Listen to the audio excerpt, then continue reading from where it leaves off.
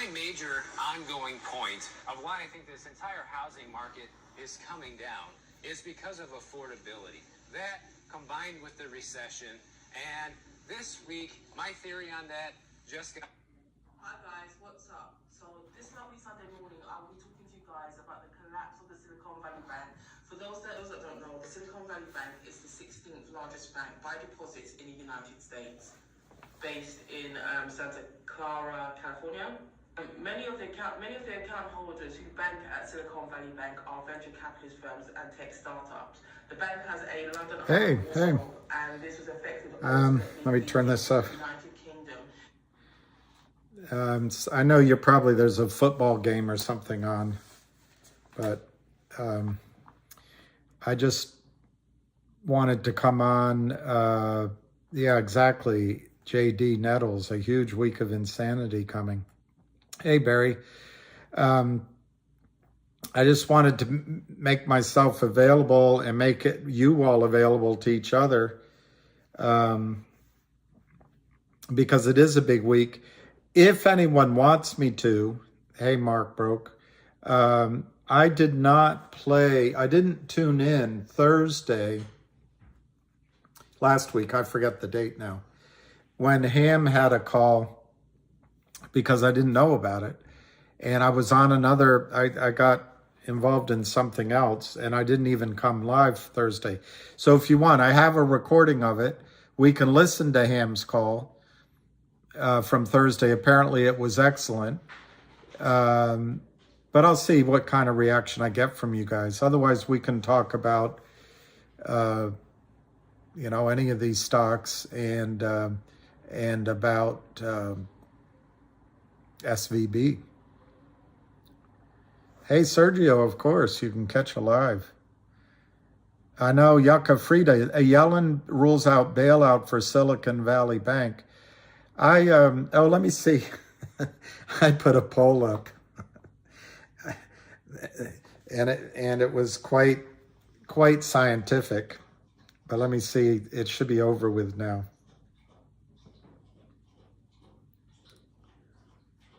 No, it's got 5 hours left. But see, I put up a poll on Twitter, and I said the Feds, my opinion, the Feds will organize a purchase of SVB. So you're right. She came out and said no bailout, so maybe I'm going to be wrong. Anyway, I put up Elon Musk, JP Morgan Chase, Bank of America, and Goldman Sachs, and guess who's winning? JP Morgan Chase with 38% of the votes, almost 600 votes. And Elon Musk is coming in second. Let me read some of the comments, because Laura says she loved it. MMTLP investors said, I would rather see Elon Musk take control and run it as a crypto bank to fund innovation. That's interesting. I didn't even think about that. He could run it as a crypto bank. Joey R., Elon is on the lookout. He has plans for this platform. Question is the timing correct? Somebody said Google or Amazon. Kimberly said, my vote is Elon. If this bank invests in mainly startup, Elon would have a great understanding in that area. It's a good point. Heidi Moga says, not sure. I listened to a compelling argument against this morning. The fellow said it might be bad press with the 2024 elections. Trump's rally cry, tech bailout.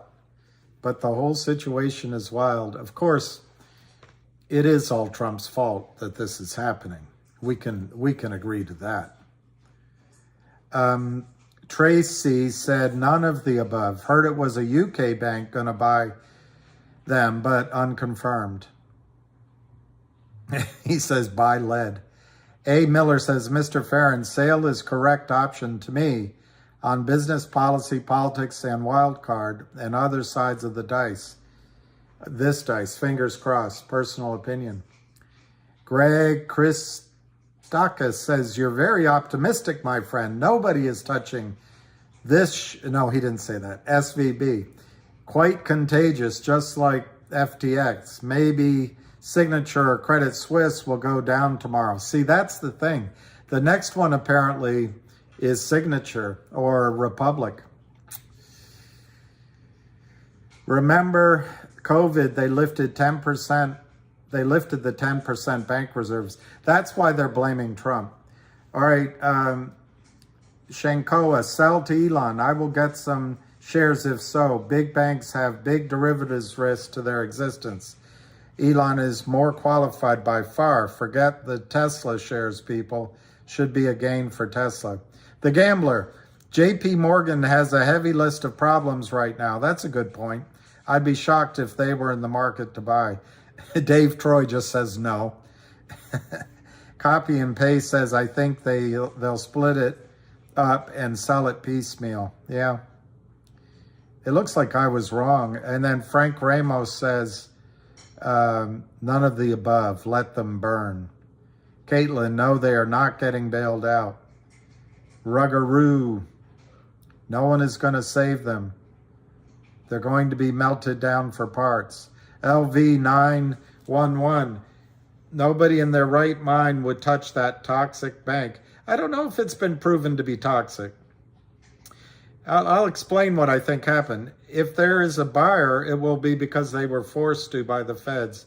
Mark Kaiser, and we'll do nothing about the CEO, CFO, and CMO. That's selling shares. That's right. B-ball coach, let them all burn. Dodd-Frank. I don't know why Caitlin put that up because I can't read it quickly. One Wireless Place. Perfect scenario to allow MMTLP to trade for 2 days, then lump the debacle into $1 trillion at Joe Biden bailout fund. I shouldn't laugh. And then Mateo Caras says all the banks are evil. Anyway, Signature is already down. I think it will. I think it stops censorship. I think it will with GTII. And like I say, if you want me to play Thursday's ham call, which was excellent, I will right now, but I'll depend on what you guys say. I can try to do a separate video about that. But I'm not sure that SVB was toxic. I think they had this woman, incredible. It's just absolutely incredible what's happening. They had a woman in charge of risk management. Let me see if I can find her name. Lovely woman from the UK. But instead of focusing on risk management, she focused on LGBTQ. That needs a vowel. Wow. Signature Bank is closed by the feds. Who just brought up Signature Bank? They closed it already. They already closed Signature Bank. On Friday, we said that the Fed will have to make an announcement before the Monday open. We didn't have to wait long. They waited just 15 minutes after futures opened for trading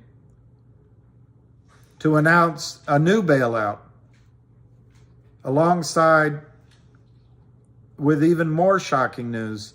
The Treasury announced that the New York State regulators are shuttering Signature Bank.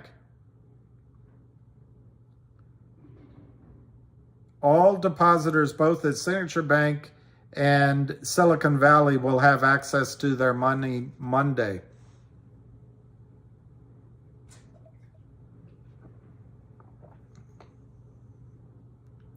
To support JB Morgan and Jamie Dimon, we're going to shutter many banks so he can take them over. That's not what it says. It says to support American businesses and households, the Federal Reserve Board on Sunday announced it will make available additional funding to eligible depository institutions to help assure banks have the ability to meet the needs of their depositors. This action will bolster the capacity of the banking system to safeguard deposits and ensure the ongoing provision of money and credit to the economy. A new bank term funding program. Unbelievable. So now we've got another QE going on at the same time that they're tightening. Do they really know what they're doing? The Department of Treasury will make up to $25 billion from the Exchange Stabilization Fund as a backstop to the BTFP. Wow, guys. I was going to tell you this wasn't as bad as it looked, but this looks pretty bad to me. Bonds, Bitcoin, and bullion surge after Fed bailout. Rate hike odds plummet. That's the thing. I think, for me, I think you've seen the maximum of in rates. But and we can talk about it, but the Fed is in such a pickle. Remember last time, if many of you were trading then, in 2008, we didn't have any inflation. Now we have massive inflation. And more than that, we have a young prince in Saudi Arabia, MBS, who I think has probably pretty wisely looked at the lay of the land and decided that he needs to align with other military strong powerhouses like China, maybe India, maybe Russia, maybe Brazil.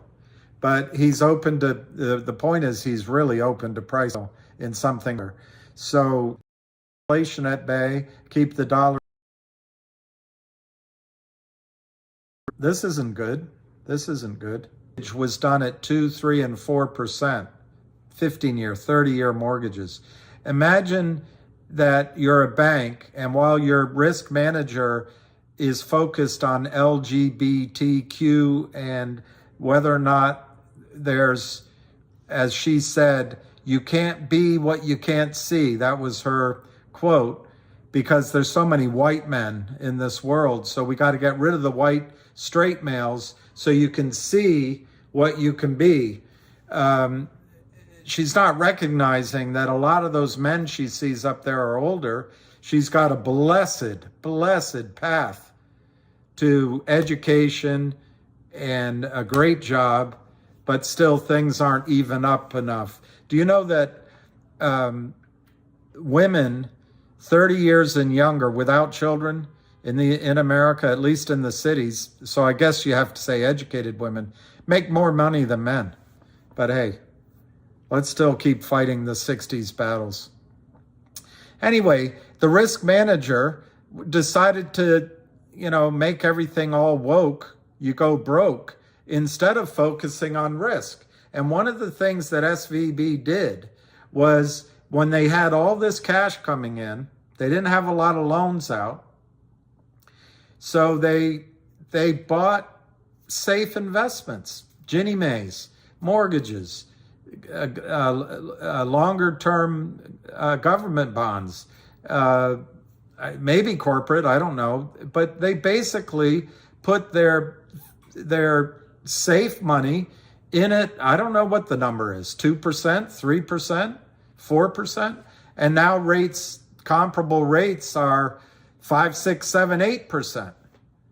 That just devastates the value of those assets. No one wants them. They're all crappy yields. No one's going to buy them. So, and that was created by, in my judgment, whether it was the Chinese government financing aspects of our government policy, or it was our organic desire to get rid of Trump, or there really was a a massive new pandemic that we needed to use experimental gene changing, DNA changing shots that aren't vaccines. They're experimental. Even the creator of it did all of that. We the economy, and the only real beneficiary were those of our population. My party, the Democratic Party, got rid of Trump. I don't know what other good happened in our country, but one of the consequences of this massive amount of spending is that interest rates went nearly to zero. And it has a lot to do with what we're trapped in, because these criminals that are hurting our stocks hedge funds get to borrow money at next to nothing. That's changing rapidly. Housing prices got out of whack. Jobs got out of whack. But remember, we don't have the tweets. And in my book, that's a good deal. No more tweets. We're at war with the Soviet Union. We've got a ground war going on where there's 30 of the world's largest nuclear reactors in the breadbasket of Europe and Asia. But that's okay. We got rid of those tweets, and I sleep better without those tweets. We've got a president that's on the top of his game. He's fighting yesterday's wars today, and he's good at it. We got a president who a young legislative aide, Tara Reid, during the all women must be believed period, came out with some serious allegations. But remember, she didn't let the senator grab her by her bits. Something happened, and no one believes her. But that's good. At least we don't have that odious man, Donald Trump, as Christine Van de Heuvel says. Well, here we now have some of the consequences of those, leaving politics out of it, the consequences of just stuffing cash and lowering interest rates. How do we get out of this? How do banks get out of this situation? The assets that are safe on their books are underwater. They're 70 cents on the dollar. Interest rates have gone up 400 basis points, maybe more, in 10 months. But we did get rid of the tweets, and you got to give that credit. Got rid of the tweets. It's scary stuff. All right, I'm gonna answer some of your questions. And I'm sorry, Lion.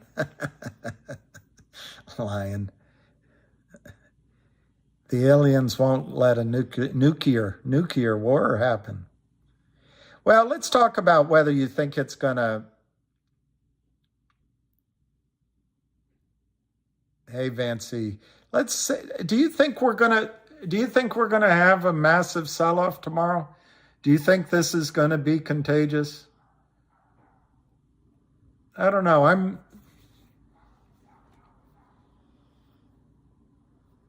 not so sure it's gonna be contagious. But the problem is, in bank runs, and one guy on Seeking Alpha called this last one a sprint, it's just all psychology. And it comes down to whether you trust your government. Well, do you, punk? Yeah, no sell-off. Yeah, stop censorship. Do you think, hey, Frank McLean, do you think our Alpine is short CRTD? No. Well, maybe, actually. I found a link between, and I didn't have time or interest, but I think the company that washed money from you to the shorts and back to Cosmo, it works with Alpine, I think. But they all use such similar. Yeah, I can play the ham call. But let me stop censorship.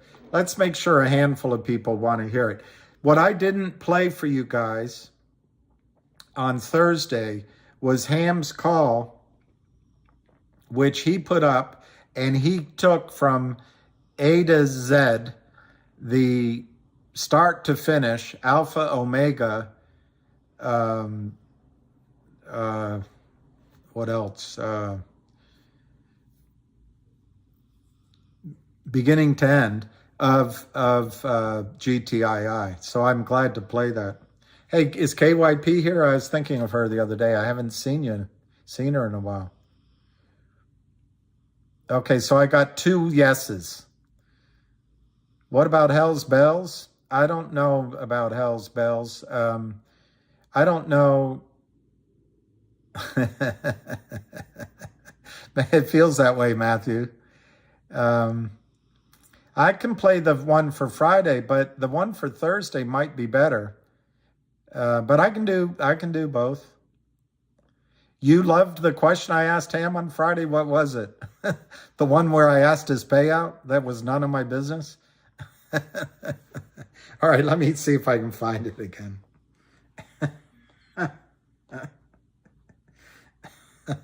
I wonder what Emmett is saying that I asked that was so good.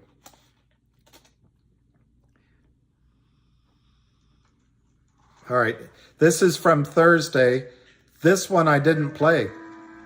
I did the Friday one with you all, but I didn't do this Thursday one.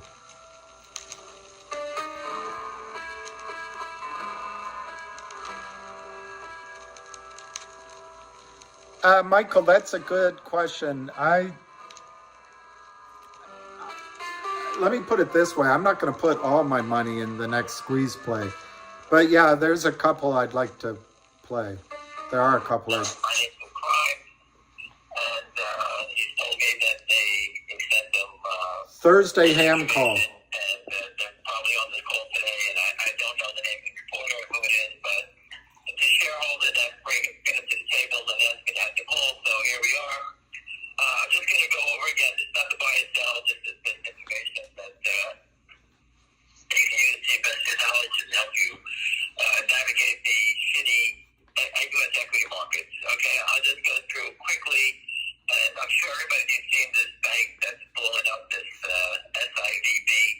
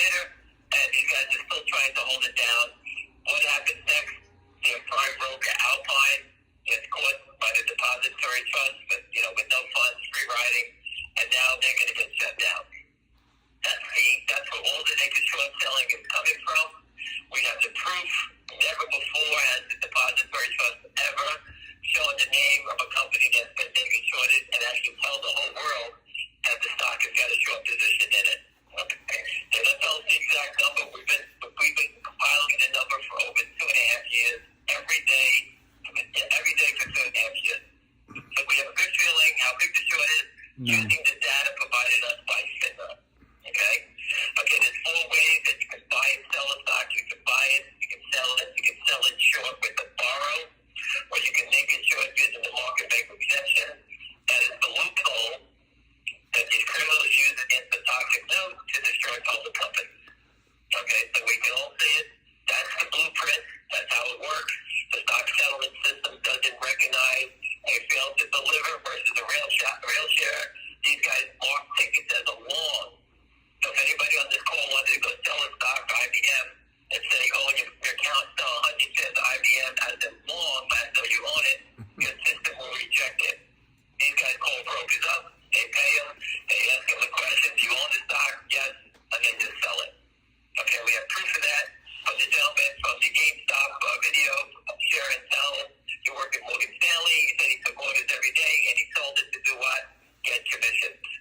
Okay, so we know everyone looks the other way, and it's the job of the settlement system to clear this up, but they don't do it. Okay, I hope I'm not moving too fast for my friends, but again, I'm trying to touch on a lot of different things.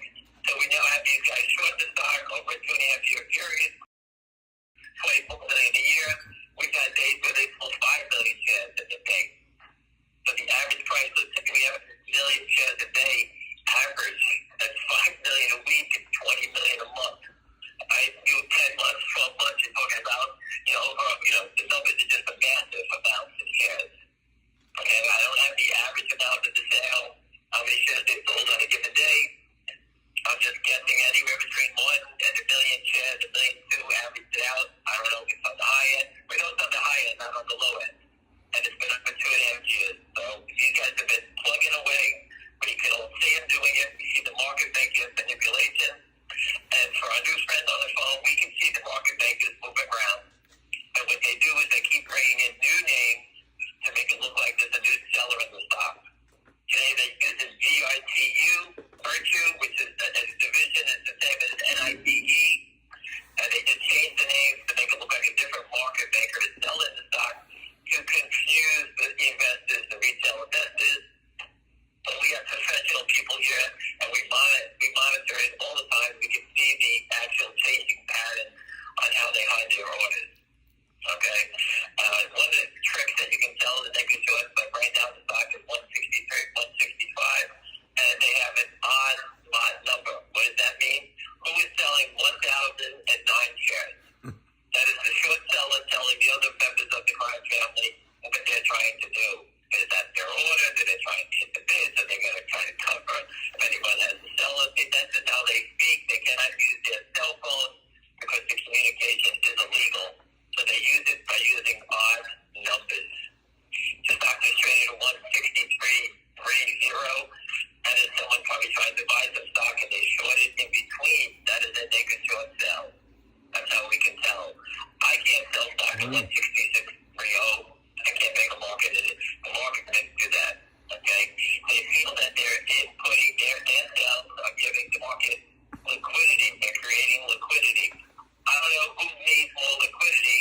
If I'm going to sell the house, I can only sell a house one time. I don't do someone to sell 10 fake houses also. All right, so liquidity in the equity market is a complete scam created by the short sellers and the system. I posted this morning of a man who is selling fake baseball or basketball cards. It's in the New York Post. And he was arrested immediately, selling $800,000 worth of counterfeit cards, sports cards. If you sell a fake baseball card, you sell fake Super Bowl tickets, fake Louis Vuitton bags, they'll put you in jail for years. If you sell a fake you're passing fake counterfeit bills, they'll put you in jail for years. In the U.S. equity market, people sell hundreds of millions of shares, counterfeits. They don't Trillions. exist into the system. The system cannot detect them, whether they're real or not. At least in a bank or at the supermarket, they use a yellow marker to check and see if your $20 bill, $50 bill is real. In the U.S. equity markets, people sell stocks and they just get money. If you can sell 1,000 shares, a GTI right now gets, $1,640 for 1,000 shares of stock. No one knows if it's real or not. Okay, it's all fraudulent, counterfeit shares.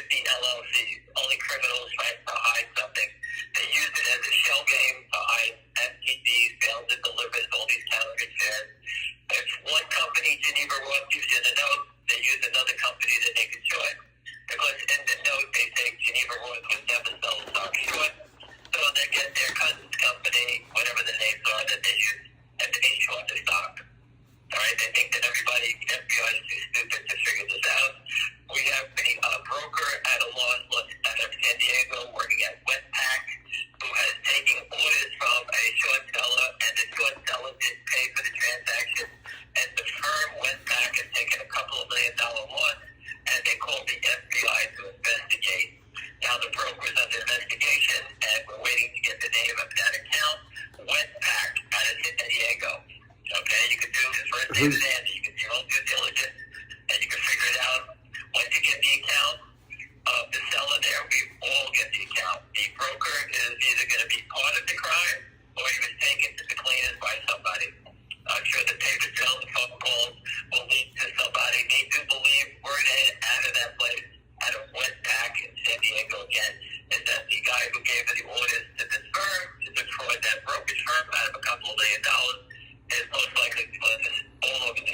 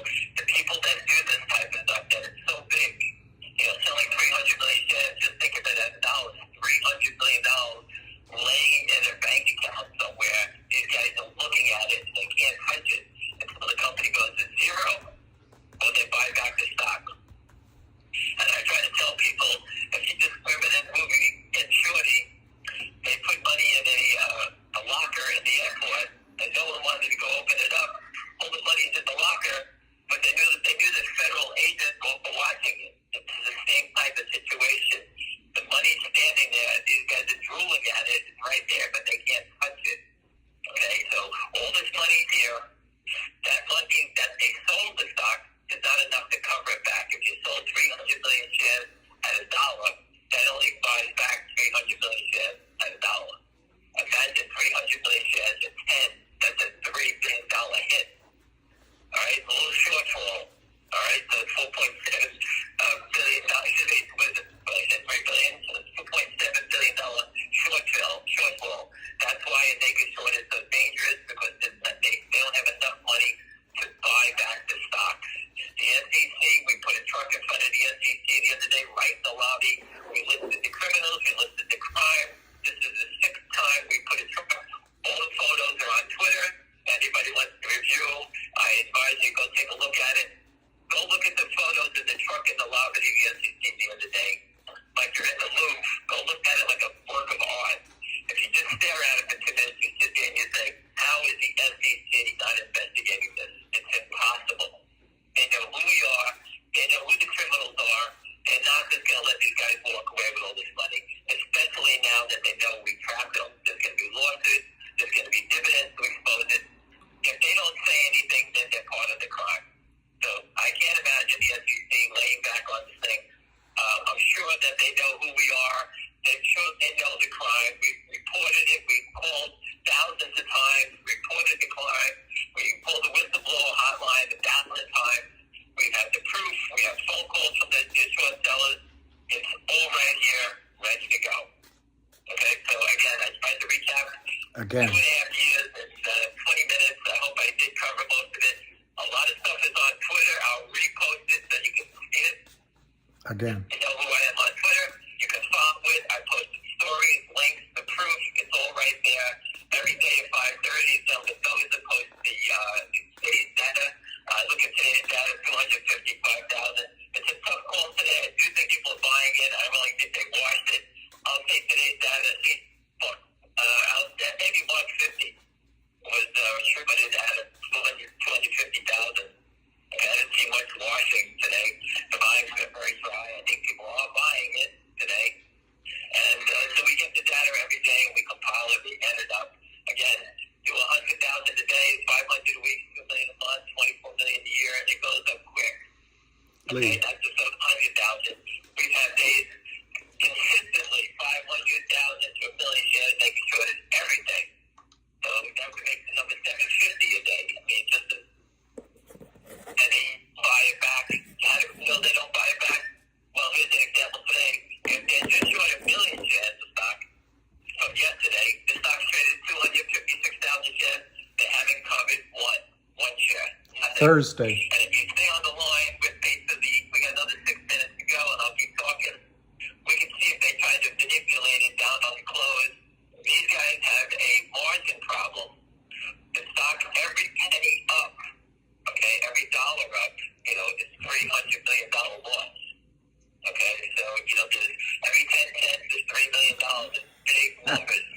Okay, so they try to mark it down. Pennies mean a lot to the criminals. The stock closes at 167 versus 164 at 3 cents on 300 million shares. Okay, they get margin calls. They have to put up money against this thing, and they try to hide as much as they can in these offshore accounts.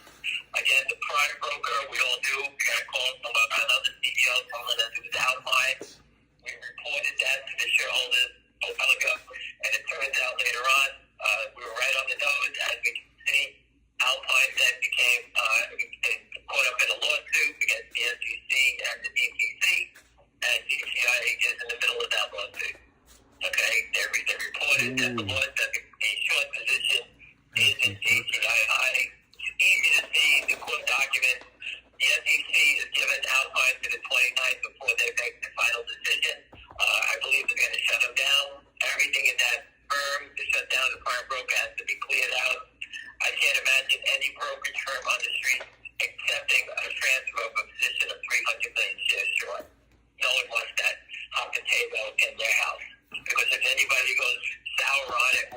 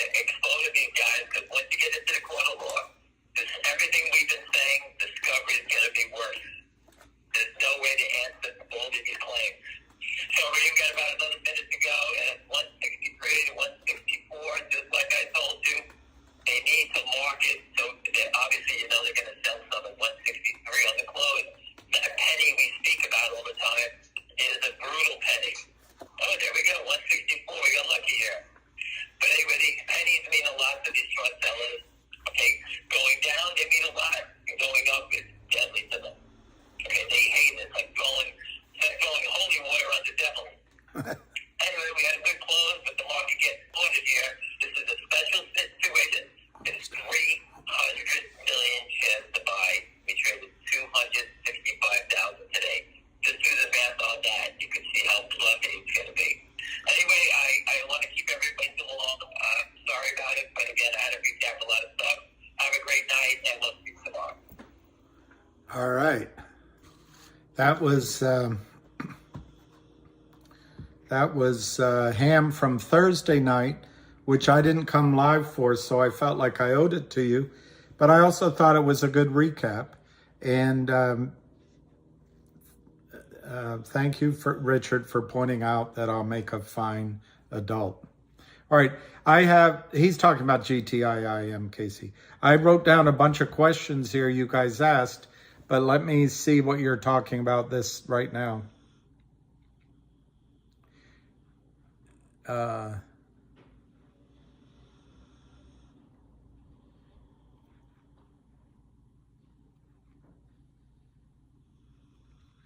we can talk about MMTLP or GTII or anything. Let me just look if there's any further news. If there's any further news on this, I'm shocked they took over. Okay, everything's surging. You know why it's surging? Because they're going to guess, the market's going to guess that the Fed won't raise interest rates anymore, that it's toast. But I think that's,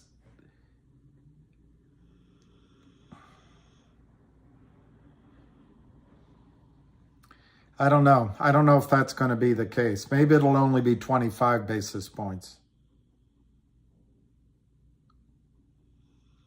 I think Schwab's in trouble. I think MMTLP is ripe for a settlement. Sonui, I think, yeah, I've been invited on that call tonight at 9. I might go on it. I don't want to steal away from Hamster, but I'll just listen. But I wanted to get, the reason I wanted to come on mainly was to get that recording of the Ham call here recorded for posterity. But also just be here. And I might go live in the morning, because tomorrow, next week has a chance of being dramatic days. My own opinion, the Fed's going to keep raising interest rates because they don't want the dollar and bond market to collapse because of inflation. But we'll find out. Maybe the terminal rate, as they call it, won't be as high. But I don't think they're going to quit right now. But they might. That's what the futures are telling you. It doesn't sound like, listening to most of you, that you're afraid that your bank account is going to get wiped out. So if I can extrapolate that till tomorrow, maybe the banking system will be okay tomorrow and this week. Last time the big collapses came, it came with a lag. It was months. I was warned in August by a guy who was pretty savvy, and I didn't really listen to him. And Lehman Brothers went down, I think, in November. Anyway, it took time last time. I know I have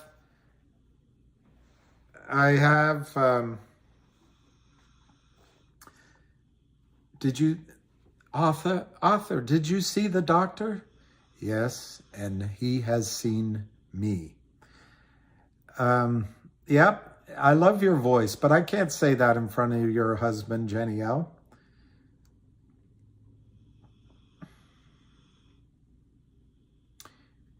I think Schwab's in trouble for retail that have money or use them as brokers. I don't, look, the banking system is a con game. Con is short for confidence. And as long as people don't ask for their money all at once, it goes on and on and on. The other aspect of our financial system is that it has to continue to expand the amount of money that is created. And money is created by lending money. So it's inevitable at some point it will collapse. The question is, does it collapse now or in 50 years? Gerald Celente always says, if all else fails, they take you to war. Well, I think he's right about that. But I think what's really going on, and the reason we're in the Ukraine, and I know I ran a little bit there. I'm not trying really to be political. I'm trying to show my frustration that idiocy from both sides, maybe, I have to say, I think it's coming from one aspect of society right now. But we're all human. We can all be wrong. But it's leading to consequences I just can't believe we're standing for. I just can't believe it. But anyway, it's starting to feel like to me that the markets are going to be okay tomorrow, that this action is going to contain it. Remember, the newspapers are all going to come out in favor of anything Janet Yellen does. They might criticize a white male in the Federal Reserve chairman, but I doubt it. They're going to be supportive, and so maybe we'll get past the fear contagion tomorrow. Doesn't mean we're out of the woods, though. Does Cramer realize he's an idiot? No, he thinks he's pretty smart. I read both of his books, 3 of them, and an attorney that one of my attorneys, a great guy, he went to Harvard, don't you know? I went to Harvard. I took my girlfriend to the lawn for brunch. We sat out in the yard. So I went to Harvard one morning. Anyway, Cramer thinks he sees himself as this genius. But the fact is, there's videos out there. He gets going so much. He did the same crap that they're doing now. It's just they've institutionalized it so much that even idiots like Cramer can do it, like Kurt Cramer can do it. But no, Jim Cramer, a lot of these, look, Sergio, I never in my career saw anybody with any kind of quote unquote system, at least legal, that could continue to make money year in and year out like these criminals do. It's not possible. So when Cramer gets out there, he has to make shit up while he's talking, and he's not always going to be right. But when he's trading and he has the advantage of being able to front run your orders and front run order flow and see data and be right in the heart of it, he has advantages that I don't think he has right now. Time and time again, I saw people, including myself, when you unplug yourself from that electric circuit, that main line of data and information that is Wall Street, you no longer have that data and information. So you don't have that extra edge. And so I think Jim Cramer still thinks he's as good as he ever was. And I'm sure his account's doing just fine. But I actually think, by the way, Sergio, that Jim Cramer, if you listen to him, you can learn a lot. And and reading his books, you can learn a lot. So I'm not ready to call him an idiot.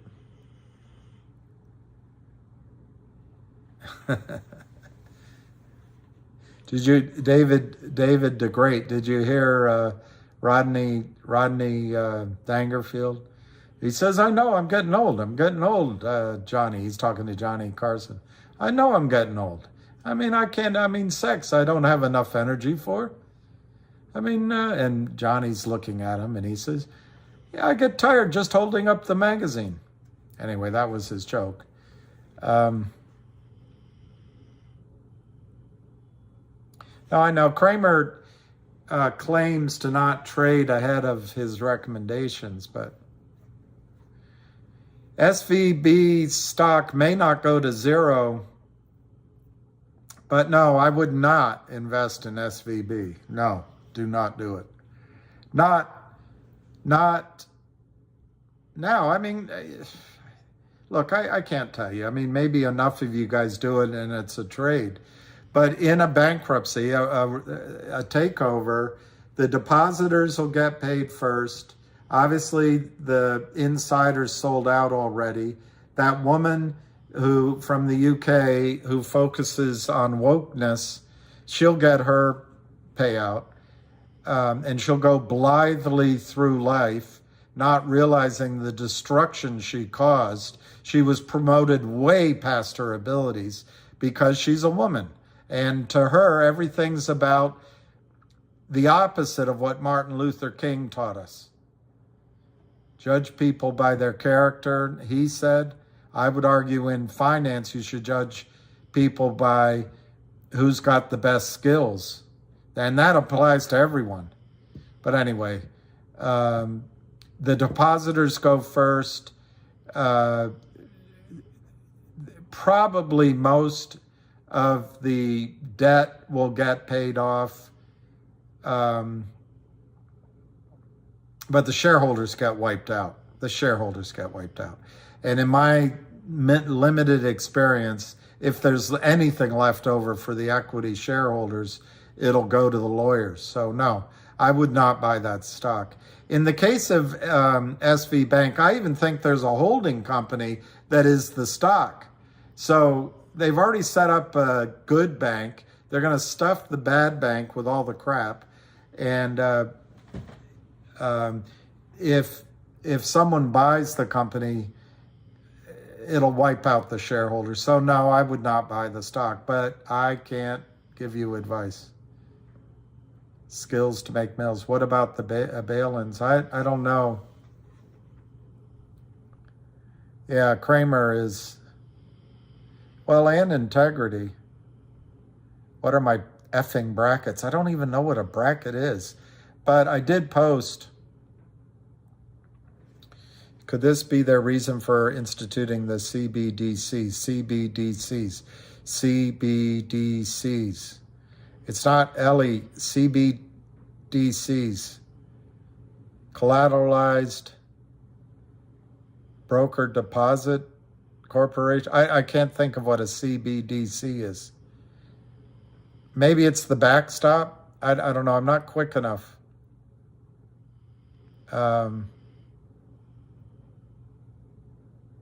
Yeah, Nick Leeson brought the bank down, but somewhere in that system, there other people should have gone down. MMTLP, get a smaller magazine.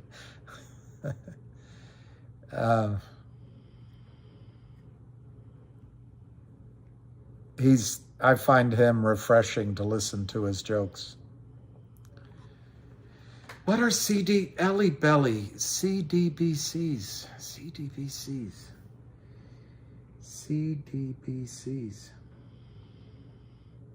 I just can't think what it is, Ellie. Oh, central bank digital currency. I was thinking about digital, but I couldn't make it. I couldn't come up with what the words would be. Okay, central bank digital currency. Yeah, I think they are. Well, Victor has a good question. Will other Kramer stocks run if GTII runs? I think I would ask that question slightly differently. If Alpine goes down, will all of Alpine stocks run? And I think they would, because they got to settle up the books. They got to buy them all back. To the extent that Alpine is the primary broker for the criminals in those other stocks, which Kramer's part of, I think those stocks will run. But if there's a position where they only have a small exposure, maybe not. You're going to North Carolina? North Carolina.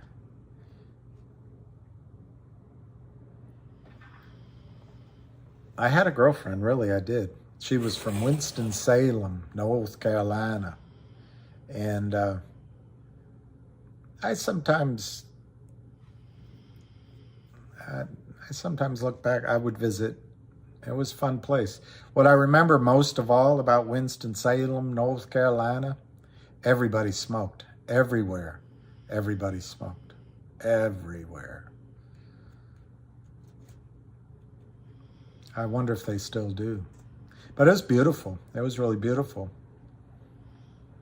And it wasn't very far from, I don't think, from Duke and the other 3 universities. Yeah, Ralph, I meant to answer that. If the break, I wrote it down and I forgot to answer it. Yeah, she was,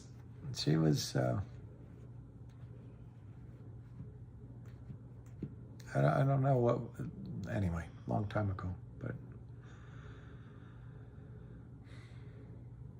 you're going to Raleigh. All right, there's the question, Christine. Well, listen to everybody's answer. Will the market crash or rip tomorrow? I'll listen to your answers, Christine, but I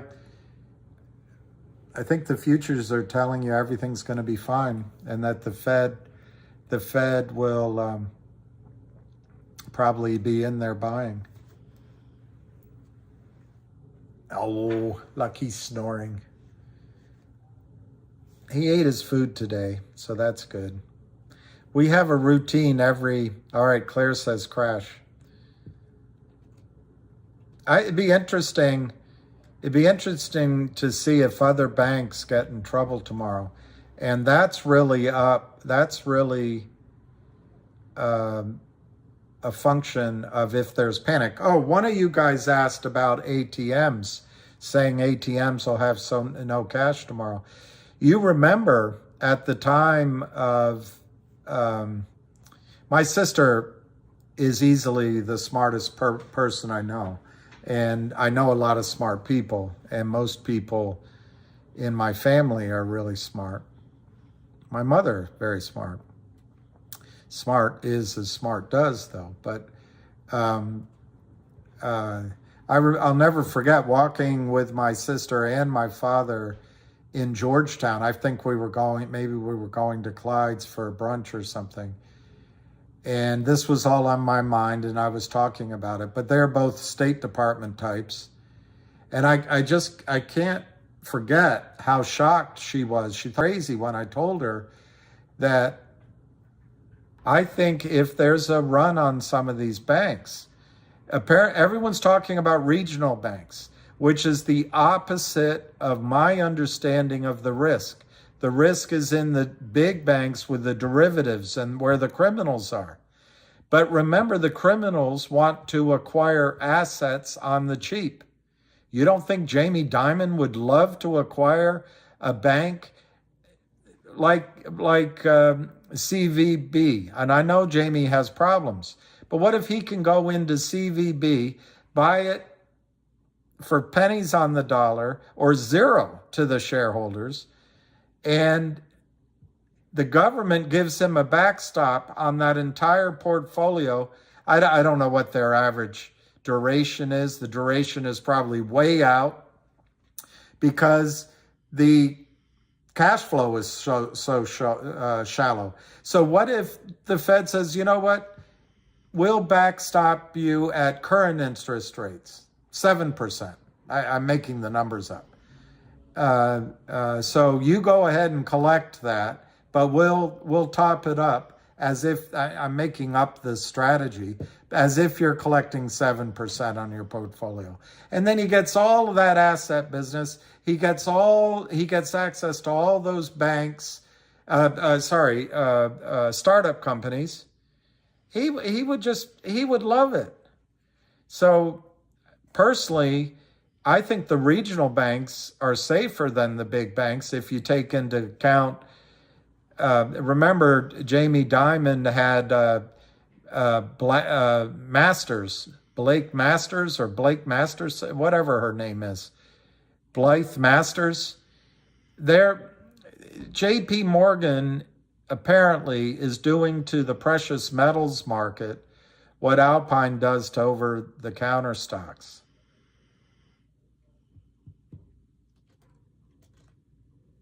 And what Epstein used to do to little girls, and nothing happened to him. So it's going to be interesting to see what happens Monday morning. If there are panics, and they do buy in a bunch of regional banks, that means the banking system, and it goes back to the banking power gets ever more concentrated in the big four.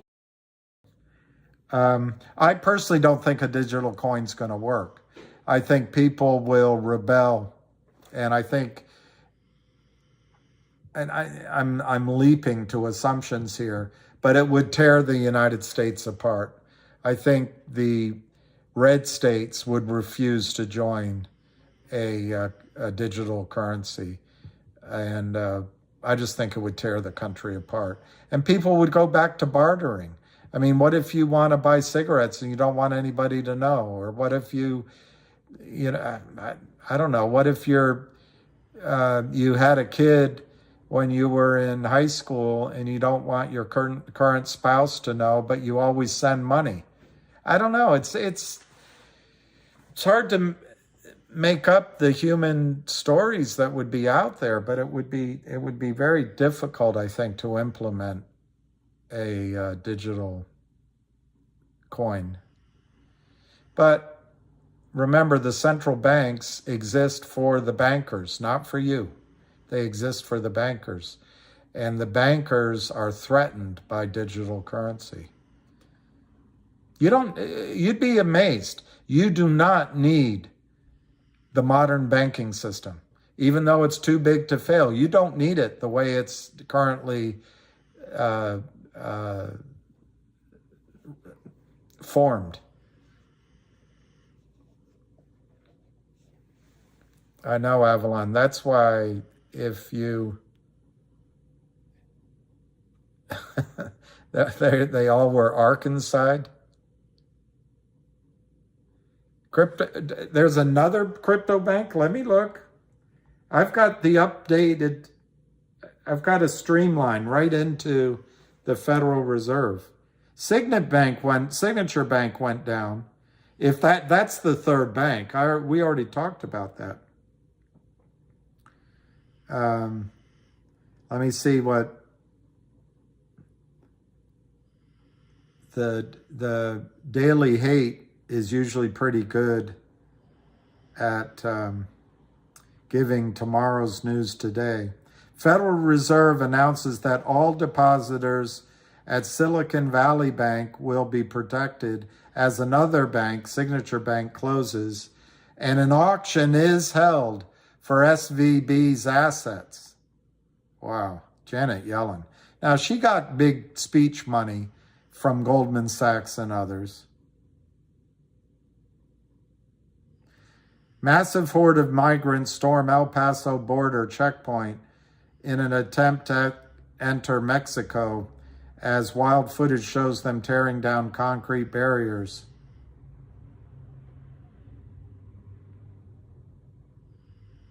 If you noticed I said Mexico, you noticed I misspoke.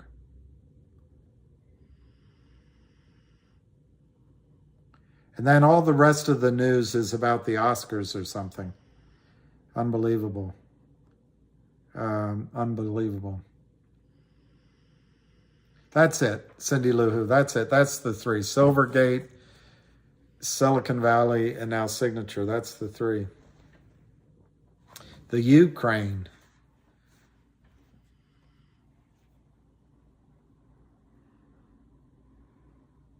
No, Brian, the biggest issues in 2008, and I was around, and maybe a little rounder. Um, uh, the biggest issues, Brian, in 2008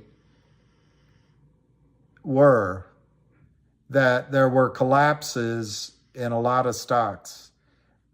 So if you didn't act quickly, the value of your account really got crushed. And in many industries and situations, they didn't come back. So that's one aspect. But you could get your money. It's just that the value just in your brokerage account, your values disappeared. What the dynamics mostly were is broker, and I wished I had remained a wealth manager. Friends of mine got checks for 3, 4, 5, 10 million just to sit at their desk for 4 years, promise not to leave, forgivable note. So the bailout money saved the banks. It didn't save human beings. And it did, even though Obama, folks, we're here to help the folks, he didn't help the folks.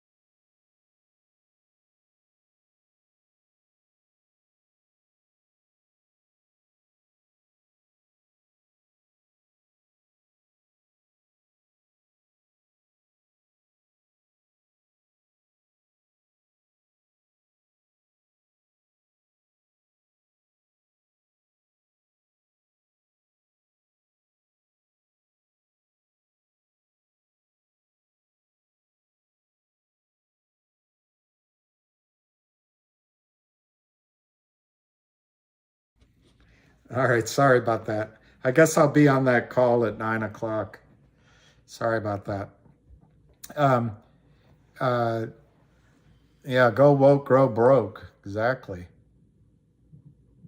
Yeah, I did. Sorry. I muted you because the person I was speaking to would not appreciate it at all if I had a conversation that went out over the airways. So I apologize. It was rude on my part, but I was caught in a moral conundrum. Should I be rude to you or rude or really inappropriate? I didn't know what to do. So I took the middle ground, which is the worst path. So I apologize. I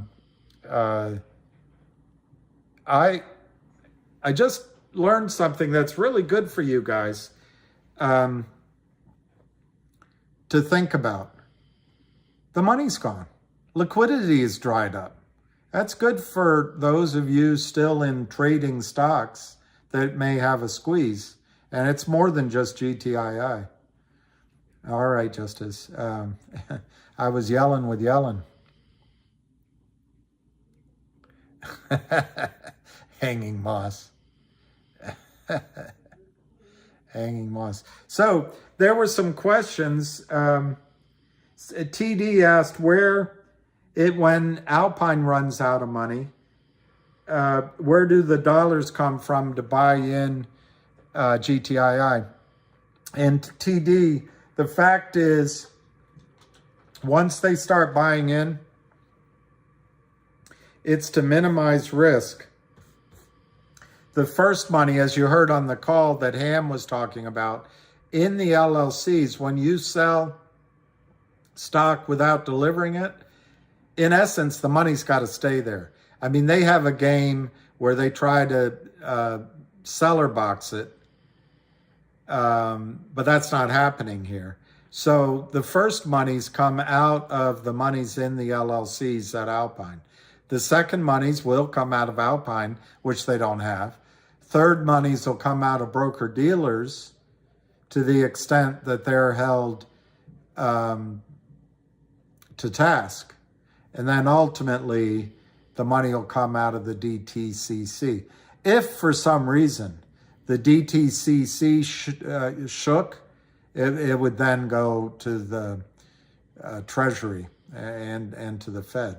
But it won't get that far. DTCC has trillions of dollars, and they'll go after all the brokerage firms.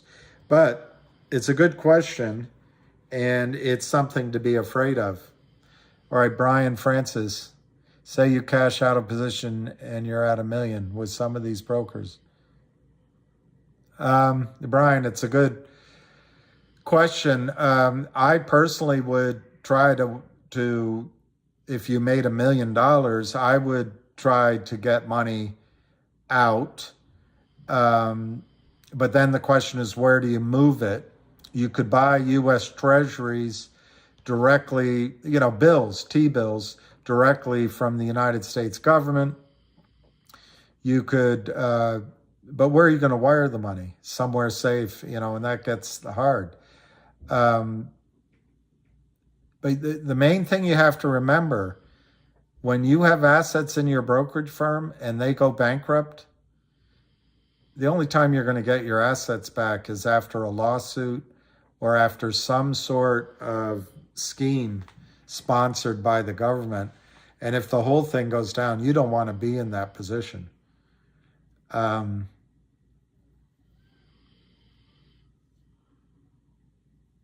You can go buy some real estate, go buy a farm, go pay off your mortgage, but then there's a question, what happens to your mortgage in a crisis? Pay off your credit cards.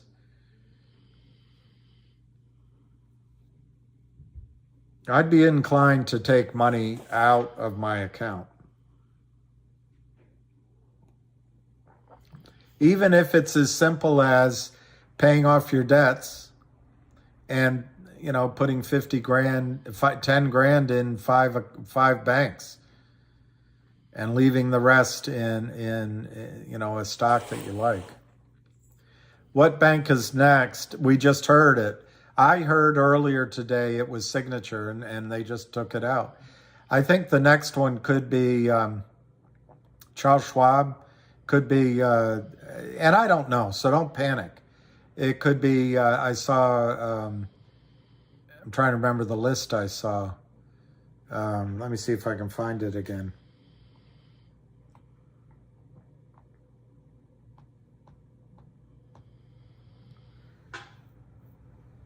It's going to be where the shorts go again. You know, the naked shorts. It could even hit Goldman Sachs.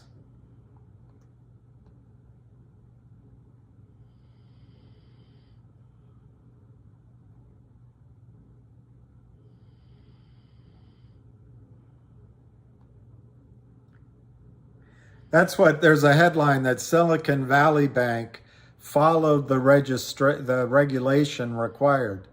And that's what I mean by this young woman who focused on LGBTQA plus issues instead of risk. You got to do thinking, critical thinking. All right, if I put my entire portfolio of assets into long bonds at 2%, what happens to my portfolio if interest rates go up? I mean, she's thinking what? That the interest rates are always going to stay down? They always have, they always will? Because we got to think that, you know, minorities have to have a job, therefore they're going to keep interest rates down.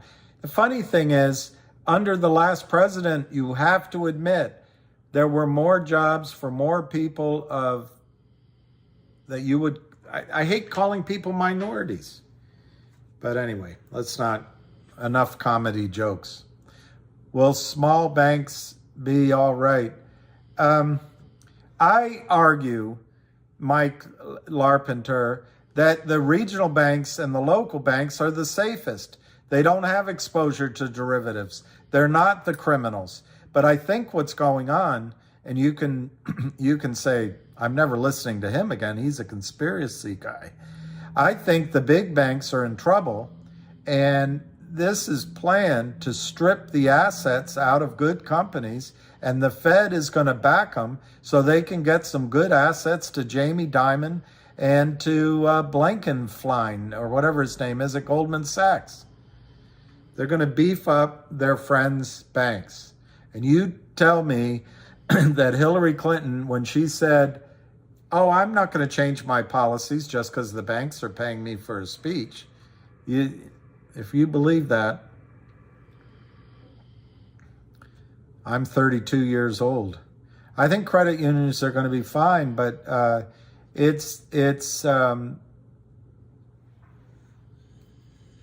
think credit union. Look, my gut right now says the market's going to open okay, and you might even rally.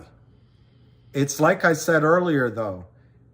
The first trembles of something happen months before the final, I want to use the word denouement of the system, but I was told I used that word incorrectly.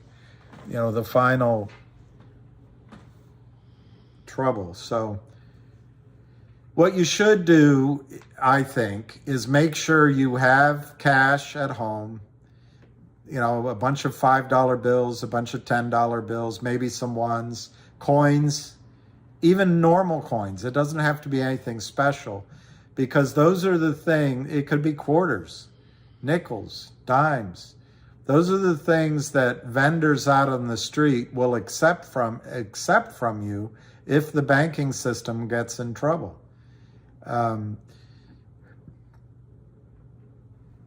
They could freeze up. Yeah, I think, Lena, we have been. I like that Bowie Mafia. It's a big old corrupt club, and we ain't in it. I'm 29. In my mind, I am.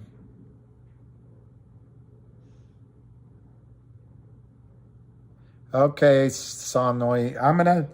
I'll do it with you if you want to be here while I do it. but at 9 o'clock or so, Ham's going to be on a space call, and they've invited me. Several people have invited me, so I'm going to go on too. But I'm going to try answering some of those questions. One guy asked, Emmett asked, if there's a record date for the new dividend that GTII announced. No, not yet. But I expect they'll get around to announcing that as soon as the board discusses it amongst themselves and with the attorney. But they don't have that yet. Somebody said they're scared next week, and I think it said slitherer. But anyway, I wouldn't be scared for next week. I think this is more of a real wake-up call to get some of your life in order. And if the big one comes this week, well, we'll deal with it. We'll deal with it as best we can. But I don't think it's there yet. The response is so tepid and so weak that I think the media is going to give you a full-on tomorrow and Tuesday about how brilliant Janet Yellen is. What a hero. She stepped in. And, they might ridicule the Fed a little bit, but I doubt it. And I think everything's going to... And then they'll bring Biden out to say something about how he's gotten gasoline prices down. I don't know. It's all going to be orchestrated that everything will be okay. So I'm not really as worried that way. What I am optimistic about is next week really could be the end for GTII. I think Alpine, there's no way that Alpine can continue to function, in my judgment. There's no cheap money to do it, and the pressure is going to be on. So I think, and it might happen in some of the other stocks, although this morning I was prepared to tell you that I thought the only stock of ours that'll go up this week is GTII, and I know, Richard, we have one that won't go down or up. But I'm starting to think that maybe some of these others you could see some buying in. But don't get, I don't know, you got to do what you want to do. I would not anymore with the United States market be putting my money in the market. These special situations I'd trade. But look at SVB.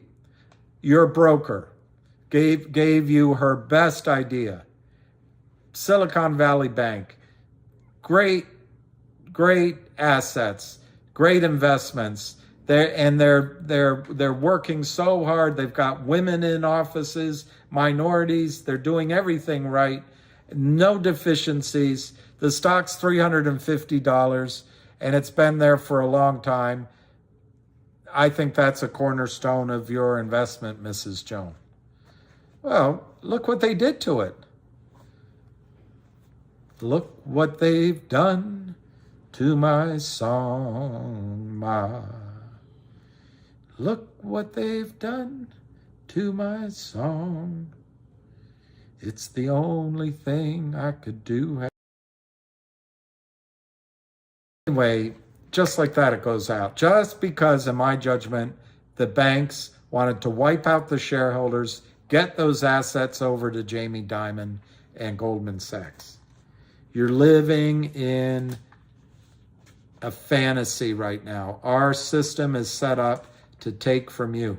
And what I'm here to try to help you do, and you got many more people on this smarter and more connected than I am, is to try to cause the system to have to pay you because of their own excesses and their own larceny and their own extremes, if that's not the same word as excess. I don't think 5 is going to be the breakout on GTII. I think I put it up on the internet on Twitter the other day.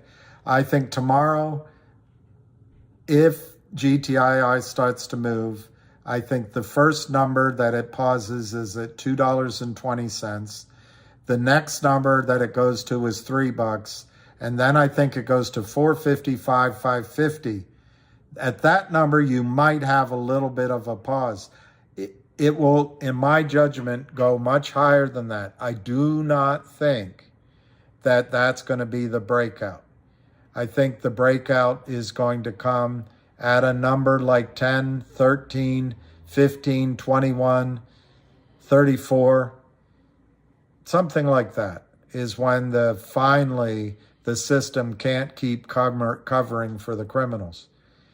But if your question is correct, that the breakout happens at $5, I have to incorporate my judgment that I just said into it.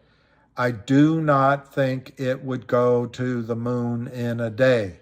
I think you're going to see back and forthing in the stock in the 5, 10, 15 range. I think you're going to see back and forthing in the 20, make it up, 34, 55, 89, 144, $100, definitely $75.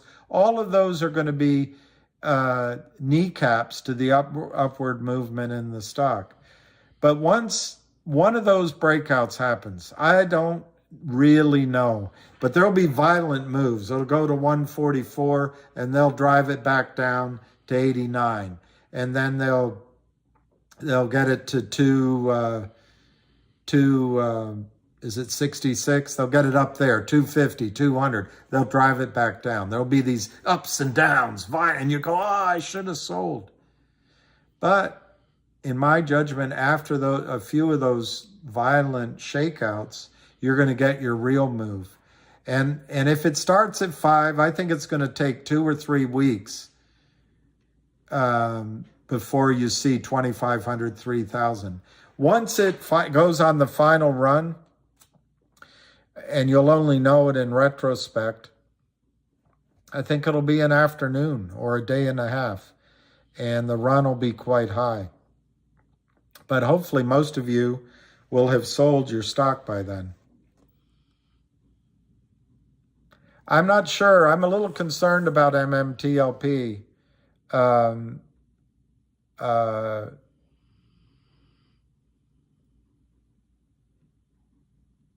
CRTD,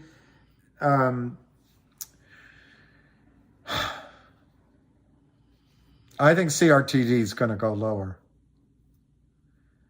But I think it's too late to sell if you own it, unless you want to give up on it. It's only it's got to be your decision. The strengths of CRTD are that it still has a massive short position of 400 million, but the share count just got expanded from 30 million to 90 million, and that'll go further. It's got a good business plan, but I just think the stock price, there was a little bit of life on Friday. It snapped back, but I don't think it's over exploring the downside, unfortunately, in CRTD. But I do think Jeremy's going to make it work. I just think it's becoming, as I've said before, I think it's become an investment. I'm concerned that MMTLP is too complicated for Congress, and I'm concerned that all of the regulatory attention is going to go toward those 3 banks. I don't know if they're going to go to Vegas yet. Credit unions, I think, are great. And I think, in my 2 cents about the banking in the short run is that in the short run, it's pretty frightening. But I think this is organized theft I don't think the SLV bank had done anything wrong. I think they were stupid, as a lot of people are. I talk to people, they want to invest in commercial real estate. It's insane. They want to go out. One of my clients, who I care for dearly, his advisor said 3 years ago, buy bonds. It's insanity. It's absolute insanity. But the fact is, now with the banking system, you wonder if they're going to start lowering rates again. But remember one thing. In 2008, we did not have inflation. We did not have inflation. This guy, Mobius, thinks inflation is a myth, and there's another guy downstairs, I forget the title of the book, same idea. Well, in a depression, that's right. There is definitional there. But I think the Fed wants inflation because you're allowed to pay back debt with cheaper dollars. On the other hand, I think the Fed, and I know the Fed does not want a depression, but I think the Fed also doesn't want, just think of the wars we've been in the last 20 years.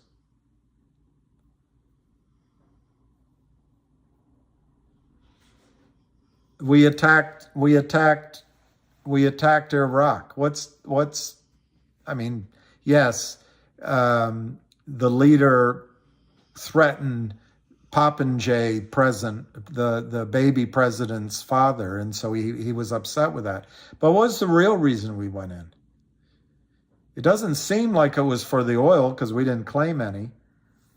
There is a belief in some quarters that Dick Cheney had the troops go get the maps of where the oil was and go get some of the Sumerian texts. But that's conspiracy theory. We don't know. What we do know is the French and the Russians and the Italians ended up with the oil. We didn't. And the Iraqis. So, but what was the one thing that guy was threatening? Saddam Hussein. What was he threatening? We went into Libya under the direction of the Secretary of State at the time. I know she needed to prove that she was a man and she could qualify to be president. We came, we saw, he died. Cackle, cackle, cackle. Well, all right, maybe that's the explanation. But what was he trying to do? The guy in Venezuela died unexpectedly and early, and maybe that was just where he was headed, that communist. He got what was coming to him. But what was he trying to do? What was he trying to do?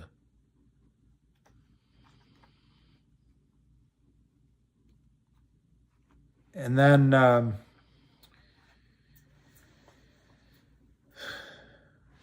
don't quite understand why we built these land-based aircraft carriers and then just this administration walked away from them. So I'll leave out Afghanistan. And China got the world's largest deposit of copper, but we walked away. But I'll leave that out. Those were investments in war that seemed to make sense to Obama and Biden and the Popinjay president. But what is the current president of Russia trying to do? Are we there because Ukraine apparently invaded part of Russia 2 weeks before Russia went in? Are we there because Russia went in first? Are we there because the vice president's son made deals and got paid so that American bioweapons labs are in Ukraine? Are we there because Zelensky is such an honorable guy? He's a Nazi. But why are we there? Is it all those reasons? What's in common with Venezuela, Russia, Iraq, Libya? They all wanted to get off the dollar. And I won't go through each one, but they wanted to create a currency for international trade that wasn't the dollar, and they wanted to sell oil in something that is not the dollar. So what is the Fed troubled with right now? They don't want Saudi Arabia to price oil in rubles or yuan or in, how do you say it, rupee? I mean, look at it. Does the United States look strong to the Saudi royal family? The deal was we'd protect the family. Do we currently look strong? The weapons that Russia has are better than ours. Hypersonic and the cruise missiles and all, they're better than ours. India has more soldiers than we do. We have soldiers that want to go in with pink hair, and they don't want it to be on an aircraft carrier. It was too loud last night. I couldn't get my sleep. Okay, how does that come across to the Saudi royal family? China has a lot of soldiers, and they have money, and they have factories, and they have deal flow. And they're not judgmental about, and I'm not trying to be judgmental, about whether a journalist was killed or not. The Chinese just want to do business. So we do not want oil to be priced in anything else than dollars. Saudi Aramco just had a massively profitable quarter or year because of high oil prices. Well, does Powell want to risk that the dollar goes down with high inflation? I don't think so. So if I had to guess what the banking system is going to do, they're still going to raise rates, maybe not as much. And at the same time, they're going to bail out these banks and move assets to Jamie Dimon and Lloyd Blankfein, because Goldman does such a great thing for society. And I think they're going to contain the risks tomorrow. That's what I think is going to happen. Doesn't bode well, though, for your lifestyle in 5 years. Yeah, Charles of Aberdeen, he wanted to make a United States of Africa, but he wanted to make a gold-based currency similar to the Egyptian, the Arab, pan-Arab, what was it called under Nasser? Pan-Arab states or something? He wanted to get back to that and have a currency that they all used.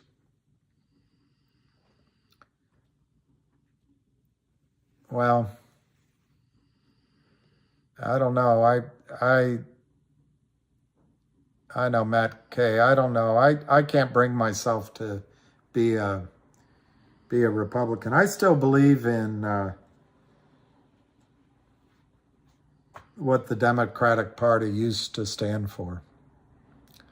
I don't know what it is now.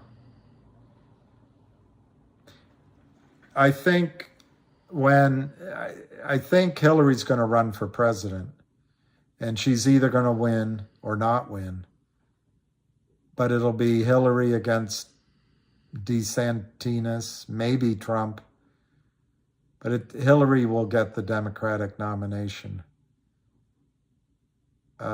this time, I think. And once she's president and we get it out of the way that she's the first female president, and for some reason she's the only one that can represent, she and her husband are the only ones that can represent minorities and women. Once we get that out of our system, maybe we can go back to having a Democratic Party which represents the working class, which represents equal opportunity, which represents the exploration of ideas and is not threatened by alternative thoughts, and the Democratic Party was not a huge supporter, even though Dole pointed out that all wars are Democratic wars. I guess he said that. But we weren't the party of bloated military spending. But now I don't know what Democrats stand for now. And I'll tell you something else. I read a tweet, and I wish I had saved it. It was written by a woman, and she was pleading, but she was being very careful in her words. But I'll come right out and say it. Children deserve to have their childhood. As my father used to say, you have the rest of your life to worry about sex. So the Democratic Party is now taking children's childhood, the innocence of their childhood away, in my judgment. There's no way that drag queens need to be in grade schools. I don't think drag queens should be in, there's no reason for it. Shouldn't be on the Super Bowl. But I'm never going to change any of that. As Cardinal,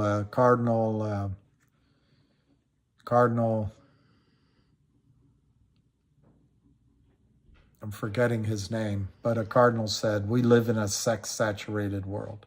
And I guess we do, and always have. But you have the rest of your life to live in that sex-saturated world. Leave children out of it.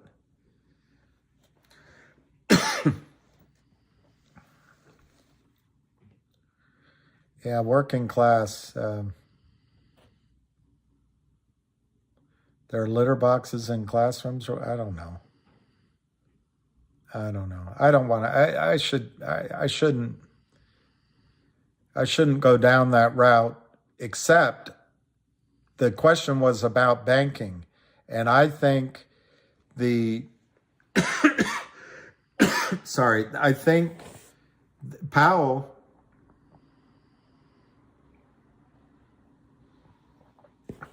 wants to get inflation under control. I don't know. The United States looks like we're headed to war to protect the dollar. That, if you hear one thing out of what I'm saying, I think New York, London, Tokyo banks want to protect the supremacy of the dollar, pound, yen system.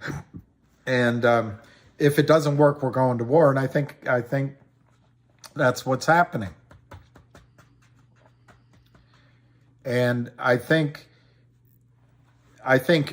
ill-gotten policies extended through Republican and Democratic administrations of too big to fail and printing money and abusing our dollar. It's all coming home to roost. And what's Powell supposed to do? He's got the dual mandate, and I heard somewhere that's the Hawke-Hartley Act. How do you say that act? Almost 100 years ago. But they've got to maintain full employment and limit inflation, fight inflation, keep it at 2 or 3%. Well, I don't see employment being strong in the United States. They say it is, but I don't see it.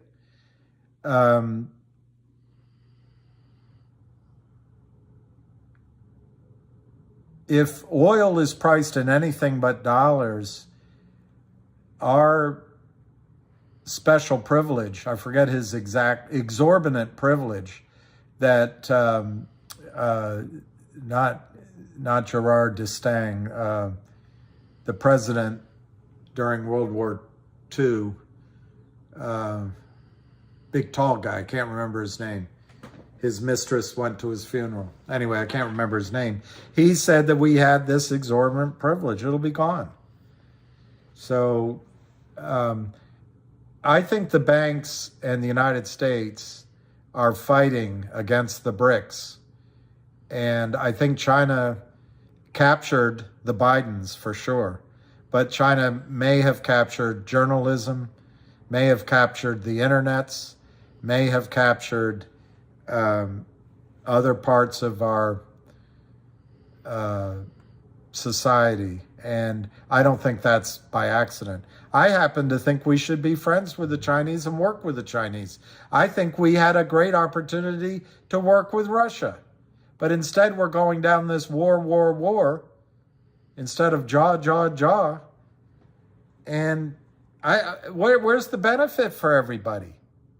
The just-in-time economic system that was helping all of us is going to be gone.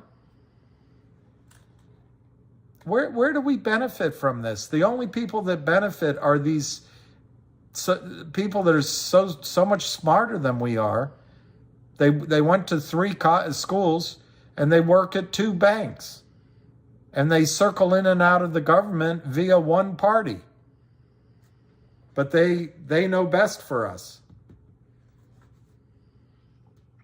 I don't know. I have a hard time keeping the politics out because it seems like it's all captured. But I'm not optimistic for the banks. And I'm not optimistic that you should stay invested in the United States banking system. Remember, it was Bill Clinton, who I voted for twice. Bill Clinton that came up with this cockamamie idea with his Secretary of Treasury that went on to Citibank. Can't remember his name. I can see him.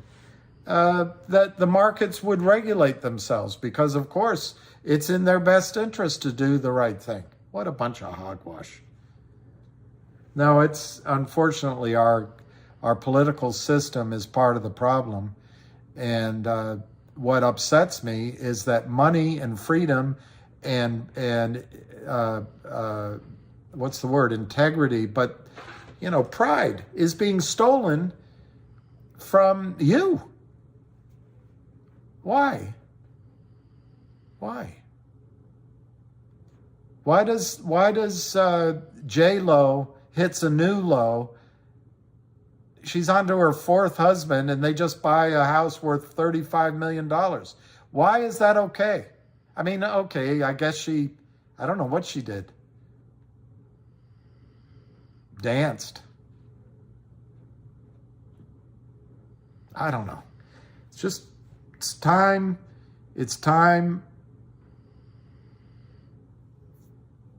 time to level up the playing field. And anyway, that's on the banks. I think GTII is going to have a good week. Somebody asked me, MMTLP. The reason I'm worried about MMTLP is if Congress is distracted about by needing to save the banking system, they'll just push MMTLP down the road. Should I sell some GTII shares to buy chicken? Mario. Shit, Mario. I know you. I used to go to your house, Mario, to eat chicken. Shit, I know you.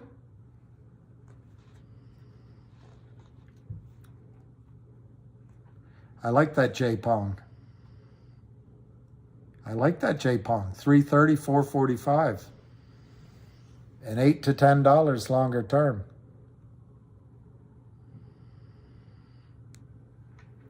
Trump and Klansmen don't belong in the Capitol either.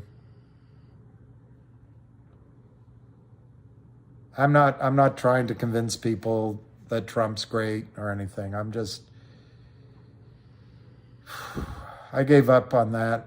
I used to try to convince people that Jimmy Carter was a great president. I give up on changing people's mind. Richard K., I think I don't know the answer, but I wouldn't be opposed to you doing some research and putting money in offshore banks like Singapore, India, Russia. But I think the real answer is you just got to spread it around. You're not going to keep it all. I don't like Ron DeSantis, but I don't know much about him. I know Thon Lee. I have Chinese clients, they tell me I'm wrong. Okay, let me go to this call since I was invited onto it.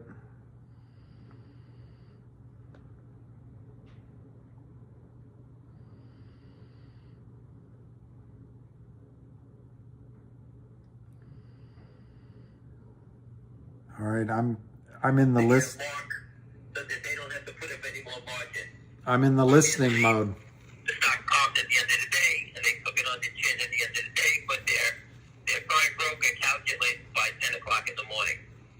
So you can see, you can go look on Friday, go to barchart.com, look at the one-day chart, you can actually see the red bars when they attacked it at 9:55 to 9:50.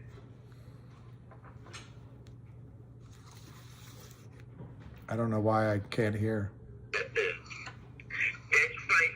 showing you they're trying to hide it. There's nothing, I mean, what can you say? I can't stop the manipulation. I can't make it go up. But when they take their foot off the landline, it's going to explode. That I can tell you. And if they thought they could win, they let the stock go higher. Let the stock go to $4 or $5, right? They make more money selling it down $4 or $5 than $1.87. But they fight not to let it go up. And you can just see, why are they fighting to sell it lower? There's your answers. Anyway, guys, next one. Well, 100, you have the mic. I think X2 Scene had his hand up first. No, you go ahead first. I only caught the end of the conversation, so go ahead.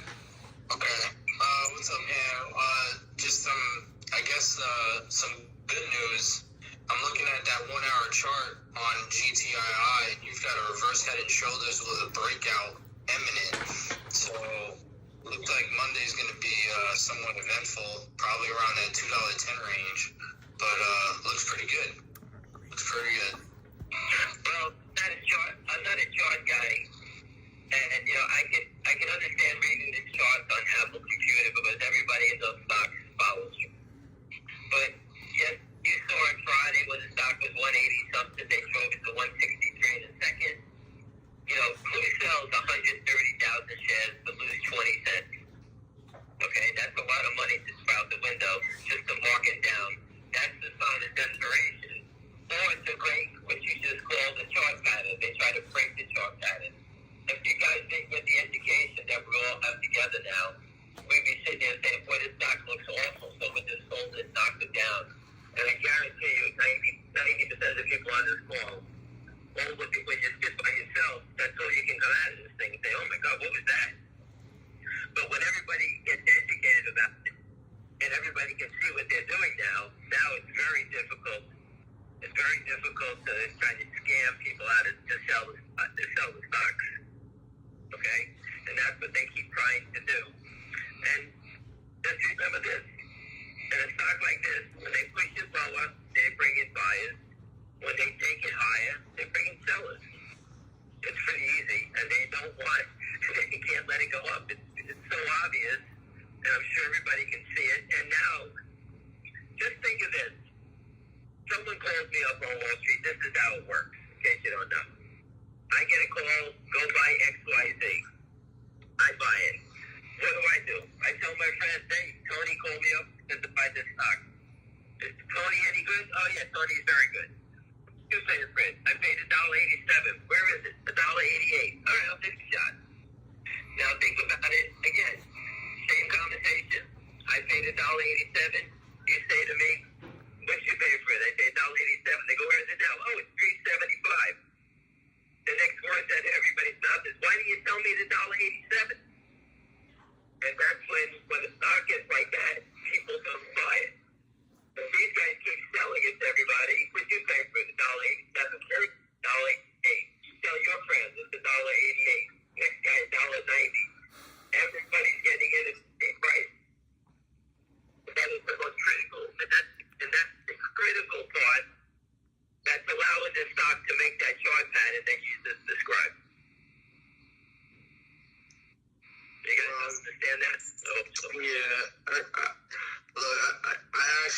I look at charts in a different way.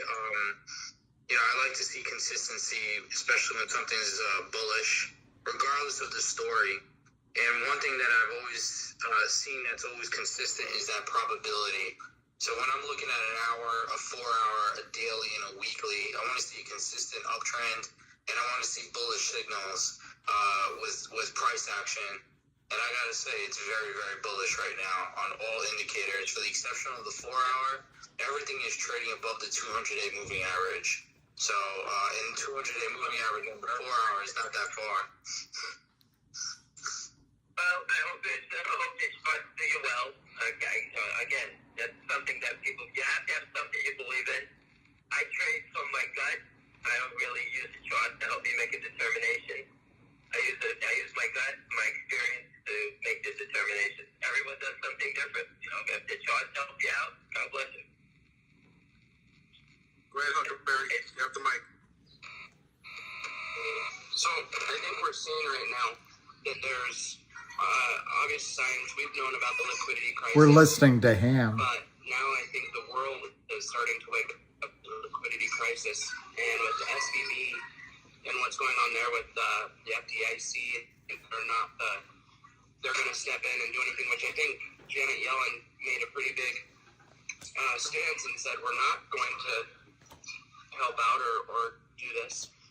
So how is a bank run, or how is what's going on with SVB a possibility for a catalyst to get this domino starting to fall? Can I step in real quick before you answer that, Huck? Because No, absolutely. in the last 3 hours here, there's been a lot of changes to that situation, and that kind of refers to what my question was going to be.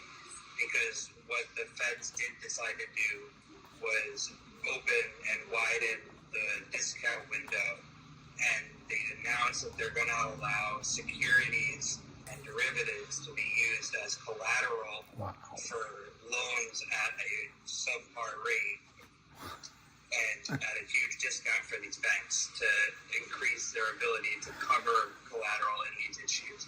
And I was wondering if Sam had an idea or an opinion on how that would affect the macro when it came to these pressure situations, if the banks at this point have a stop loss or a stop gap at this point of I think it's $25 billion that they're going to allocate from a new fund to cover issues like this from the bankers' end.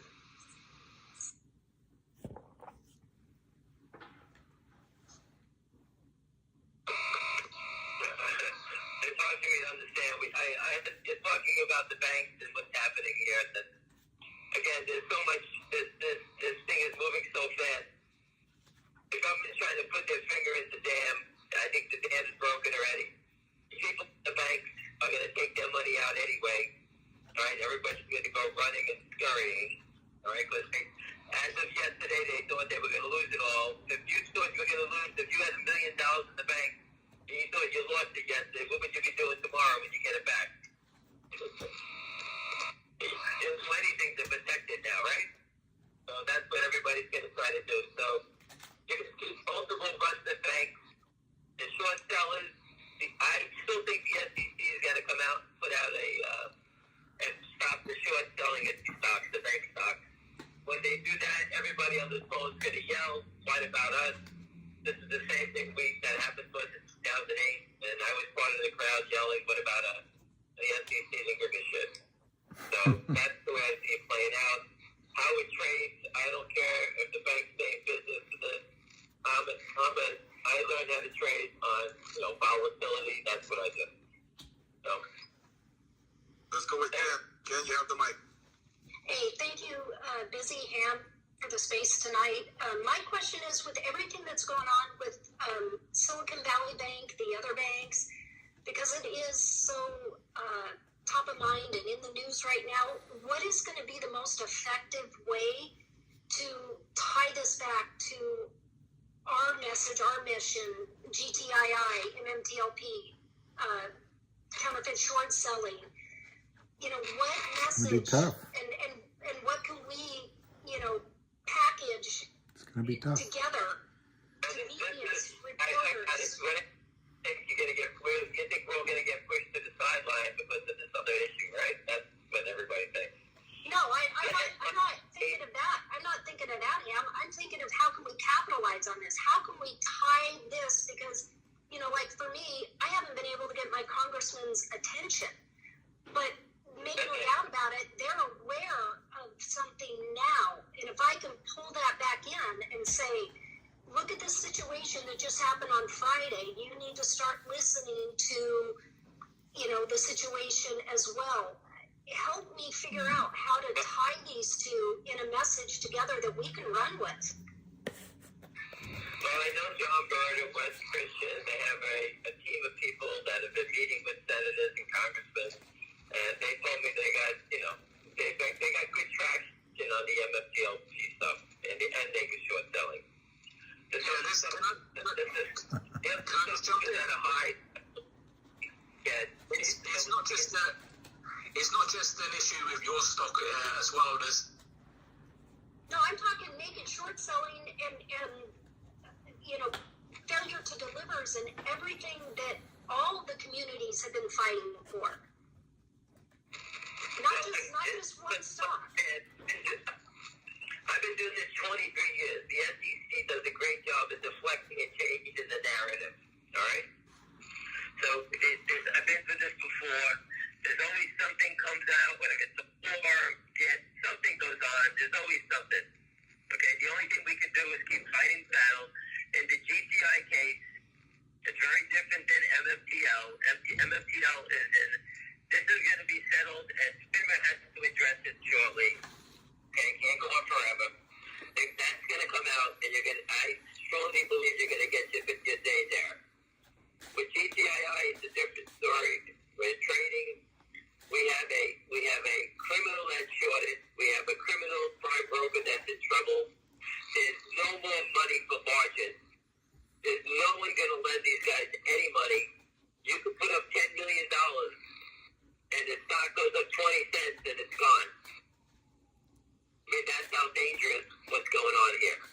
Okay, the margin, you remember when stock goes up on 300 million shares, every 10 cents is huge. Okay, so these numbers these are massive numbers. Okay, they're hoping that when this thing does go, they're hoping that people, when it jumps, people are going to bail out. The difference between GTII and GameStop, which I reported on early, most people didn't have the knowledge about how big the short squeeze would ever be. I didn't even know how big it was going to be. I knew it was going to be a great one. I didn't know it was going to be 500. All right? So most of my people got out. I told people the highest my friend sold was 118. And to this day, he's so sick that he didn't hold on to anything to go back up to 500. So the knowledge that everybody has at GTI, we all know who the short is. We have proof of the short. We have an idea how big it is. Okay, so it's pretty easy to count. If we're trading 2 million shares a day and the stock's jumping up $3, 5 million, 10 million, you know it's around 300. You know what? To play it safe, when you see 150 million, you can jump out. That's half of the number. So, I mean, you have all the information. Everything is at your fingertips. The company, just so you understand, the new dividend the company's given out that they announced on Friday, when it is handed out, it's 1 for 10. So if there's 300 million shares short, if you do 1 for 10, it's basically 30 million shares that they're going to be short out of this new dividend, this new restricted dividend. At $2 a share, the day it's issued, they're down $60 million. But they have to deliver it and pay for it. So that just shows you how deadly that dividend is. You have to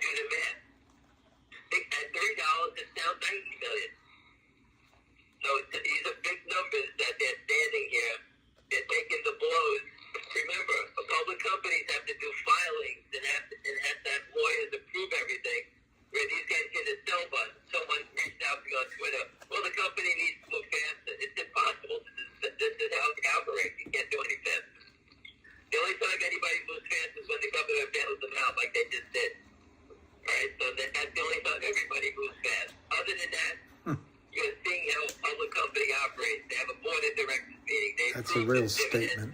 Now they have to submit it to the SEC and get the approval. That's how it works.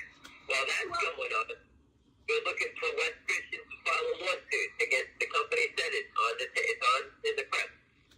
The company is going to attack and sue the street on naked short selling fraud. Once that's filed, expect the company to give out a dividend, the proceeds of the lawsuit. Another dividend. Remember, each dividend is a record date you count the shareholders. After that dividend, the company has the 1-800 lawyer deal coming out on April 1st.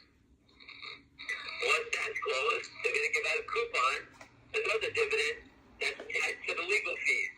Imagine getting a $1,000 coupon off of your next legal services, whether you're buying a house, filling out a will, whatever you're doing. Well, I would want mine. Why not? Take $1,000 off a bill. You sell your house, you buy a house, whatever you have to do, a will, whatever it may be that you need a lawyer for. The short seller is going to be responsible for that. So if it starts $2 and they owe you a $1,000 coupon, each day they're short, they lose $998. So the shorts are on this phone call. We're not stopping. We're not going away. Okay? It may take a little longer, but we're not going away. Now, if you had to bend my arm, I don't think it's much longer. That's my personal opinion. But, I've been doing this for a while. I think that the margin pressure, the pressure on Alpine's getting, they're under investigation. Let's look at it this way. You're Alpine. You've been stealing for 20 years. All their money's in an offshore account in the Cayman. All of a sudden, Alpine, the prime broker, has no money. They run that as a business because at any given time, a prime broker could blow up from one big mess, as you're starting to see. Would you take money from your offshore account in the Cayman and put it in here for $20, $50 million? In a business that the regulators, the FBI, the SEC are probably looking at. Once they see that money coming out of account in the Cayman, that's the money trail back to the Caymans, right? So I can't see them funding this anymore. Most likely they're just trying to buy time and they'll walk away. And then the DTC has to clean up the mess. The mess, so everybody in this call probably doesn't understand it. I think the mess is probably in 25 LLCs. So individually it may look like 20 million here, 10 million here, 15 million here. It doesn't look that big. But you put it all together when they have to unravel it, and they can see that all these things are going to blow up. That's when the mess is huge. So I think they spread it out all over the place. And you say, why would you think that? Well, look at all the different market makers we keep getting in sell orders in it. So there's different people around. Okay, this is bigger than the Cravens. This has moved on from the Cravens to bigger players now. Any other questions? Let's go with A-Trade Trades. You have the mic. Go ahead. It's not going to be as long-winded. You're very engaging though, Busy. I really enjoy listening to you. I just wanted to come back to that. It's not just a GTII issue. It's spread, and I think, like you said, with the money not being lent out as easy as before, we could see some let-up, but the manipulation on many stocks, be it GameStop, GTII, Dark Pulse, which I'm in, it stems from not just counterfeit shares or what you were talking about, Busy, but let me think of the word. Counterfeit shares and toxic lenders. So a lot of these companies that when they start out, they take on they have these convertible notes, and they can ask for a certain amount of money from a lender who, at the time, these companies have no choice, and these basically lenders are able to convert them notes to the tune of 50 million, 60 million and just throw shares into the market, which is what's happened on my ticker that I'm on. And obviously that takes away from retail, right? The value of the share goes down because they're able to undercut everybody. And obviously the market makers, you can see them, you only have to look at level 2, and if you've got any bigger data on that, to see that they just shuffle the funds around, essentially between like 4 of them. I just want to get your thoughts on that. Have you seen that on your tickers, or am I just imagining this? Yeah, let me just. I'll just use GTII, but in GTII, it's easy to see them when the short seller doesn't give the orders to the market makers. They want nothing to do with the stock. You can see them move away. It's pretty easy to see. And a GameStop or AIM or AMC, it's hard to see because it's trading millions of shares back and forth all day. I'm talking about more OTC. I'm talking more the OTC. It's more easy to see in the OTC market. It's not easy to spot in those names because I haven't studied it every day. When you study the movements that the see that the players are, I memorize them and I spot it in GTI. A lot of days I'm not even paying attention to I only follow one name. I just watch what it does all day long.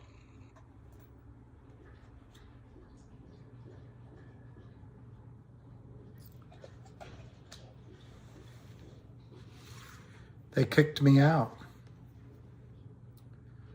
They've kicked me out for some reason. I've been dropped out. Let me go see if I can get back in. I guess it doesn't work.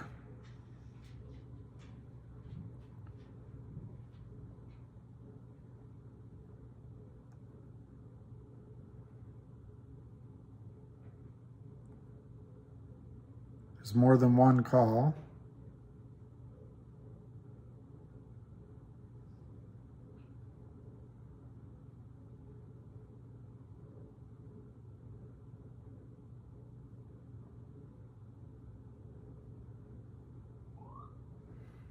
I don't know what happened.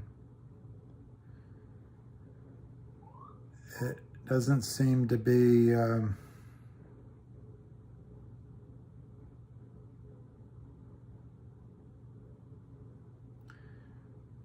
I don't know what happened. So let's just talk. I think the whole call got disconnected. It's not just me. No, I think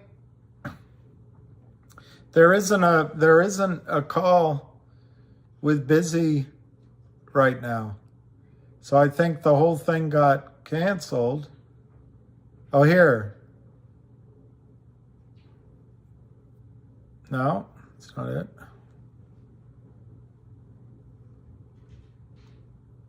Here's one.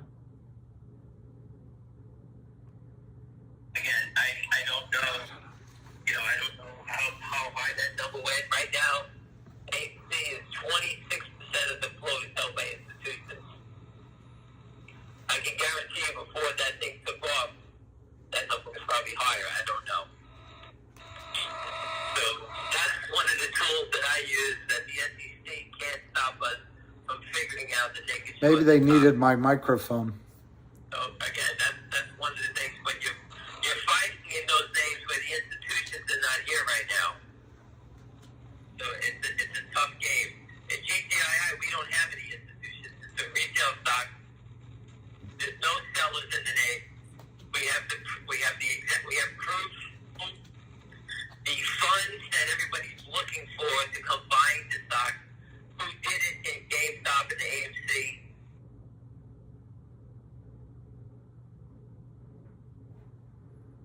Trust me, the word's getting to those people. They're watching. I had a friend buy 500 down the other day. This is not a stock that he normally plays in.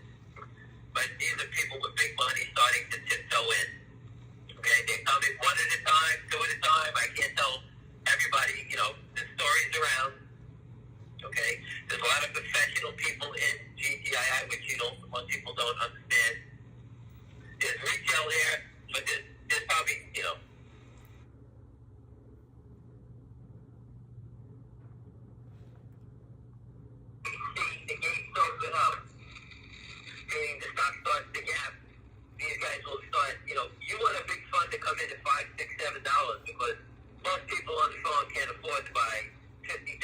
shares at 8, but combine 50,000 and 2.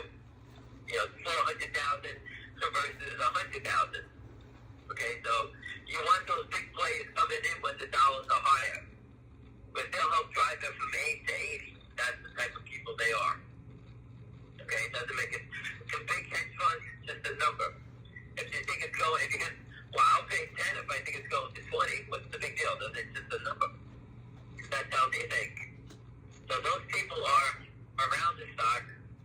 The story is solid. The company's got everyone's back. Everyone's rowing the boat in the same direction. And again, with the money being tight, you tell me what you think it's going to go. To me, my gut tells me I can't. I think the water's boiling. The way I look at it. Anyway, go ahead. Next question. Hey, William, I see you in here. If you want to ask him a question, go ahead. Unmute your mic. No, he's doing a good job. I don't have anything to add. Come on, you gotta have a question for him. How about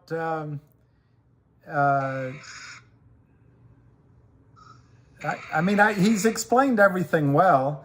The only question I can think of is what he thinks the market's going to do tomorrow. And should you, if you're trading any stock tomorrow, should you buy the first rally? How about that question? No, if you were lucky enough to buy the dip on Friday, which most people would do, okay? On Friday, most people are not buying anything to the close because they were afraid the world was going to end. Okay? If I was playing, I would have been a buyer into the close on Friday and buying cheap calls for a bounce back. So you get your bounce back. You never, ever, never buy the first rally. So if you're sitting here, you want to chase it, you never chase it. There's no good news that's going to make the stock market go up 1,000 for the short, other than a short squeeze panic. So there's no reason to run in if you're trading. Let the stocks open up. Never buy the first rally. The first rally was fade, and the market holds. It starts to turn up again. That's when you trade whatever stock you're trading.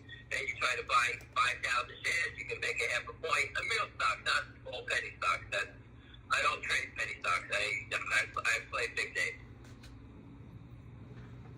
And that's the way. That's the easy money trade. After that, good luck. I don't know what happens after that. I think the market's going to collapse. You can't have companies getting wiped out. $6 billion, $300 stocks goes 3 to 0. Signature Bank is, I don't know where it is, at 70 to 0. Who knows how many more? That's $10 billion being sucked out that people are losing. Forget all the other banks. But they lose $50 billion in market cap. That's coming out of everyone's pocket, your pension money. There's not many good things happening. Any other questions? Yeah, let's go with, I see Chris, I see you're in here. If you want to ask him a question, go ahead, fire away. Good evening, everyone. Just one question for either him or William or both. If you have your stocks in a bank that might be under siege, what do you do? Because if you know, especially like GTII, if you're trading it in a company that's now possibly going under, what do you do? You're saying if I own a stock that's possibly going under, you're long? No, if you're in if where you're trading is in jeopardy, if the brokerage or the bank that you're trading in, what do you do then? Like if they can't fulfill your orders, like if GTII runs, but you've got it in a bank that might go under, what do you do? She's asking, she's asking in reverse of liquidity. Yeah. No, I don't believe that's the problem here. The problems that are going on has nothing to do with Schwab and those type of places. This is something completely different. The SEC is not going to shut down the trading of stocks. That's not what they do. If the SEC wanted to shut it down, they would have shut it down a long time ago.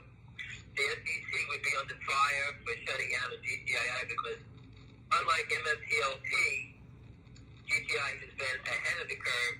And we've been putting the truck in front of the SEC, calling the criminals out for a long time. And on top of that, we have the DTC telling us. So we have their own agencies telling us about the problem. So it's a very difficult position. And the reason I think that I think it's spread out, the short. I think it could be in 50 LLCs. We put up the LLCs. They have all these LLCs. Who knows where they buried all these shares that they sold?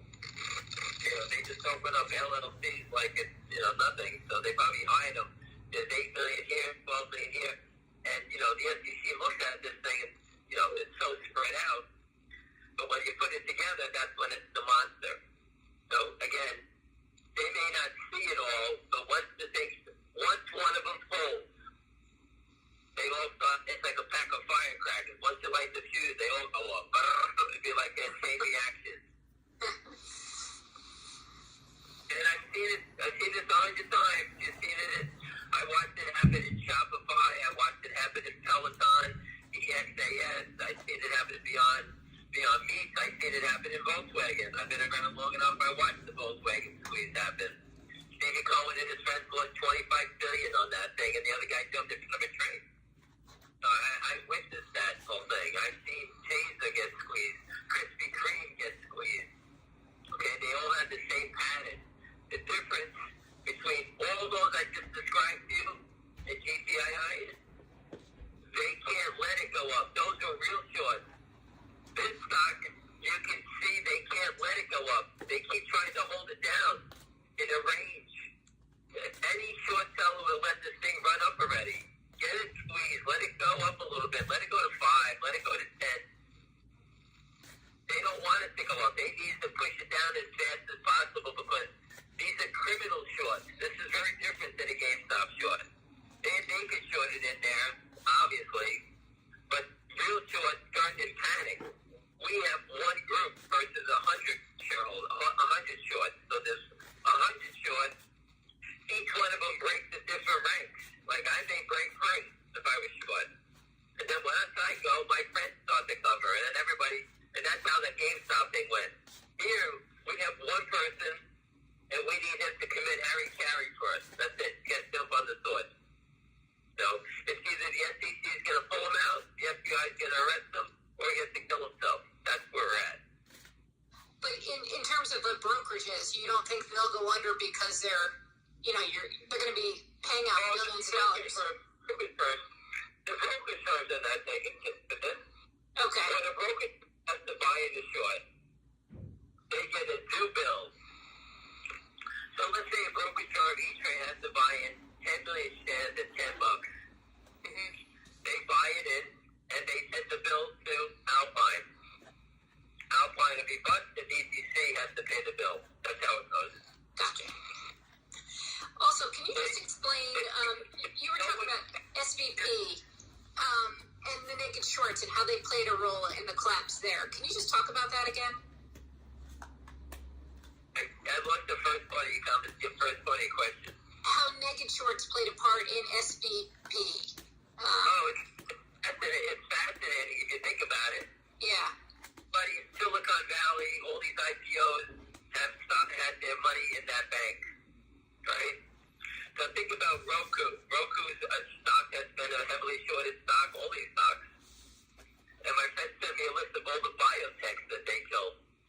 So they killed the bank, they short the stocks, they killed the bank, created a run on the bank. All these companies are tied to that bank. All their stocks got crushed. So they get shorted the stocks, they make it back on the washout of all these stocks because if I owned Roku, I'd be in a panic. They had all their money there. Look at the Etsy, all their vendors, their money was gone. So Etsy, all these companies were going to catch a beating. Etsy has a big short position, if we know that. So here it is, the shorts can short the stock, and they go out and attack the bank. They know how to attack. They're not stupid. They attack the bank collapses, they create a run on the bank. All these stocks now collapse because they're all tied to the bank. Now they cover the shorts and the stocks, and they can pick up the assets as an FF city.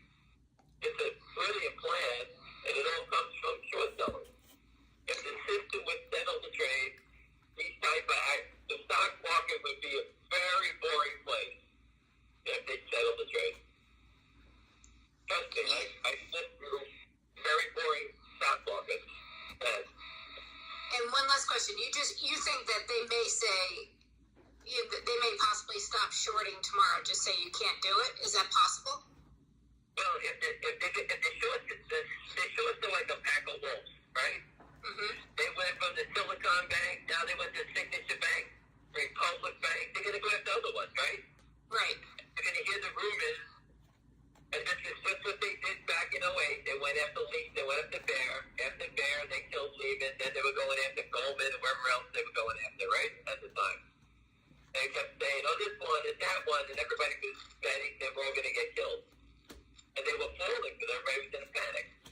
So the government came out and said, now you can't short any of the financials, and I think the insurance companies too. Anything that any kind of financial side, they shut it down, and the stock slowly started to, firm up and go back up.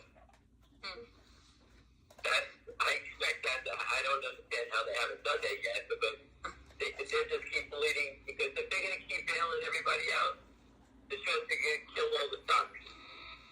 Yeah. Stocks go to zero, the investors get bailed out, meanwhile all the people that own the stocks are getting destroyed.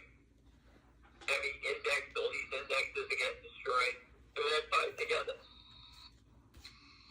So, we don't think, I wouldn't be surprised that the SEC comes out and sits down, all those numbers that they show that they're stocks that they're short, that they haven't bought back yet, the liabilities. I wouldn't be surprised if this whitewash that, that number drops big time. Citadel's going to sit there and say, hey, I told you, we covered all these. We buy it back. Meanwhile, they bought it back after destroying everybody. But would everybody I would like to short stocks if I can carry them forever. And I can sell stock at 100, 120, 150. I just keep selling more. Eventually, it's going to go down, and that's what they do. That's all they're doing. And it's slanted in their favor. That's why they win. Right. Appreciate it. Thank you. Well, I can tell everybody, listen, go relax. Let's see what happens tomorrow. I think GTI is going to have a good day. I think the market's going to open up because everyone thinks they're getting bailed out. I think the market then will, if you are a short seller, take a shot on the short side of whatever hell you're playing. I think the market then will sell off. If it stops going, it may go up 200, and then within a half an hour it will be down 100, and it burns up down 100, and then you'll start seeing gradually come back to unchanged, and then maybe at the end of the day, because all the people that are short will try to cover, and maybe it will wind up back up to $200 or $300. And then all bets are off, because there's no good news. I don't know what the good news is going to be, but, eventually the trend is, follow the trend. The trend is your friend, and it looks like it's going lower. So I would be careful of buying big positions in real stocks, not small stocks. Again, small stocks have nothing to do with this whole mess. GNS has nothing to do with Silicon Valley Bank, nothing. COSM, CNL, Mini, GTII, FNGO, no one has anything to do with this mess. It's funny how these stocks never go up when the market goes up, but when the market goes down, they attack them all, right? Oh, my stock's going down. What does it get to do with the bank stock? It has nothing to do with it. No one bought a 50-cent stock or $2 stock on margin. What's it have to do with that? Nothing. GTI proved to you that the shorts tried to make that narrative, but it didn't work on Friday. It backfired. Okay, there was a couple of big buyers around, and they made sure that it backfired on the shorts on Friday. They were trying to turn the narrative, hey, sell the market, selling off, sell your stock. But the fools sell it, and now it closed up on them, and now they really have a problem. And you can see, look at the difference between $1.90 and in the last couple of seconds they walked in at 187.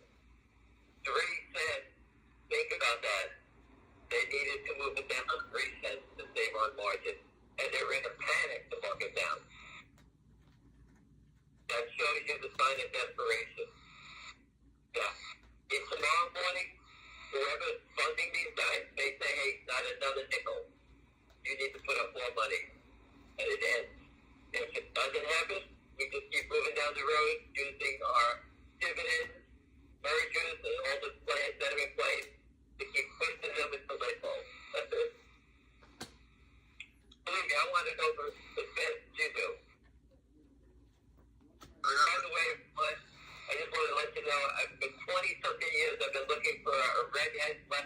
girl that could throw the dice. A friend of mine who taught me how to play dice. I know it's crazy, but it's sort of like a unicorn if you can find one.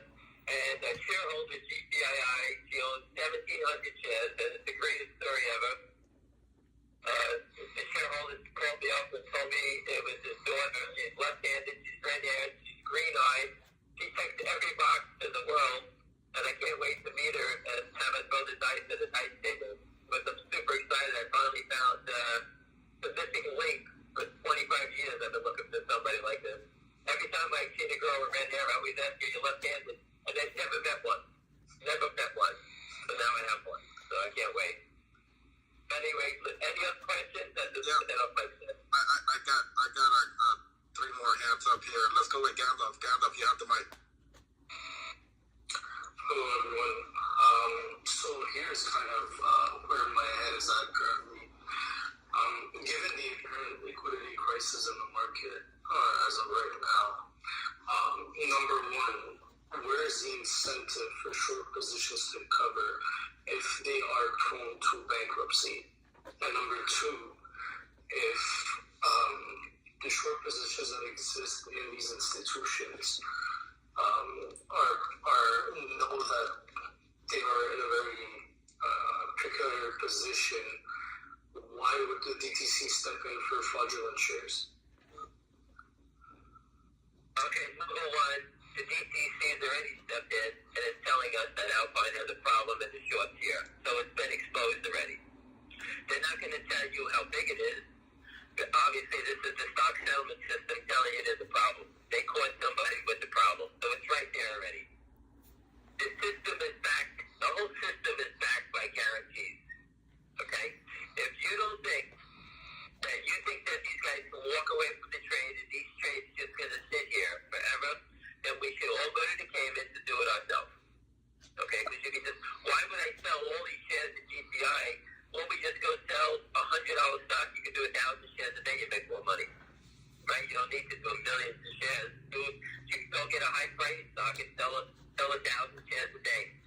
Everything is guaranteed. Otherwise, everyone could be selling shares into the system, collecting the money like it's a payout at a bank machine, and just walking away from the trade. No prime broker can do business in the DTC unless they have the funds to back it. If they don't have the funds to back it, the DTC steps in and cleans it up immediately. Because if it's bad today, it's going to be 100 times worse tomorrow. The DTC is not a brokerage firm and will not be taking on positions to manage the stock. So Ham, are you under the impression that all the tickers that are heavily shorted on the market, if they all had to get fixed, there's enough resources and money to fix this whole mess? No, that's why the SEC doesn't fix it. So if you listen to any of my calls, I said, once we get around the hill, we can kill them one at a time. You know, say to yourself, they're going to allow us to kill them one at a time. That's the beauty. If they can't fix it, we can throw a dart and move around and kill them one at a time because they can't fix it. And because they can't fix it, we can become very wealthy killing them one at a time. You understand that? Yeah, understood. Yes, so if they fix the system and told everyone to buy them in, all the money that these guys sold, all these hedge funds to go broke, and the DTC is owned by the brokerage firms. They will all take a beating. That's the big fight here. That's why the SEC never addresses it. That's why they keep changing the narrative, because they can't fix it. I think they're turning the faucet off a lot. I think it was open 100%. I think the faucet now is 60%. You understand? I think they're slowing it down, but they can't turn it off in one day because then the whole market would rally like crazy. Which, if they did it, tomorrow would be the perfect day to come out and say no more short selling and these bank stocks will go up, right? So they're doing it selectively. Yeah, I understand, but it's definitely not a long-term sustainable model. It's impossible for them to fix it. The money's been stolen. The worst that can happen is the hedge fund is going to go bankrupt. They walk away from it, and the system has to pay for it. That's what happens.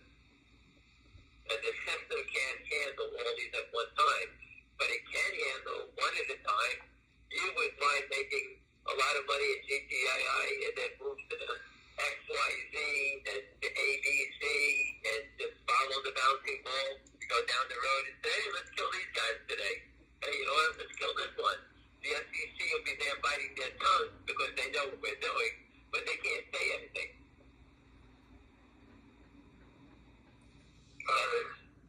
That's what we're trying to do here. All right, I appreciate it. Thank you, Genda. Let's go with Huckleberry. Huckleberry, you have the mic. So I was thinking a lot about what you're saying here, and you know, they can't do it all at once. There's just not the liquidity or possibility of that, and so they're doing it at this one at a time kind of pace. Yeah, but it's not them. Gotcha. Okay, my misunderstanding of that, but my question would still stand. If the issue in trying to undo or fix all of the problem all at once would cause a massive chain of failures, and that's what they're trying to stay away from on their side, is creating this huge market failure. What if they could create some sort of escrow pool that, you know, kind of like child support? If I owe back child support, they're going to take 60% of my earnings until I've gotten caught up. What if they created some sort of escrow or liquidity pool that they had to put so much of their corporate profits or corporate revenues into a pool that would be used as liquidity offset? So let me tell you about the short side. Number one, the shorts have to put up margin money, right? So GTI is at $1.87, right? Every dollar that these guys have sold is in a bank account. They can't get the money out, so they buy the stock back, right? You understand that, right? No, I do understand that, but So, and they put up margin money on top of it. So the prime broker outlined, let's say it is the Kramers, and say to the Kramers, hey, you sold 300 million shares at let's say $2. We have that money. But we also need you to put in $2 more to protect that money. So if it's $2, you sold it at $2, we need 2 more. So now the prime broker system is protected up to $4. You understand that? right, but who's verifying that process, other than someone just saying, yeah, we did it? Who's actually verifying that process has been followed through with? The DTC is monitoring Alpine's cash position. And if they don't have the money, that means they're in violation. That means they're letting these guys free ride. That's like you going to buy a million shares of IBM, and you tell them, yes, I'm good for it. They say, no, you got to pay for the trade. You can't free ride the trade. You got to put money up. You can't play in the equity market unless you have money. That's the subject. So as they keep selling more shares, they have to put up more money. The DTC has already told us they're monitoring it. All right? They know these guys have committed fraud already. They're on top of it. You think if they're going to keep taking these trades, they're going to allow these guys to keep committing fraud? This thing is coming to a head. They already told us in court documents that these guys have been busted committing fraud. The biggest fraud you can commit on Wall Street is a prime broker defrauding the settlement system. The settlement system, again, is the mothership of Wall Street. All the banks own the DTC. And I'm sure Goldman Sachs is going to be pissed off when they lose all their profits at the DTC because the Alpine and the Kramers have defrauded them. I can guarantee you the federal authorities will arrest them. Or everyone that's related to this. Anyone who's made money from it is going to get arrested once the thing blows up. I would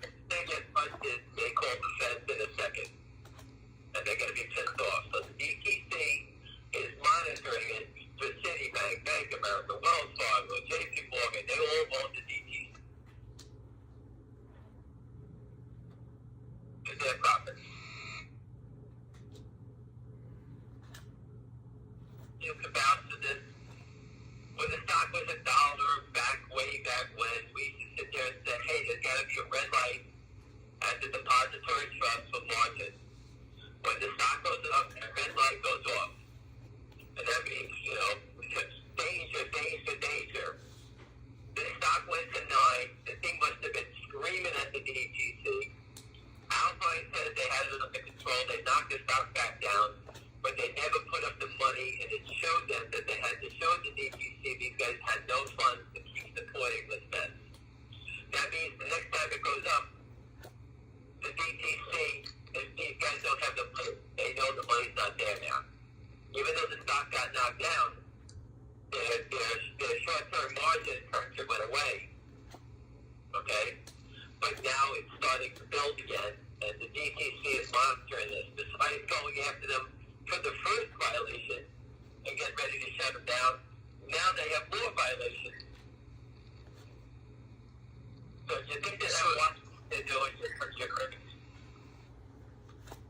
So I get the monitoring and the building of these violations, but I think in seeing, and I'll use 3 references, FTX, Alpine, and SVB, is we see this mismanagement from the top to follow the rules and regulations and a disregard for the consequences. And so, Goldman Sachs and Merrill Lynch and these guys might be pissed off that someone else is playing with their profit line, but at the end of the day, they're still disregarding. Goldman Sachs is going to take advantage of the bank, Silicon Valley. They're going to make money off of that.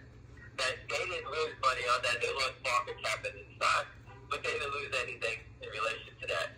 The DTC, they have a direct ownership in. That's going to hurt them. You follow me? They own the DTC. Now they're going to do it. The bank that are blowing up, Goldman Sachs, JP Morgan, they'll be like vultures taking over anything they can, get out of that place, pennies on the dollar. So it's complete opposite what you're talking about. The DTC is a direct hit to Goldman's pocket. No, and I was talking more in the reference that these banks from the top down have a mismanagement in how they're following the rules and the regulations, and that they're disregarding the possible consequences of what their actions are going to do, and it's causing, in SVB and in Alpine, they're hurting themselves and their bank. And yes, Alpine is directly related to the DTC and that, but I'm saying that the management side of these banks and the way that they're choosing to operate is in disregard to the consequences and the regulations. Well, here's an answer to your question. Credit Suisse, some hedge funds, and they all backfired on them. Credit Suisse has got destroyed. People at the bank have lost their careers. Management has lost everything because they were looking the other way when hedge funds were doing all this bad business, and they took a beating for it, and now look where they are. So they wanted to help the crooks because the crooks were bringing that's their choice. I can't help who wants to be a criminal. I can't help that. Let's go with another question. David, you have the mic. Go ahead. Thank you, by the way, Ham. Hey, Ham, thanks for talking to us, and thank you, Busy, for hosting. I just had a question regarding the MMTLP situation. I know, Ham, you keep saying he's going to get settled and stuff like that.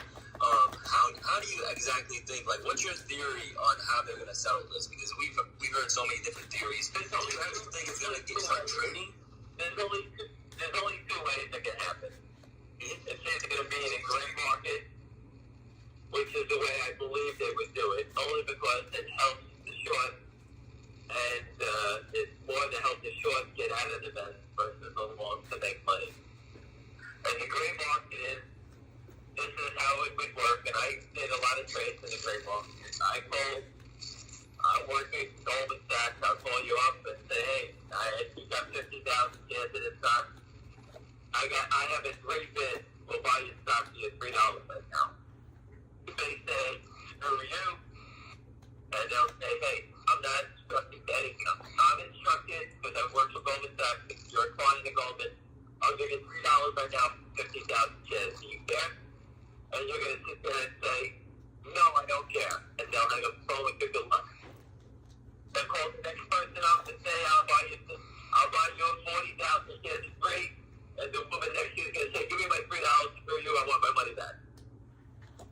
They may go around and they may call you back again and say, hey, my buy you 50,000 shares. I told you $3. They come back and say, I'll offer you $4. Or they call you off and say, hey, I'll give you $2.50. I don't know.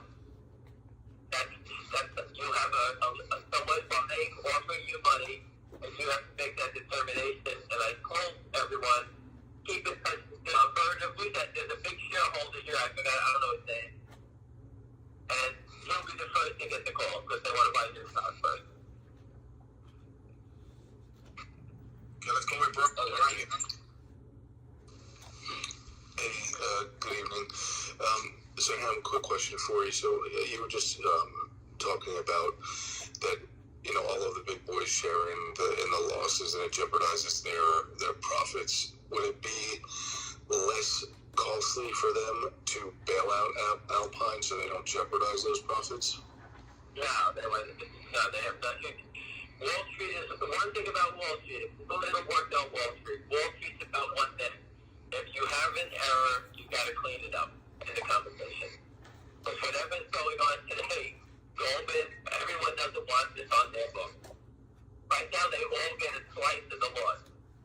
Right? Everybody owns the DTC. From Cowan to Church to Johnny Montgomery, everybody owns the DTC. So why would you want to take that and bail it out? They're not going to bail it out. They can't. We're doing dividends. We're only making it worse.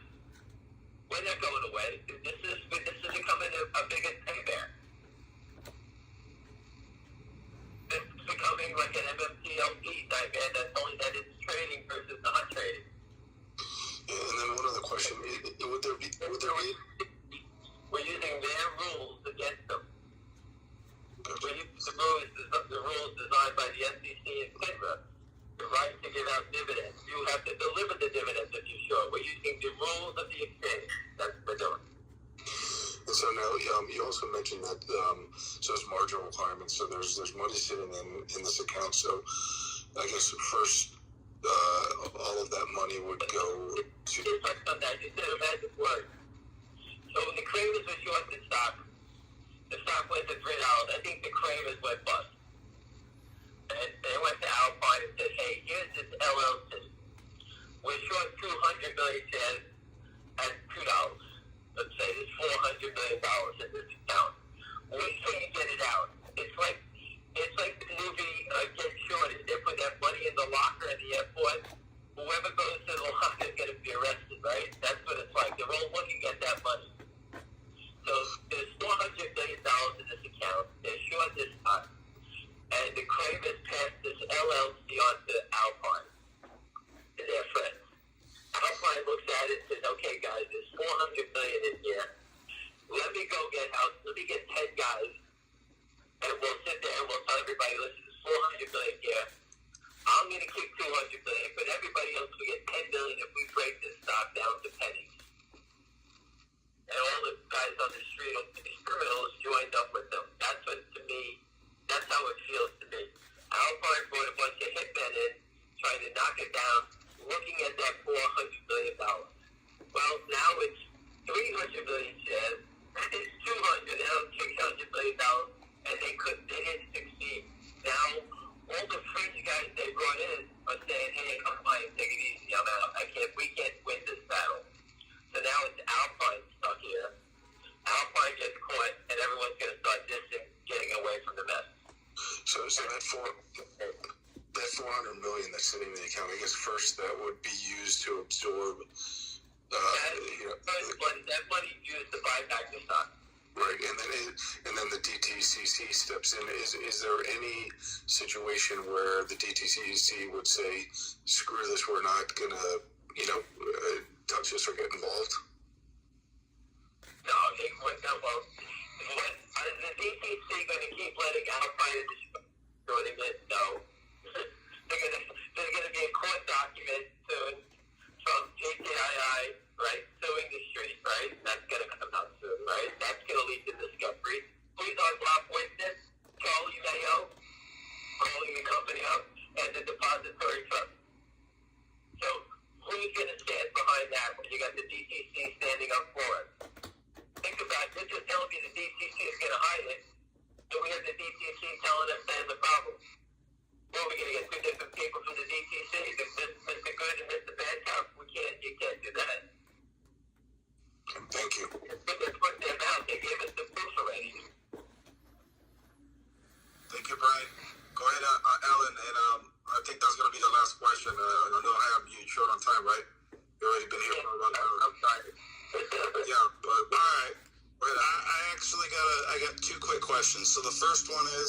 just want to clarify.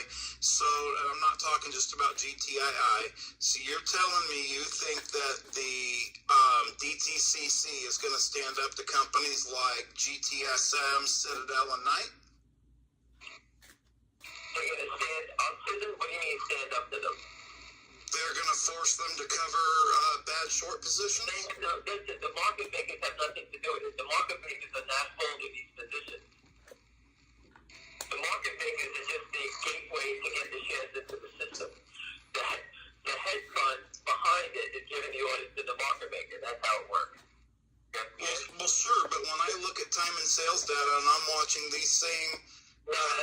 Listen, you give your order to E-Trade, right? When you want to buy it at E-Trade. E-Trade then gives you orders to the market maker. The market maker is representing E-Trade. You don't know it's representing E-Trade. When GTSM sells the stock, you don't know who they're representing, right? No one knows. Right. So you can't tell me that if you know where it's going to. It's an LLC. It's an offshore LLC that's giving an order that has the LLC has a DVP, Dog Victor Peter account. A delivery versus payment account is an account that's backed by a prime broker, a bank that's basically saying, I open an account with you, and the first thing you'll say to me, who's your prime broker? I'm going to say, Alpine. Here's my number. They call up Alpine, they verify my account is real, and I can start doing trades, because whatever trade I do through, GTSM knows that my bank is now Alpine. That's where my money's going to, right? They're the prime broker. They verify everything for me. Okay, so the second part of my question really quick is this, and it's pretty simple.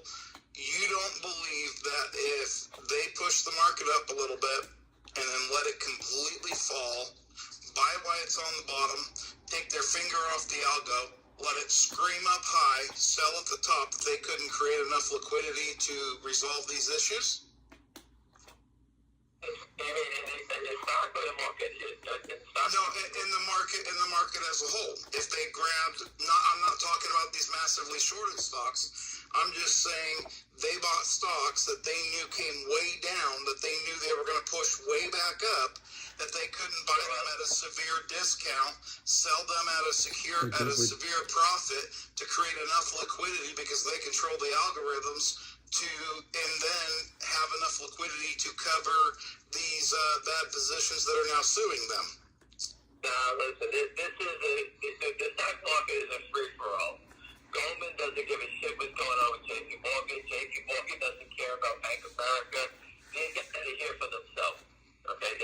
If you're getting blown out, just like they did the Best they stole it, destroyed it, and that was the end of it. There's no mercy on Wall Street. You guys got to understand that. This is a free-for-all. Everybody's here is running their own business here. The only collusion that you're getting on Wall Street are these naked short guys that work together. They're like a pack of wolves. Okay, they all do it together. But when they run, there's always one big wolf. I forget what the pack leader, and the rest of them are all these fringe guys. Like in GTI, we were attacked by this guy Timmy Smith. He came out of nowhere when the stock was $8, and he started telling people to sell the stock. He sold it. He was paid to promote it on the negative side. Okay, that's what he's one of the fringe guys. He attacked it, made people bail out, and that's what he does. He's not here anymore. Do you understand that? That's the fringe player. But the one big wolf, whoever that may be, whether it's the Kramers or Alpine Offshore Fund, whoever it is, they're still they can't get out. All right, well, I appreciate your time, man.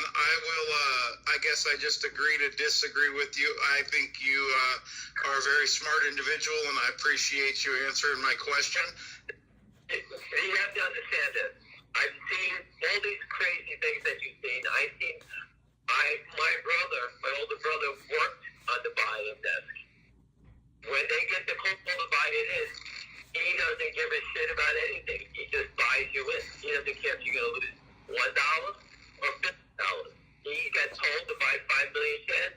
He buys 5 million until he's completed 5 million. No, I understand that. I just think you have all the wolves eating retail right now, and I believe they're working together. I guess we'll see when it all irons out. We'll find out. They may lose in GTI, but they're going to kill you in XYZ or over here. There's 1,000 games. They don't win the ball. HKD probably kills 5-10 people, right? When it went to 2,500. There's 10 bench funds went belly up that day. Remember, on the short side, these guys put limited money in their account. When they get blown up, they just file for bankruptcy. Who paid the loss when HKD went to 2,500? Do you think somebody had enough money to cover all that loss up to $2,500? Or the guy went bust at about $200, and somebody ate the loss on $2,300? That's what happened. And the guy who paid up to $2,500 was saying, buy this stock back, because this son of a bitch just went broke, he has no money, and buy it back. They didn't take it to $2,500 for fun, so that we can all say, hey, the stock was $1,300 to $2,500. It wasn't there to entertain us. Somebody went broke, and that's how you buy someone who goes broke. GameStop, 100, 300, 500 hedge funds went broke. What happens when you go broke? You buy them in. Where'd it go to? 500. That's what happens when you go broke. You buy it in. And those are examples of a short squeeze. A short squeeze is when hedge funds go broke. When they go broke, you buy them in. Whatever the number is, you buy it in. Let's go with 100, and that's the last one out. Go ahead, 100. You have the mic. Yes, so two things. One, your brief description about the DTC and its role in the financial system. I have to back you up, and I say it with confidence because as a shareholder of Calacea Resources, when Core Clearing took Calacea Resources to court, the complaint was about to rescind the dividend in which they received, and that dividend exposed an imbalance of shares. The DTC stepped in and they allowed it. They could have blocked it, but they didn't. They actually supported it. So I was very surprised by that. So when you say that the DTC is going to take care of business, I actually have confidence in it. And I hate to even admit that, but it is the truth. They did do it. So the loophole is on the SEC rule. The DTC is just doing what the SEC tells them, and the SEC allows the market maker exemption when these guys take it short. The rules of stock exchange are pretty clear. So giving out dividends exposes them. The DTC, these guys, they can't keep using their rules. I told you. Use their rules, and you win. When you try to create your own rules, that's when they block you. So we're using the rules that are approved by the SEC, and that will expose them. That's what we're doing. And you just keep doing it until they choke on it. That's the way you have to do it. So, Pam, one last question, and then please, thank you for your time. You had described in regards to the MMTLP situation that a gray market possible solution may be on the table. Would you consider the fact that that the majority of trading at this day and age is handled by computers, that it wouldn't be, it wouldn't escape the fact that an expert market may be also equivalent to a gray market because it would be controlled by a computer on the bid side if a cover situation were to take place? The way the broker FINRA could protect the short sellers in this case, it says, okay, you got 2 days. This is the number, you got to buy it in. Okay? They'll call up everybody who is long, and they'll get you the stuff in the price. If they put it into a system, and the only thing that could be is closing transactions, meaning you have to sell it, they have to buy it. You know, if I was the short seller, and I knew it was a closing transaction, I would open the bidding at $3 or $4, right? Right. Everybody would be cheering. SMTL, $3, $4. In 30 seconds, as you guys try to sell it, I would have it down to I would be bidding $1 for it, and create a panic and make everybody bail out. That's what they would do. And then you come back up. At the end of the day, at 359, they may have to close it out 1 million shares. They may have to pay $40 for it.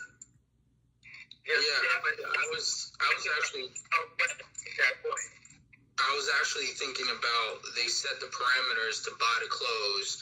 You already have an allocation of shares across the industry. Why not just set a program and put your parameters in and let it ride? Again,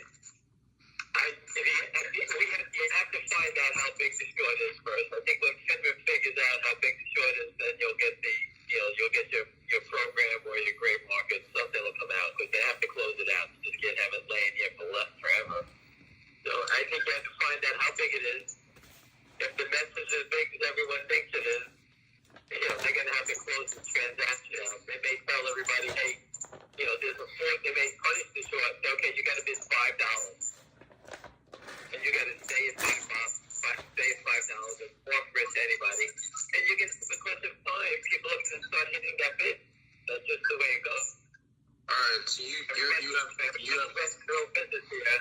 If you got to feed your family and you got 100,000 shares in a thing, and someone bids 5 for it, you may say, hey, screw this, I'm out.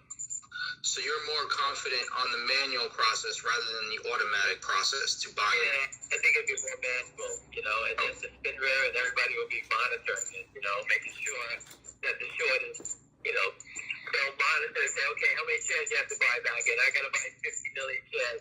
What did you buy back in 5 right now? I bought 22 million. Okay, you got to go to 550 bid now. Just FINRA telling it.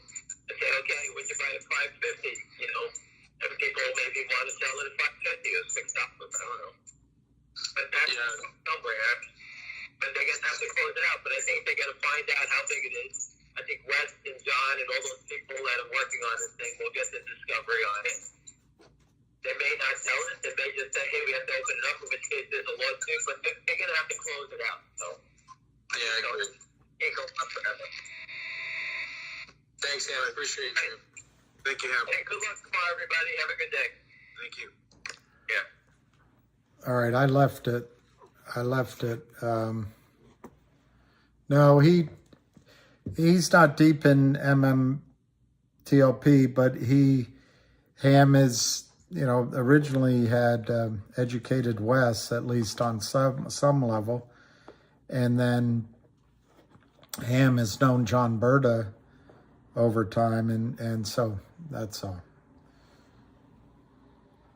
When did the audit numbers come out? They said by April 1, and I thought about it after I reread the news announcement. It was logical that the auditors had to do 2022's numbers, because they first were supposed to do 2020 and 2021, but then it went past the end of 2022. So it makes sense that they have to do that, and they're taking the time to do that. But the press release said April, hang on a second.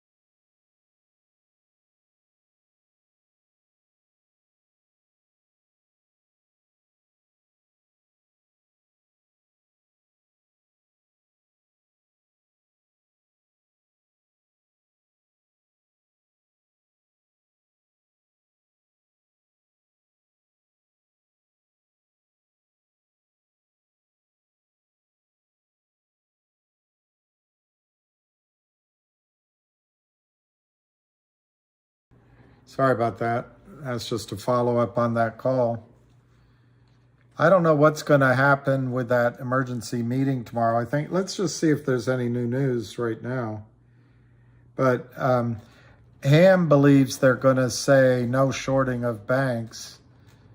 I'm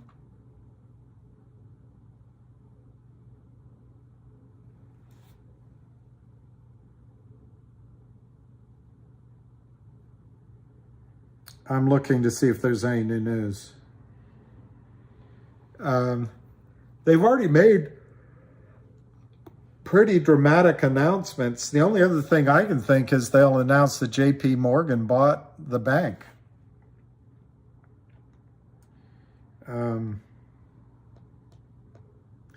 then it becomes this big question, do they keep raising interest rates?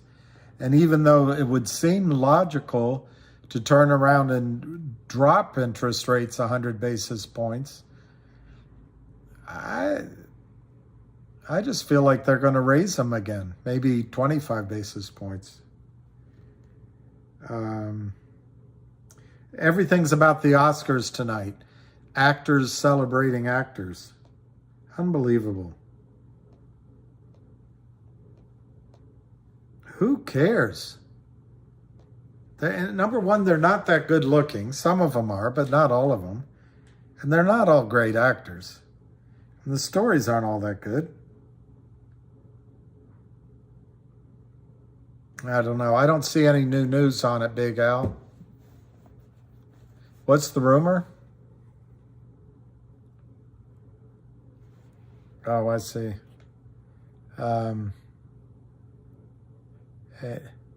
Yeah, thanks. I mean, thanks for listening, you know, because I think the more educated everybody is, the less they can shake us out. But I don't know how much further I can go because I'm dead tired. And I'm going to, you know, Big Al and Derek and all you guys, Anthony Wilson.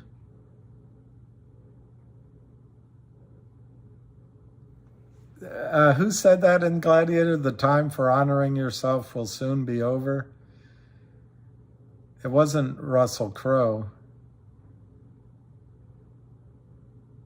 Was it the slave owner? I don't remember. That's a good one. No, I don't think it changed. It was Russell Crowe. Okay. I don't think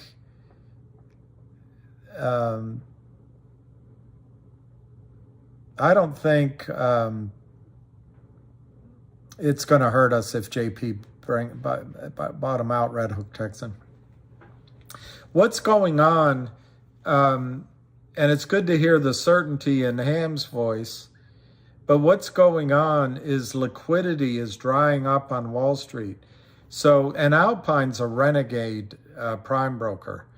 And he's absolutely right. What Ham said to you guys is that all of these, by the way, it's not just the DTCC. It's everything you hear about. It's all owned by the brokerage firms, and they all work for each other. But they're not, you know, the one question was, why wouldn't they bail out Alpine? Well, they don't want to get caught with a hot potato. If it all blows up, they're only going to owe a small percentage instead of the whole thing. Sorry, just have a candle burning to keep the light on a little bit, and it's almost over. Yeah, Doug, I'm thinking of AMC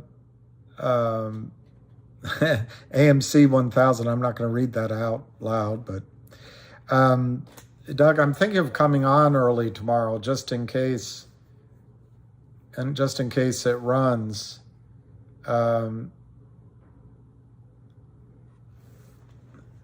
Scotty made $4.5 million winning the Players Championship. His caddy gets $450. Wow, it's pretty good. Yeah, I think I will go get a. Yeah, they're just people that do a job. Jenny, I'd rather have a big Oscars and award you guys things like you. My captain, my captain. Yeah, I'm feeling tired, so I wish I could add more. I could go down the questions people asked. I think they got answered. What is going to happen tomorrow? Dahabli asked. I think that's what I wrote down. In my opinion, it looks like it's all going to be stable. People are going to buy in that the government solved everything and it's going to be okay. But behind the scenes, these actions are not signs of strength. So I wouldn't get complacent. If I were in the position where I had over 100 grand at a bank, I'd break that down into smaller amounts. And maybe it's over 50 grand at a bank. Lion asks, what does it mean for GTII tomorrow? $2? I think so. I think we're going to 215, 220 tomorrow, easily in the morning. And then it'll be a question of how hard they fight. But I think in this period of trading, that one gentleman here called it right. To me, 210, 220. They'll try to hold it at 275 because that's where the warrants come into trouble. Maybe they'll try to hold it for a month. I don't know. But I think 3 is barely a blip. And I think 455, 550, that's where you might get a little bit of back and forth. But I don't see it holding. And then somebody pointed out, I think it says Slitherer, we're scared for next week. Personally, I wouldn't be scared for next week because I don't think human beings are going to panic next week if the Fed comes out tomorrow and says we're covering all payroll. You know, everybody's going to have capital. I think people are going to sigh a sigh of relief. And, you know, I don't know what people worry about all day, but it won't be this. So I wouldn't be scared next week. We don't know the record date for the dividends. Someone, Ahmed asks. Sergio asked, do you think it will be in the 60s? And I didn't understand that question. I'm going to guess it was about GTII. And yes, I think it'll go to 60 or above. But maybe I'm misunderstanding that question. Matthew Parker brought up that you could have empty ATMs tomorrow. That is a risk. But I'm leaning toward the fact that they made some announcements today. They'll follow up with another announcement tomorrow. And then all the TV news stations, all the newspapers will be giving glowing reports about Janet Yellen, how forceful she was, what a leader. I think most of the sheep are going to leave the ATMs alone tomorrow. But Matthew Parker, that is a risk at some point. So I do encourage all of you guys over the next weeks, go ahead and buy a stack of $10 bills, $5 bills, $1 bills, $20 bills. Even, you know, those are Federal Reserve notes. They're actually meaningless, but we all accept them as currency. And you'll be able to go buy tomatoes at the farmer's market with them. But keep coins. Coins are actually issued by the Treasury.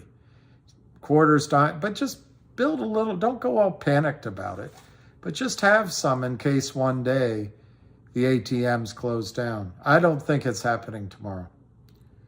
But I when you asked the question, I would have said that was an open question. It's just that looking at the news and all that, I think they're going to do everything to tap down the panic. Numbers on MMTLP. Chris Brown was asking. I don't know if Chris Brown is still on the call, but I'll quickly.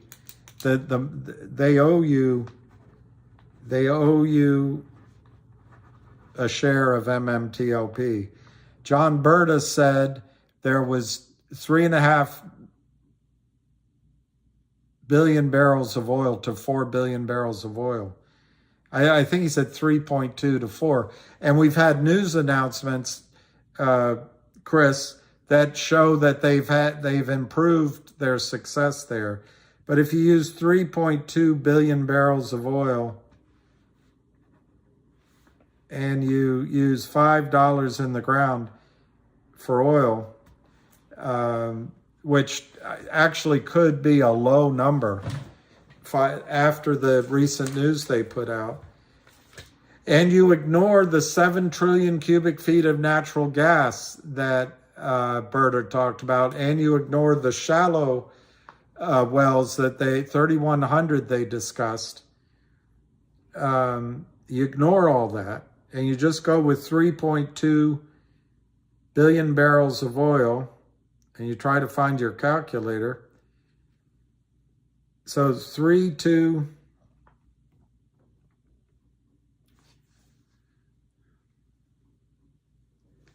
times $5, that's $16 billion divided by 165 million. Let me see if this is how I came up with it. Yeah, that's roughly, I must have used 3.5 billion, but using 3.2 billion, it's $97 a share. So Chris Brown, I think that's where at least one place the numbers start.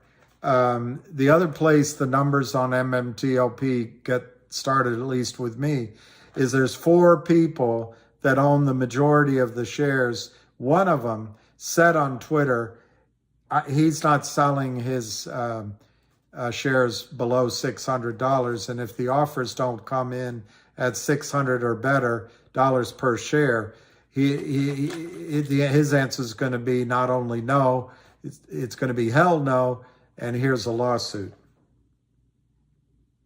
And somebody was asking, Ralph was asking, if the breakout is at $5, that does it peak in a day or take longer?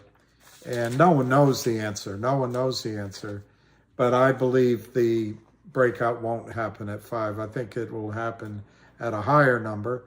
And regardless, I think you're going to see violent, you might see a run up to $75, and then there's going to be a crush down, run up to 125, crush down. It's going to be like that. The only example I can give is if you start from the highway and start climbing one of the Alps, you start from Italy, and then you start climbing the Alps. You got to go over some highlands, high, low, high, low, high, low, and then finally it's a vertical rise.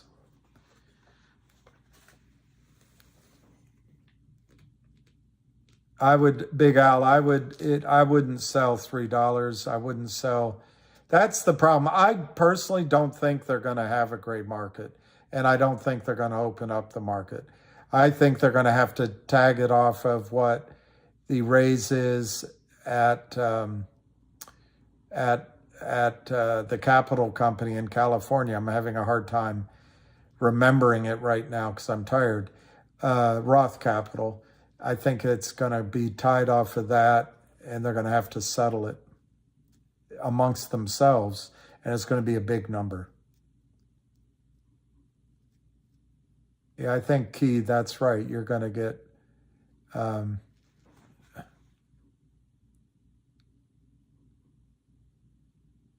that's right, Jenny L. Jenny, I don't know. You got looks, you got brains, you got curiosity, you're a critical thinker, and you're married. That's exactly right. They are obligated to exchange coins, not so much paper bills. I think Jenny is, you don't even need to listen to me. Ryan T. Will, Lou made a good point. Banks are safe, their clients aren't. That's actually a really clever, but I don't know that every bank is safe. Certainly the insiders at SVB are safe. But, you know, if you take Lou's point and you say it's the big banks, yeah, I think he's right. I think it's very clever. It's a very clever point. Yeah, I can give a recap of the live stream. Tobias.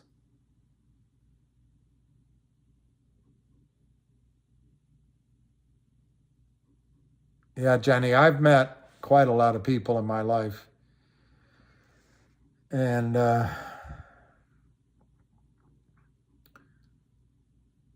always wondered, what would people do without alcohol when they have to meet all these people? I'm finding out. Jenny, my proof of God's existence is somebody has to love all those people. I can't. I can try, but it's pretty hard. I might come on early. It's gonna.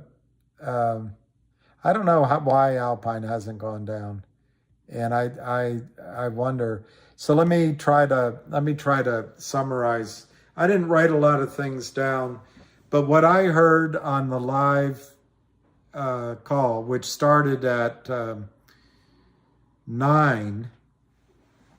So, and I tried to keep my mouth shut mostly, even though they asked me to ask Ham a question, because it was really, and they invited me on many times earlier, but it was really about hearing Ham. So, and I'm surprised he stayed on as long as he did.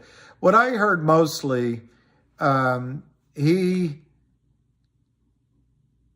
expects more action from the Fed and from the Treasury Department. Namely, his biggest thing is he thinks they'll announce tomorrow that no short selling will be allowed in the financial institutions. Otherwise, there's a momentum going on, and the like a pack of wolves, they can gang up on the Republic Bank or the next one on the list. So he expects that to happen. I don't think he sounded particularly alarmed with what's going to happen this week in the markets, but he made it pretty clear that this isn't really, there's losses all over the place, and they just don't go away. You can't just write a check for $1 trillion and get rid of student loans. You can't just bury these hundreds of billions of dollars in losses. That was one aspect of what was discussed. He spent a lot of time on GTII, and I think it can be summarized by saying that the Kramers are out of the trade, bust, and it's on Alpine's books. And he described, I think pretty cleverly, if there's $400 million on Alpine's free credit balances, so to speak, in the LLC accounts, Alpine has inherited the trouble of the Kramer situation, and Alpine might have called up a bunch of criminal short sellers and said, you know what, we're going to, at the end of the day, we're going to keep 50%. We're going to keep 200 million, but we're willing to divide out 200 million of the cash with you if you can drive the stock down for pennies. And then we'll make the stock a zombie stock, and we'll divvy it up. Well, Ham is saying, look, they tried it, and they haven't been successful, and they're not going to be successful. So he made that point. He emphasized that Alpine has been caught both by the DTCC and the NSCC but also they don't have the money to cover this, or at least they didn't leave enough money in the United States to cover this. He went on to talk about how, you know, he used a different word. He called it a due bill. I've used different terminology because I didn't work in the back office. But when the buy-in comes, it's going to come. And then a due bill will be sent to the other side of the trades that failed to deliver.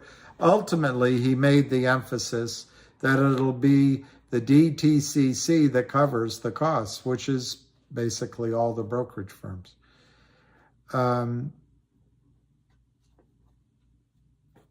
He, in response to a question, said he trades volatility. He doesn't really use the charts, but he understands why people do. He answered some questions on MMTLP. Basically, he thinks it'll be a gray market that resolves this. I'm less sanguine about that. And then I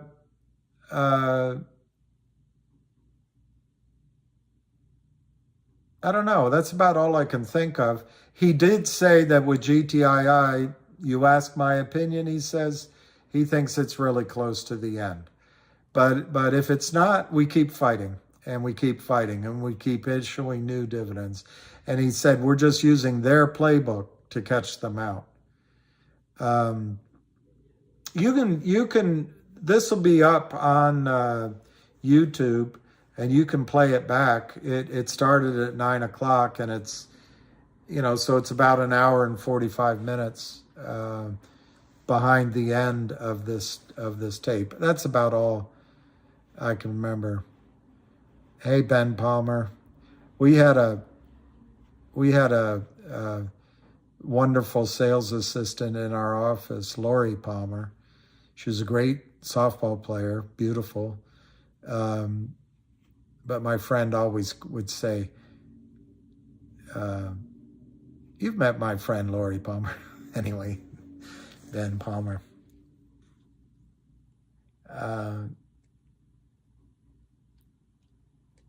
We're still live, but I'm running on fumes. Yeah, I think 105. I must have used 3.5 billion instead of 3.2 billion to get that. It was actually closer to 106. Jenny, how come you're so smart? I can't believe Rebecca. Jenny, for about 15 years, which I can't believe, my niece is going to turn 16. But I've been saving nickels when I get them in little containers for each of my nieces and nephews. Because, as Jenny, you already know, nickels are worth more than a nickel. Where are all the little boys?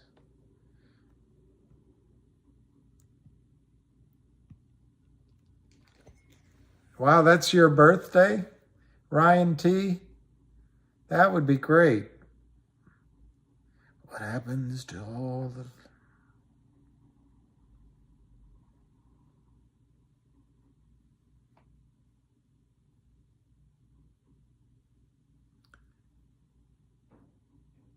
Get this guy off the call. He's super passive aggressive and just doesn't get it. I don't know who. I'm at the point where I get upset at the wrong people and nice to the wrong people. So what will become of all the little boys who run away from home? The world just keeps getting bigger once you get out on your own. So what becomes of all the little boys? The Sandman takes you where you'll be sleeping with a pillow man On the nickel over there. I'll get a copyright for that, but I'll play that for Jenny. I can't believe how smart Jenny is. Every aspect of everything. Every aspect of everything. Jenny Rebecca. Here's, many of you don't know who Tom Waits is, but he dated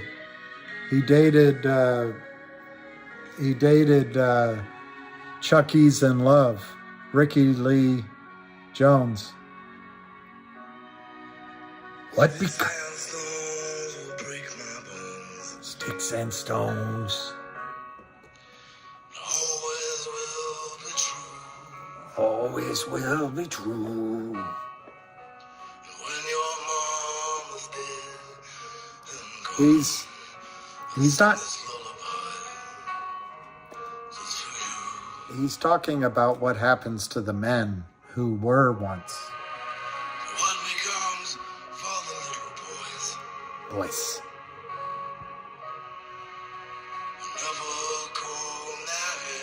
Who never comb their hair. I am tired.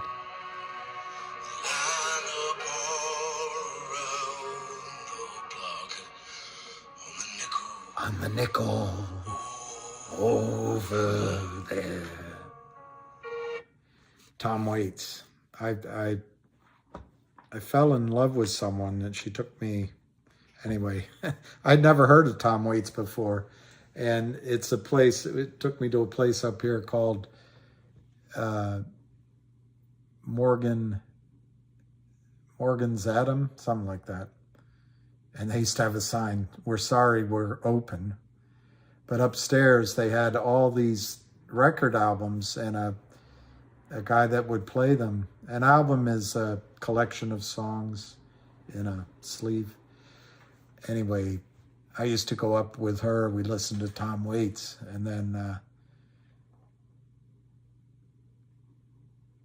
I would go sometimes by myself and listen to Tom Waits. Love wheat pennies. I'll hold them for you. You gotta know when to hold them. No, it's not. Yeah, I don't. The song itself is more about, it's a drink, it's just where bums end up. Or where bums come from, I guess. As you know, Tom Waits was a drinker. I saw him once in California. I was staying at the Ritz-Carlton on, I don't think it's Nob Hill, but it's, anyways, nice place. And I was out waiting for, there were no Ubers then. And he was right next, just standing out waiting for a taxi to come. He was right next with his old junky car and his son, and they were tying a boat on the top of the car, and it was Tom Waits. And I wish I'd asked him for his autograph, because it'd be fun, or his picture. But I decided, since he was hanging with his kid, I didn't think it was polite to bother him. He didn't go to the Ritz-Carlton to get bothered by hoi polloi.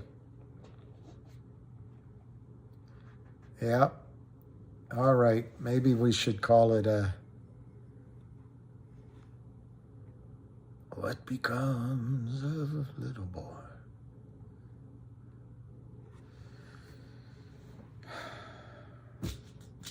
I can't even think of a song. So you just got a buy alert, Barry, on TRKA. That's great. I don't know much about it.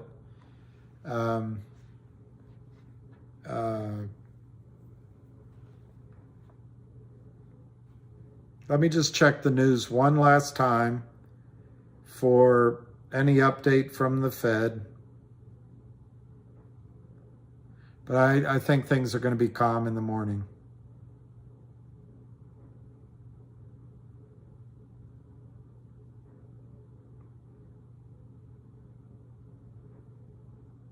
Yeah, no. Apparently things are surging around the world. So I think things are going to be okay. And there's a bunch of news on the Oscars, which I really couldn't care about. I mean, so it's burying the lead with all the movies. And it's, I just don't care. Okay, regulators close Signature Bank. So there's not much more news. Nickels, should see have any counterfeit ones. Henning Nickel 1944. Yeah, Derek, I did a video on LGIQ. It should be up by now. No, I did it on, I did it on GoLogic, Derek. But on LGIQ, I'm going to do one on Wednesday. I can't talk, for sure I can't talk until then, and it might be a little longer than then on LGIQ. But remember, I did a video on GoLogic. Remember that LGIQ owns 4.5 million shares of GoLogic. And the video I did earlier came in at 18 minutes, so maybe it won't even get up. I don't know what size uploads, but I think GoLogic, their merger with Gamma Ray and importantly with Nest Egg has set them up, it's in the news announcements, for 2 more acquisitions that could be a total of 10 billion in AUM. And they have deal flow.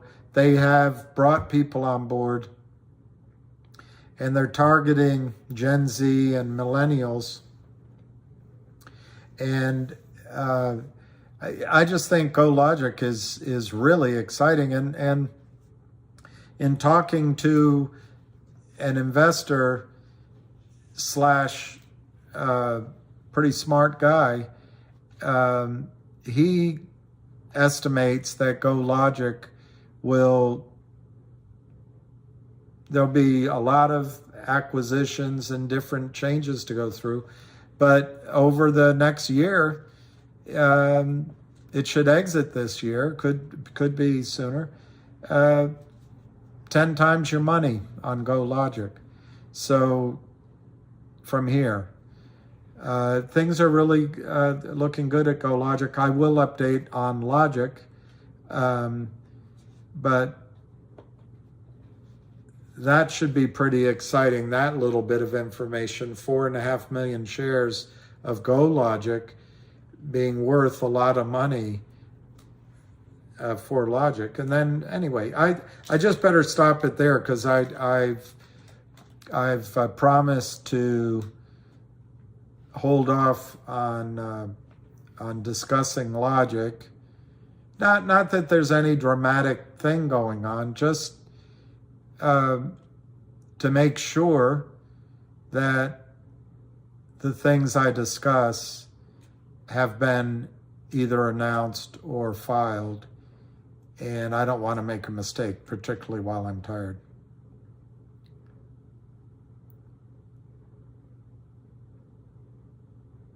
Oh, I know, none have. God, 1939, Henning Nichols. All right, I better I'll never remember that. I'll take a picture of it and try to, I don't know, Jenny, if I'll have time to go through, but maybe I'll put that in when I give these to them. They can look for them. I think MMTLP,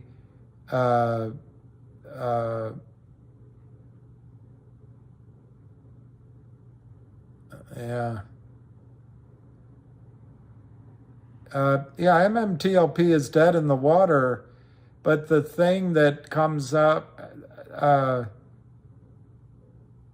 the thing that comes out about MMTLP today, that Ham says they have to resolve it. So yeah, it's dead in the water, but I asked that question so many times. What's your solution?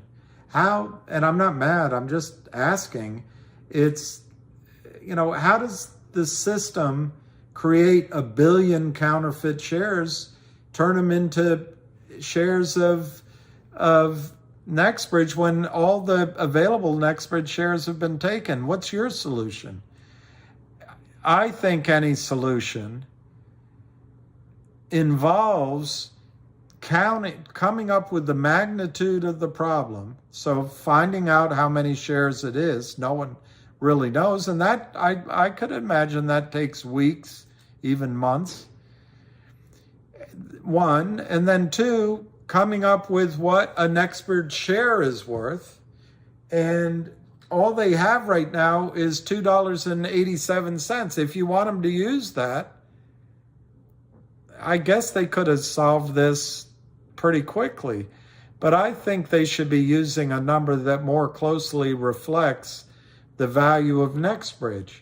So they got, the most logical thing is to wait for the Roth Capital 40 million share raise. It hasn't happened yet. I don't know, maybe they're manipulating that, I don't know, but it makes sense to wait for that data. And then they have to deal with all the lawyers, all the parties, all the criminals, all the brokerage firms, all the prime brokers, all the hedge funds, all have lawyers. I don't know. Do you think that's just a matter of one afternoon's phone calls? I don't. And then you've now got Congress involved. They've got to answer those questions. You've got FINRA people leaving. You got the SEC distracted by teaching you guys how to, and become an investor 101. Literally, that's what Goober Gary Gensler has had up. He's actually teaching in his calls how to be an investor. Well, anyway, I just don't know how you would expect a solution more quickly than what's happened so far. Now, I'm going to be negative right now.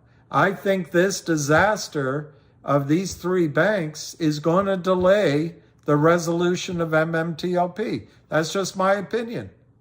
I don't have anything to base it on, but when Congress is picking up phone calls from the Fed about a banking crisis, guess what? MMTLP is going to be kicked to the back burner. That's my judgment. So I think it's going to take a little longer. But they do have to honor those shares. Now, I've said many times, they show up in your account as zero. Why? Because it's a private company. There's no data to go pick a number out. If you really want it fixed right now, the only data you have is the closing price the criminals got it down to, $2.87. If I were you, I wouldn't want them to settle this at $2.87, particularly when it's probably worth $1,000, $1,500 a share, NextBridge. So I mean, it's all your emotions, plus it's your legitimate, in my case, anger that they've done what they've done. But FINRA, you think there's someone like the Wizard of Oz that's been pulling the strings. FINRA didn't know. They got some idiot young people that got promoted above their skills.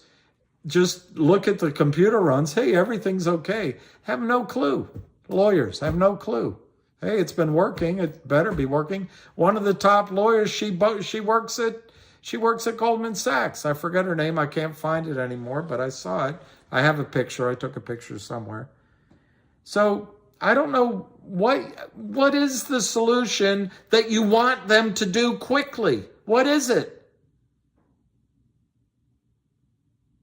You want DTC to write a check for $1 trillion quickly. I mean, are you serious?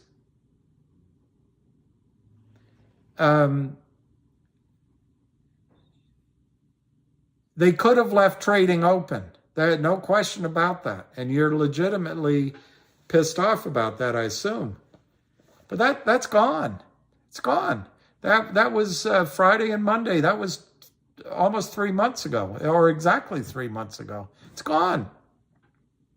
So what's the solution you want them to do right now?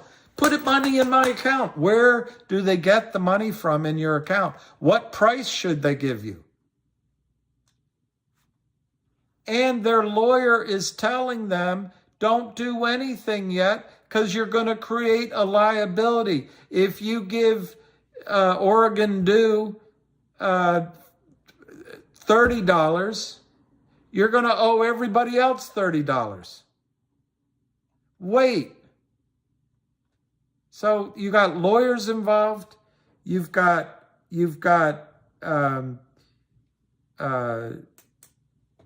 7 or 8 years of criminals criming Torchlight, and then criming MMAT, and then actually criming MMTLP, and you're going to blame it all on FINRA.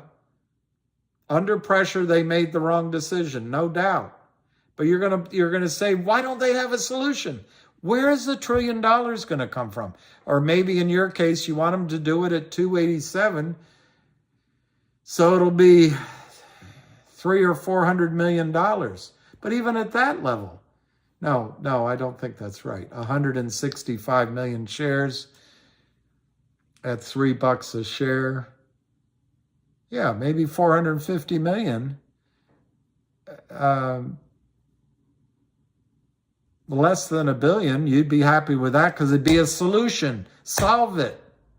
Well, okay, that maybe is your point of view, but other people out there, the biggest shareholders that are fighting on your behalf, by the way, they're not happy unless it's $600 a share. So you want a resolution now, and the most likely now would be $2 or $3 a share because that's what the criminals got the price down to. And all of Wall Street would probably sign off on that. And you would think, God, they did something. It's done. It's all okay. I lost money, but my faith, the sun's going to rise tomorrow, birds sing, dogs bark, and Wall Street gives me money. Even though it's less than I deserve, they gave me money. All I see in my account right now is a zero, so they must have stolen the money. I just don't get that. I understand it, but I don't get it, because there are as many people as pissed off as you are. There are people more pissed off that want $600, $800, $1,000 a share to walk away. And you'd rather they didn't debate. They shouldn't debate FINRA, and they shouldn't file lawsuits because you want it done now. I want it now, Mommy. I want it now. Well, I've got to finish a phone call, and then I've got to, get the milk and the powder and mix it up, and then I've got to heat the griddle, and I'm gonna make pancakes for you, but it's going to probably take 30 minutes. No, I want it now. I want it now. I don't understand it. My biggest suggestion to you, if you want it now, put an ad on Craigslist and say that you're willing to sell your entire position. Pick a number, $5, and that you'll sign a release that once this is resolved, even if it's at $5,000 a share, your signature at $5 is good, and you'll give this letter with a notary public to their attorney and to the brokerage firm, so that when you get your $5 from Craigslist, you can't change your mind. You're locked in. You sold it for $5. Then you get it resolved. And then you don't feel like, in the meantime, I'm just sitting here. Nothing's happening with...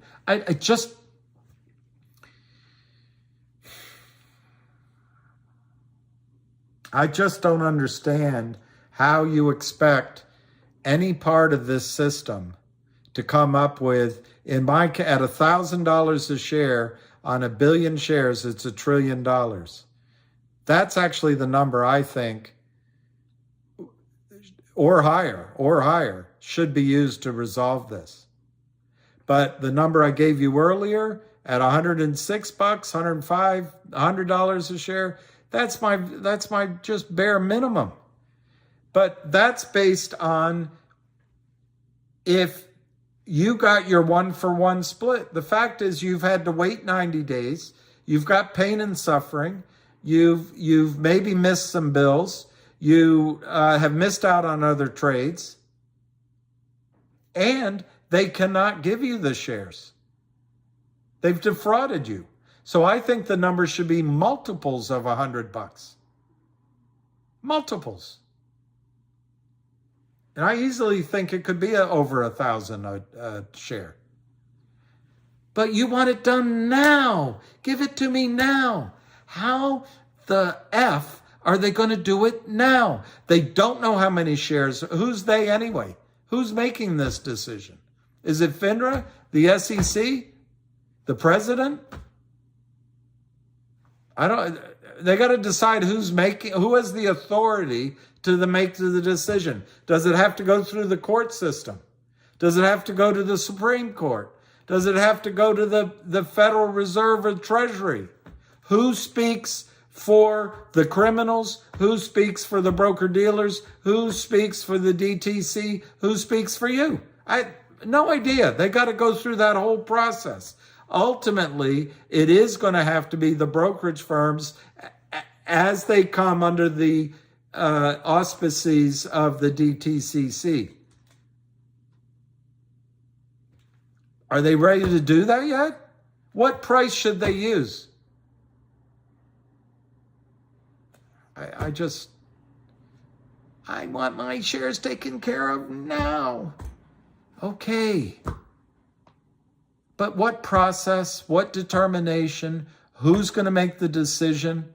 When you got a country full of lawyers. FINRA decides, okay, we've got one gentleman that is pretty pissed off. He wants it resolved now. You know what? Monday morning, tomorrow, we're going to resolve it. What do you think our price should be? Let's just tell all the brokers to pay $2.87. That's what they got to do. It's resolved. It's off our desk. Put out a press release. Do you know how many lawsuits would come in? You know how many lawsuits would come in? The odds of you getting that money would be zip. All right, so FINRA says, you know what, 287 is ridiculous. We're going to go with the highest price it traded at. Let's put it out. Mandate to all the brokerage firms they have to pay $12 a share. Okay, they picked the highest price. You're happy they resolved it. Again, do you know how many lawsuits would follow? $12? Well, open it up for trading. Okay. Just open it up for trading. FINRA says, okay, we're going to open it up for trading. That'll solve it. That'll do it. Wait a minute. Cook calls down. Well, we can't open it up for trading. We can only do it closed transaction because we can't allow day traders in there. We're not going to be able to allow new short sellers in. And we can't allow people to buy it and run it up because there are no shares. Oh, and by the way, the shares still convert into NextBridge. We've got to put a rule on that. Should the rule be that if you don't trade it in the next 2 weeks, you don't get you just forfeit your shares? But then you'd get a lawsuit saying, well, that by definition means the shares are worth very little because the only incentive brokerage firms have to buy it back is they might be on the hook for $1,000 a share. but you want it done right away. So FINRA decides, okay, what we're going to do is we're going to open it up for 2 weeks, and we're going to allow trading, but closing positions only. And if you don't trade it, you're forfeit. So you because you're in such a hurry to get it done, you watch all the trades go at less than $1, and lawsuit city. But you got it done. Now, I don't think opening it up for trading is necessarily. That's one example of trading. What if FINRA opens it up and says every share must be bought back, and if every share isn't bought back, they expire? Well, they're giving all the power to the brokerage firms. All right, let's look at it from another angle. If they open up trading and not all shares get bought back, pick a number. 60% get bought back. What are they going to do with the other 40%? And again, lawyers everywhere, lawyers, lawsuits, threats of lawsuits, careers ruined, fines, retirement plans gone. I don't know about you. It doesn't seem like turning on a switch for trading is as pure a solution as everyone thinks. Gray market. How the heck does a gray market work? How do you do it? How do you make sure everyone has the same information? Some insiders have better information than some retail clients. That's not a level playing field. Do you put out a prospectus? Do you put out press releases? Do you put out an engineering study so that people making the decision of what to sell their stock for do it more than just emotionalism and just, hey, they stole my money. Oh, they're taking too long. I want it now. Do you say, you know what? We have an obligation to put out at least a memorandum explaining what the value of NextBridge is to these shareholders so they know a little bit of maybe what they should ask for. No, I want it now. Do it now. All right, we'll do it now. I don't get it.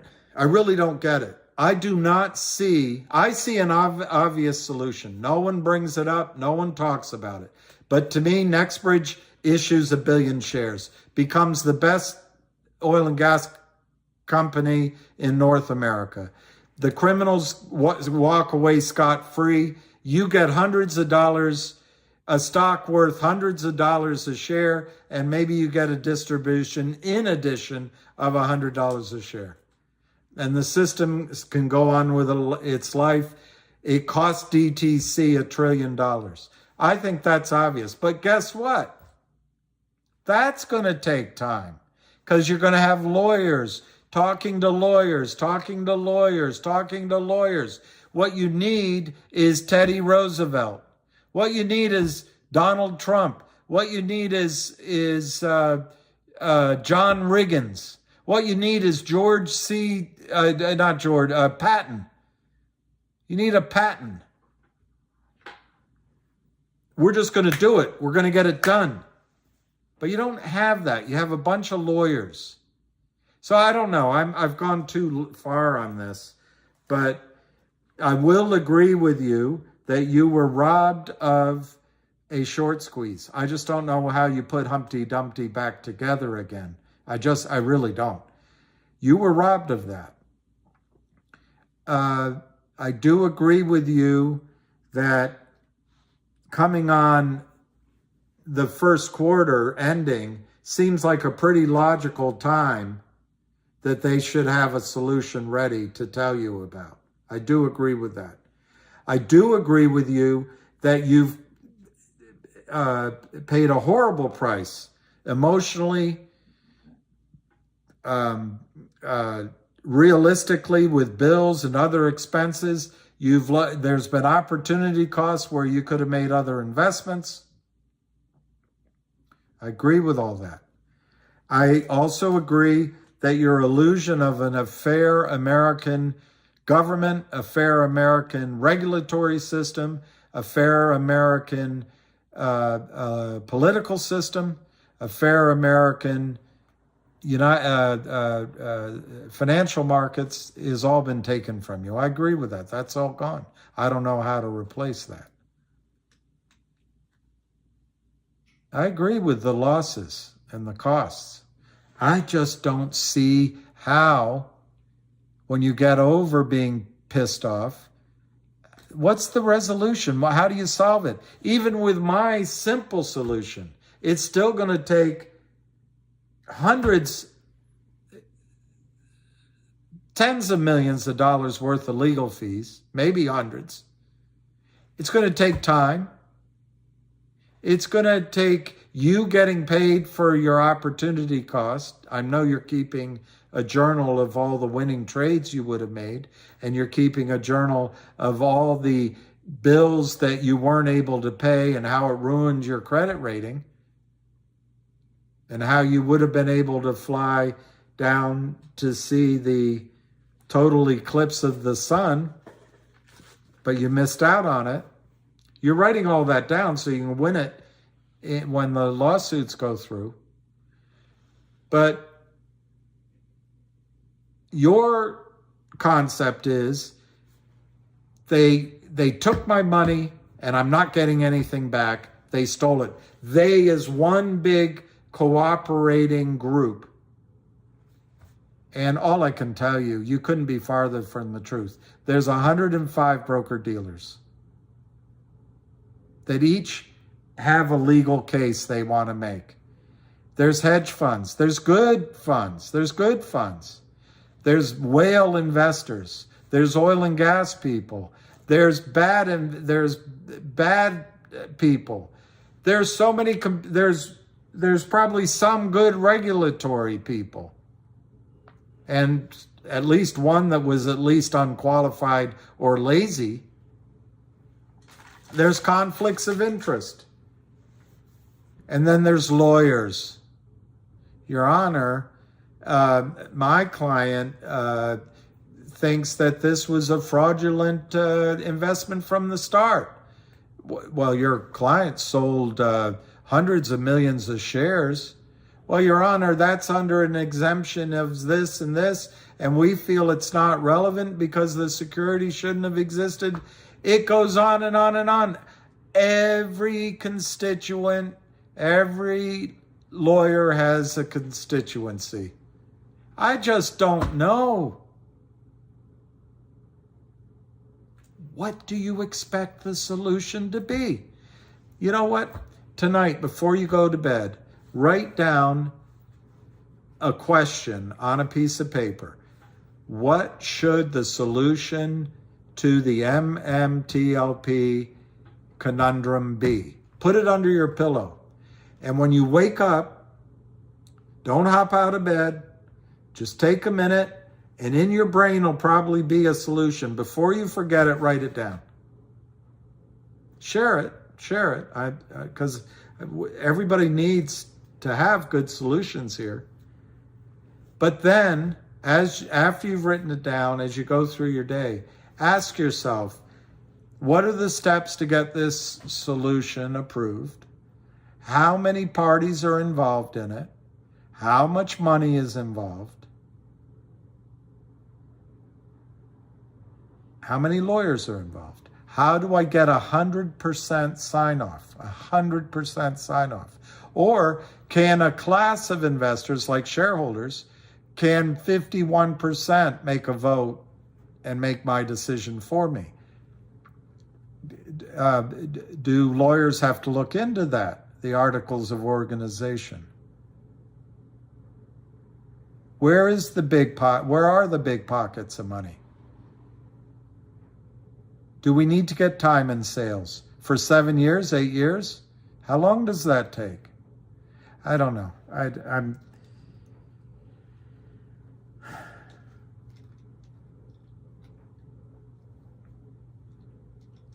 I suppose they could open trading without restriction. No restrictions at all, except you couldn't fail to locate shares, except for that. Except you couldn't have criminals selling shares that don't exist. And you could open it up for trading in less than T+3. So it could be manipulated, 2 days. But no opening and closing transactions. And if the shares didn't sell, they transfer into next bridge. So the problem still would exist for the broker-dealers, the prime broker, and lawyers. It would just be a 40% of the problem instead of 100%. It's still massive. I don't know why they'd sign off on that. I really don't know why they'd sign off on that.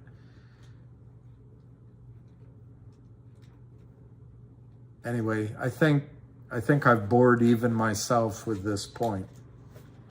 I just think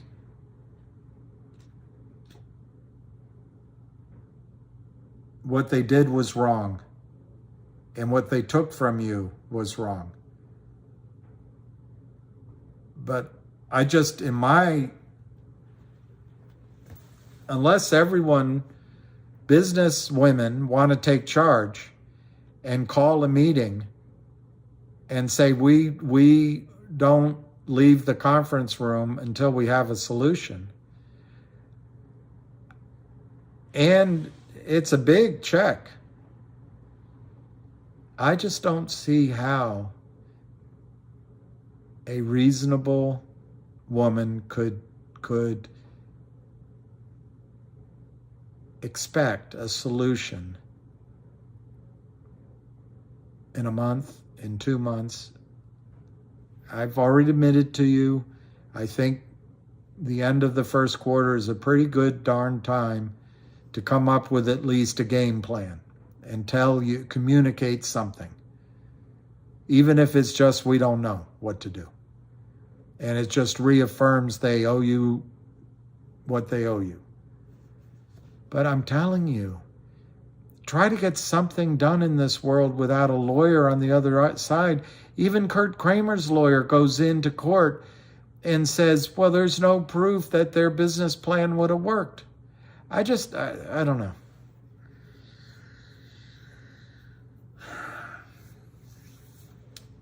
I'm bemused.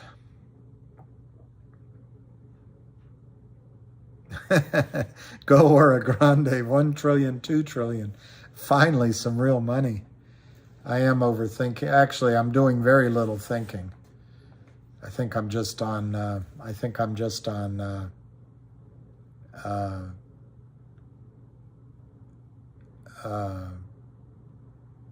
don't know what. My brain's just going over and over and over again. The brokers know how many they own. But in other words, Merrill knows it. Shearson knows it. Cowan and Co. knows it, but they don't know it collectively. And I bet they don't want to tell it either, because then they're giving away. Then there's information that the other side can play against to make it cost more money for them. So, yeah, each broker knows their situation. They probably didn't. On the Thursday the 9th, they probably didn't. Or on Friday morning, they probably didn't. Yeah, I'm on fumes.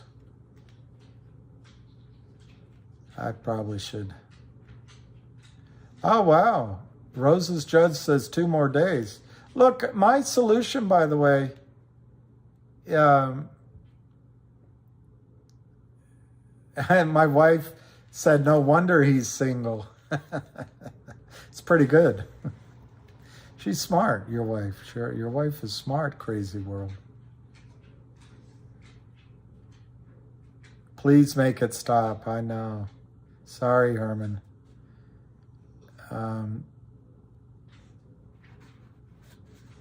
who's it? Recreate the conditions, 2 days, buy to close only, sell to close only, free market rules. Yeah, but Go or Grande,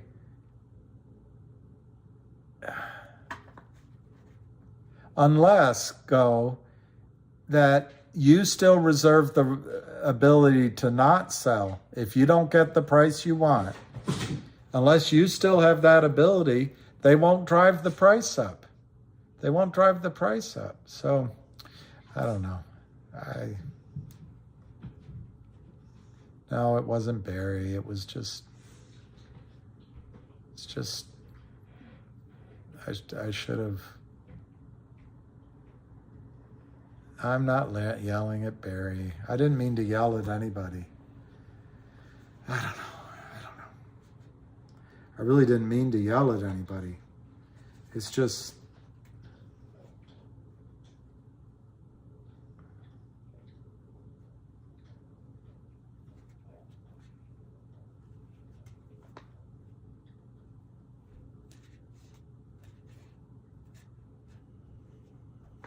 I mean, I suppose one other thing, the SEC could just say, we want a solution from all parties within 2 weeks. Otherwise, we're going to fine everyone involved a total of $2 trillion. See what happens. You could do that. Yeah, I think GTII going past 2 is going to be huge. And I think, well, that's right, Go or Grande, but you don't know. They might say, you just don't know. You just don't know what ground rules the attorneys are asking for.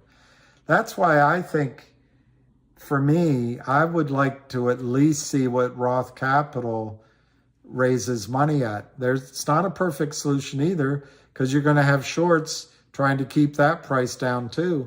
But I think the Roth Capital raise for 40 million shares is going to be a lot higher than 287. And then it becomes nearly impossible to create a situation where, imagine, for example, if Roth Capital raised money at $75 a share. It'd be really hard to open up any kind of gray market or even trading market that reflected prices below that $75. So, I don't know. My feelings about attorneys. Yes. Yes. Yes. You could have a point there, Go or Grande. You might have a good point out there.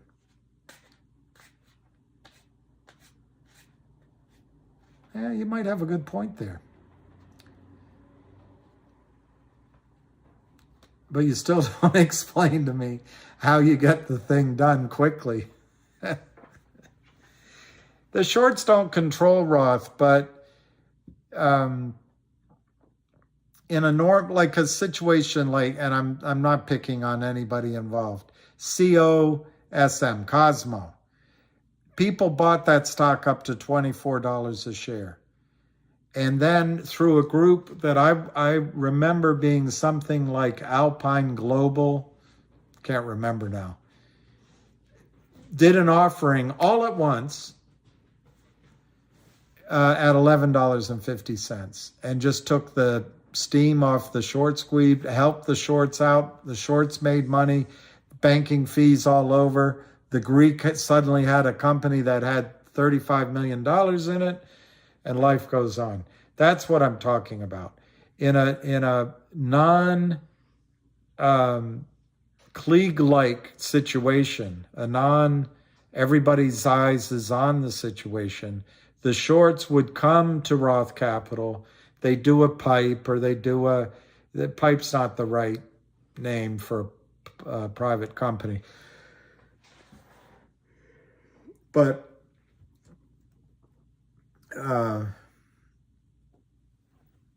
the opposite of pipe, I guess.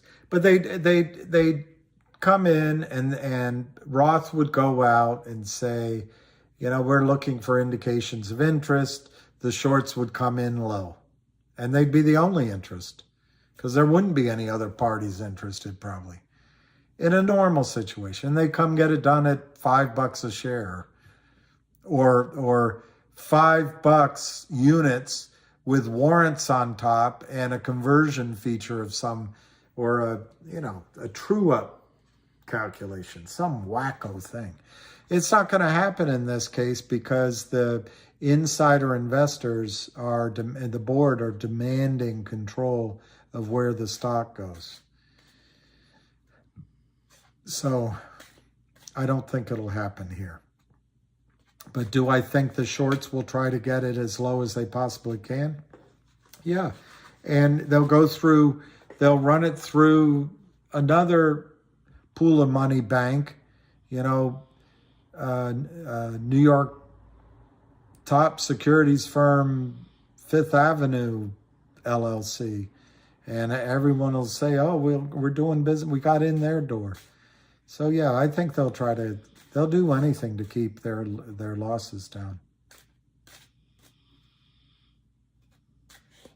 Yeah, I agree with you that Go or Grande. Berta will not vet.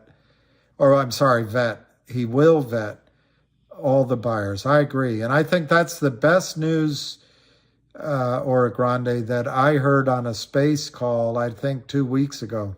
That is fantastic news right there. Plus, Ora Grande, the top 3 or 4 or 5 shareholders won't go. They'll just turn down the financing. So I agree with you. I think it's going to be high number. I think it's going to be a good deal.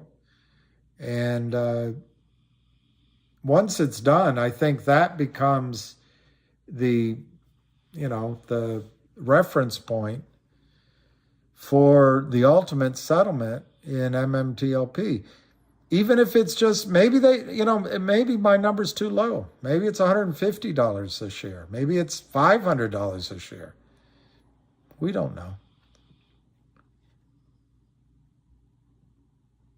SIPC insurance is a crazy world. I know your wife is going to disagree with this, but SIPC insurance is worthless. It's worthless. It might work in the case of a class action suit or, a one-off screw up. But if you start getting into hundreds of billions of dollars, it's the same brokers. They have a little, I don't have it in my head. They have a little bit of money in a fund. And then if it gets too big, it gets chopped up amongst a bunch of broker dealers, the same ones that own the DTCC. So it's there, but it's worthless. Yeah, I agree, Go Ora Grande. Yes, Ora Grande is smart like Jenny. You are.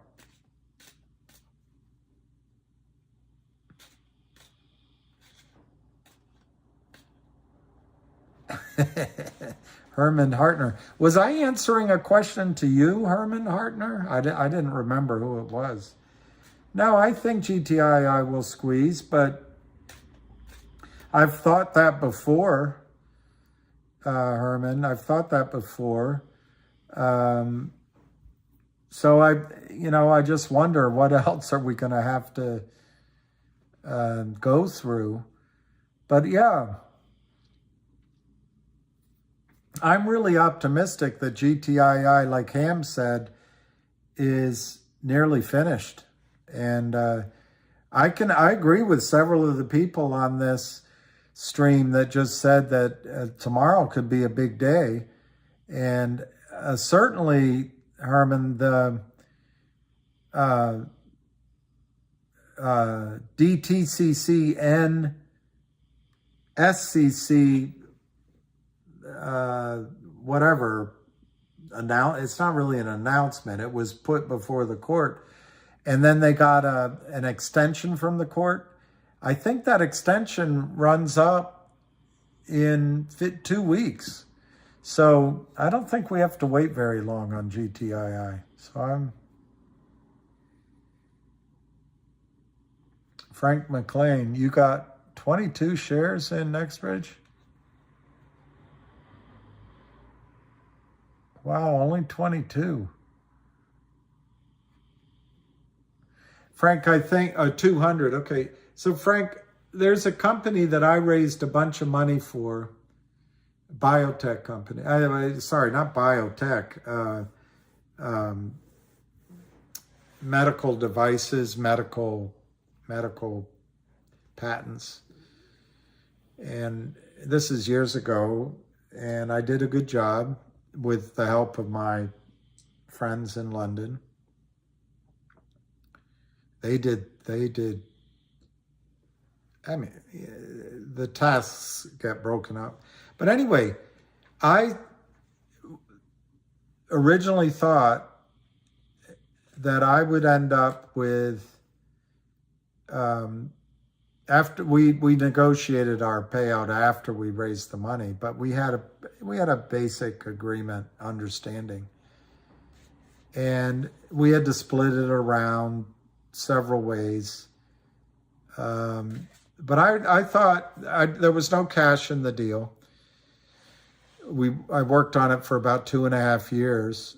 But I thought, based on what they paid out to some other people, that I would end up with 400,000 shares. I mean, warrants, but essentially. And warrants in a way, not in the way that I didn't know that I could trade against them or anything. Anyway, we came to, some other banker came in. Now I look back, it was probably one of these toxic bankers. And they called us up in London and they asked if we would take 50,000 shares each. And I got all upset. And one of the guys I was working with said, oh, yeah, and I still got all upset. And so anyway, I might have stormed out of the office, or I don't know what I did. Can't remember. So the guy negotiating came back and said, well, how about if we give you each 150,000 shares? Well, I was still annoyed, but that was better than 50,000. It wasn't 400,000. Because it was 400,000 warrants, I said, okay, 150, free to trade. So I said, all right, let's just do it. And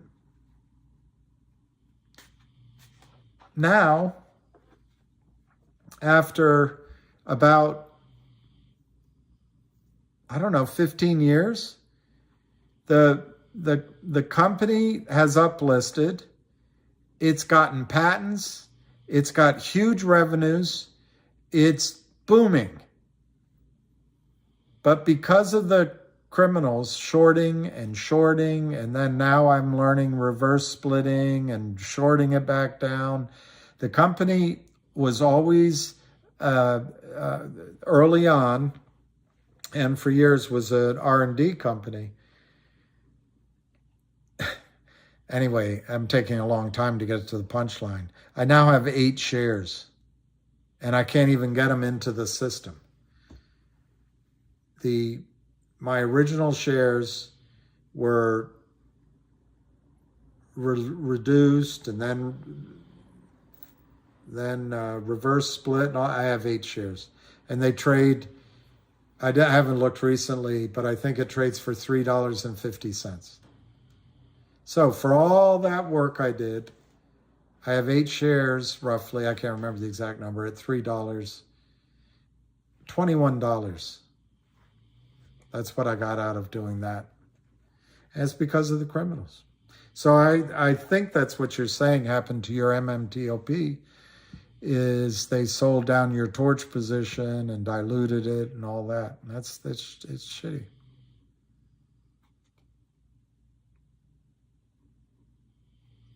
It was rapid diagnostics. It's changed now, but it was when I first got into it. They had a test for AIDS. They had a test for blood type.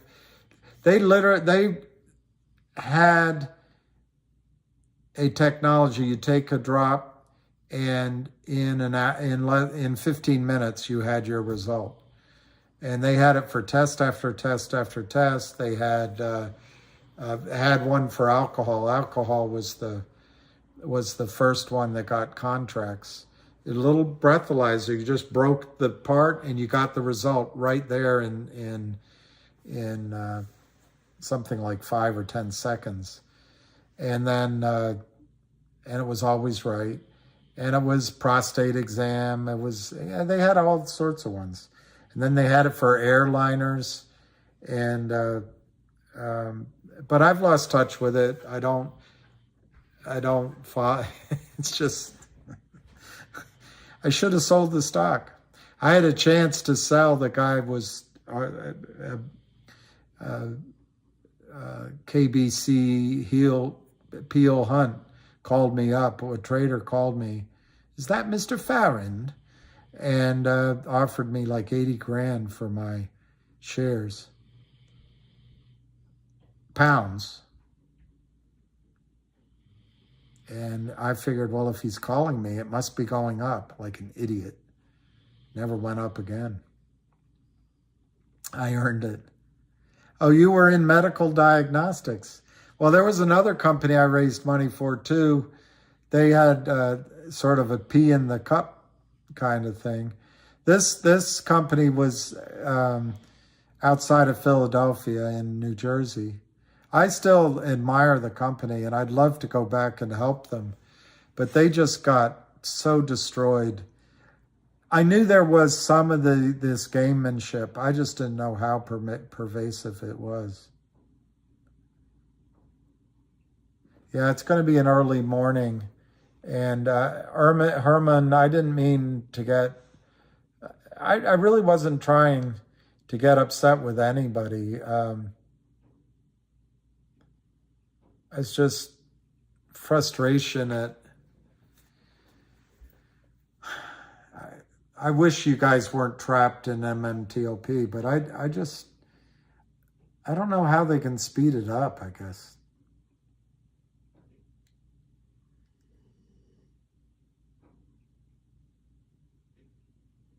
Oh, there are a lot in New Jersey? That's interesting. Maybe it's because that's close to New York, but it's all the schools. Might be all the schools. Yeah, I used to go up all the time. That was a lot of work. And if I had done that as a wealth advisor at Morgan Stanley, and raised that kind of money for a deal and opened new accounts and done it, that would have set me apart. But Ricky Brogan, according to Ham, Alpine took the trade over. Alpine Securities took the trade over. Kramer's are out of GTII.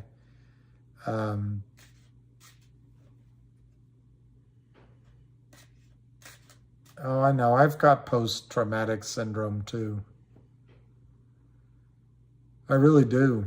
I think I have post-traumatic syndrome mostly from when everybody skedaddled and went over to Cosmo. And yeah.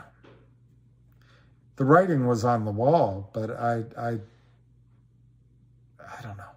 I still thought that, anyway, I didn't understand if you pitched to everybody the stock's going to 100, and then all of a sudden there's just a night and day change. Worst story, we can always come back later. I didn't expect that. I was blindsided. Frustration at the Sesame Street impatient of we investors. No.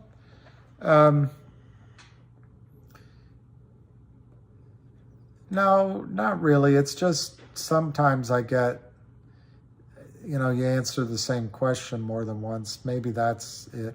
But no, I think you should be frustrated. And I totally understand the frustration. And more than that, I don't know how you would expect to not be frustrated. One difference I have from you is years of experience knowing that they have to make good on that trade. How do you know that? You don't know that. But they always resolve things. At least in the past. I guess past performance is not a promise of future performance. Joseph Leo, I like this. I think the 40 million shares price will be the baseline. I agree, and should happen soon. I agree with both of those. I hate that song, Passion. Rod Stewart, Passion. Although every now and then I would listen to it.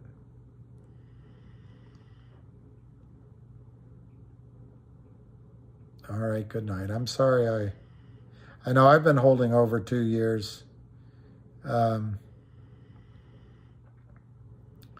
anyway, Derek, if you have 200 shares, by my reckoning, that's a lot of money. Could be a lot of money.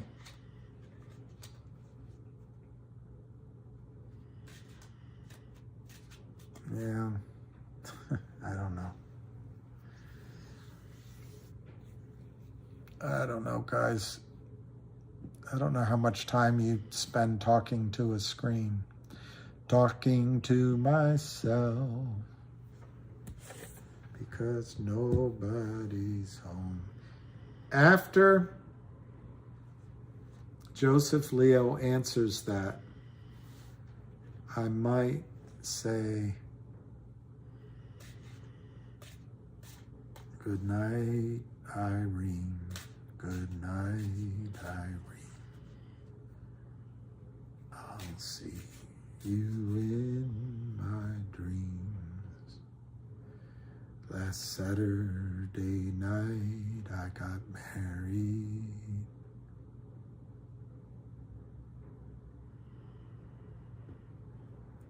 Wow, that's a lot of shares, Derek. You can buy the Derek Hotel. That's gonna be fun. What if it's worth $1,000 a share? What if it's worth $150 a share? 90,000? Man. No. Let me look about the news. Oh, they're already at Roth Capital. Okay. I agree with that. Let me see if there's new news. Yeah, but it makes sense news would come out at midnight, right? It's all Oscars all the time.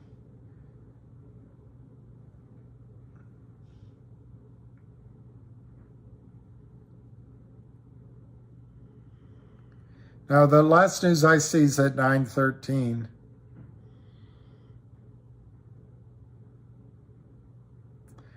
Goldman is saying that the Fed is not going to raise interest rates in March. I'm not sure they're going to be right. I bet just to, they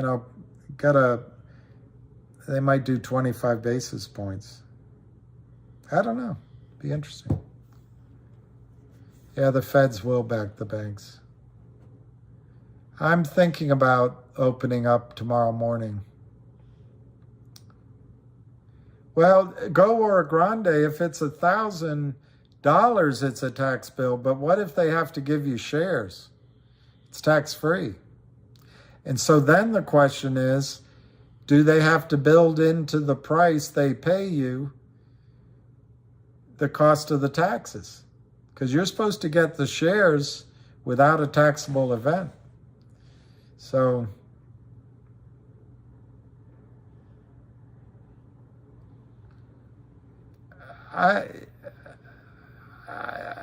I'm not sure Vinny, if you're saying he has no choice but to raise or to not raise, but in my opinion, he has no choice but to raise. I think he has to raise more.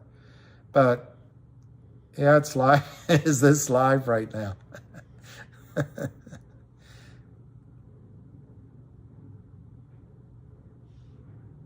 Oh, Derek Hotel is, yeah, that's true. It is. I used to stay there when I would go down, and I enjoyed it. The very nice hotel. Yeah, I think he has to raise. I think he has. Yeah. Then I agree with you, because if it gets out of control,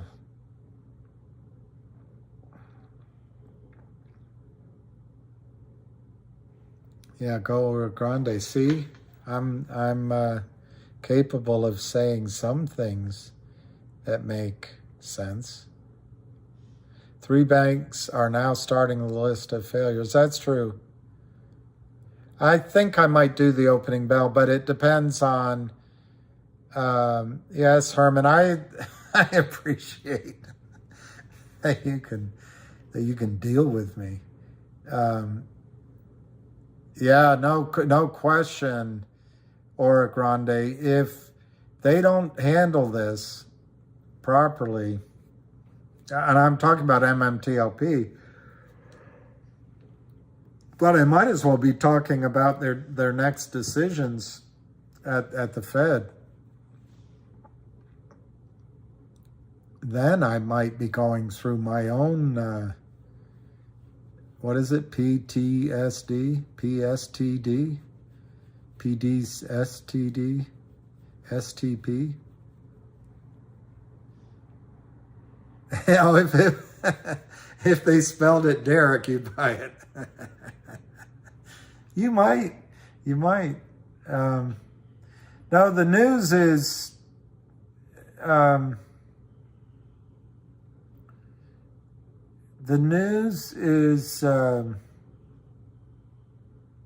it is quite a bit of news, and it's hard to process, because for the Fed to raise rates the way they did basically for a year, they saw something. And in the defense of the Fed, I think SVB should not have bought such long duration bonds. Why not just buy T-bills? Why buy bonds? Why not just buy short maturity Ginnie Maes? But they didn't, and here we are. Hey, Ace in the Hole. Ace is the place for your helpful. How do you sleep? I think in 2008, there was time between, and I'm trying, I can't remember the order of things, but one of the funds or two of the funds went bad, and there was a bit of a rescue and talk, and then weeks, if not months, went by before, I think it was Lehman first, then Shearson. But anyway, there was a lag, and it was a little bit of disbelief, and then it just went. It was bad, but then it just went. All hell broke loose. I never saw a period of time where people couldn't get their money, and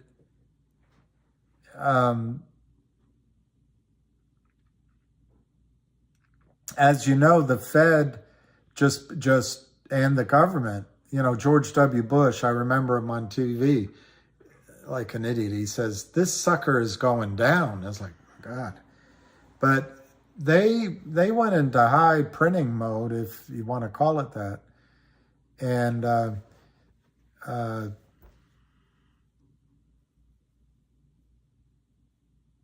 the shorts went to work on some of the companies. It wasn't fun. It was a tough 90 days, and it was for me.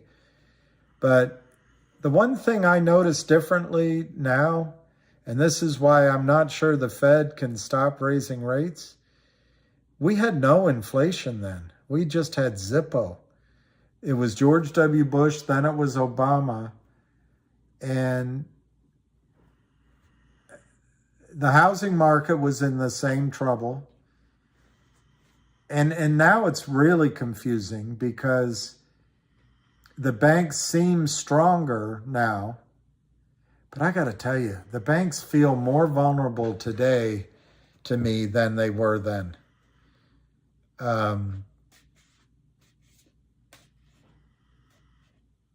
There was room to lower interest rates. There isn't any now. I don't know.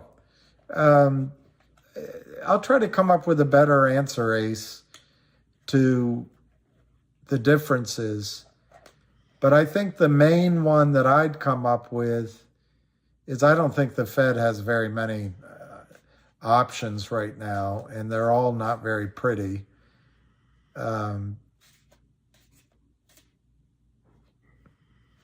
I don't know. The dollar is still fighting to be the world's currency. It was back then. But I'm not sure. I think the world's moved on without us in many ways. So I don't know. I'll think about that, Ace. Maybe I'll write down a list of things. Oh, here's Ace making some points. Ace is the place for your helpful hardware man. Let me look. Oh, Bush. I think you're right. I can't see them stop raising rates. Exactly. And how exactly? I see, I agree. Well, SVB didn't have the appropriate reserves because rates went up. And they froze at the switch. They put well, I guess what you're saying is they had long-dated reserves versus short-term, and they hadn't lent out any long. Yeah, I guess that's what you're saying, Ora Grande. I guess that's right. The domino pizza effect. I don't know, Ivory. I don't even have a response. But anyway, Ace, in the whole... that's not what Goldman's saying right now. Goldman's saying they're going to stop raising rates. I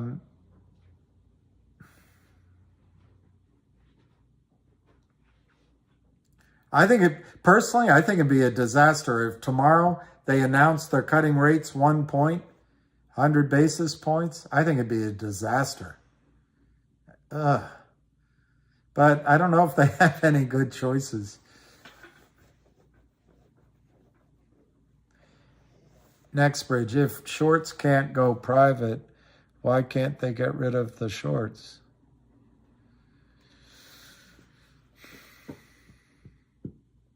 Well, the main, I guess in a vacuum that they would, but the main reason is not so much the shorts.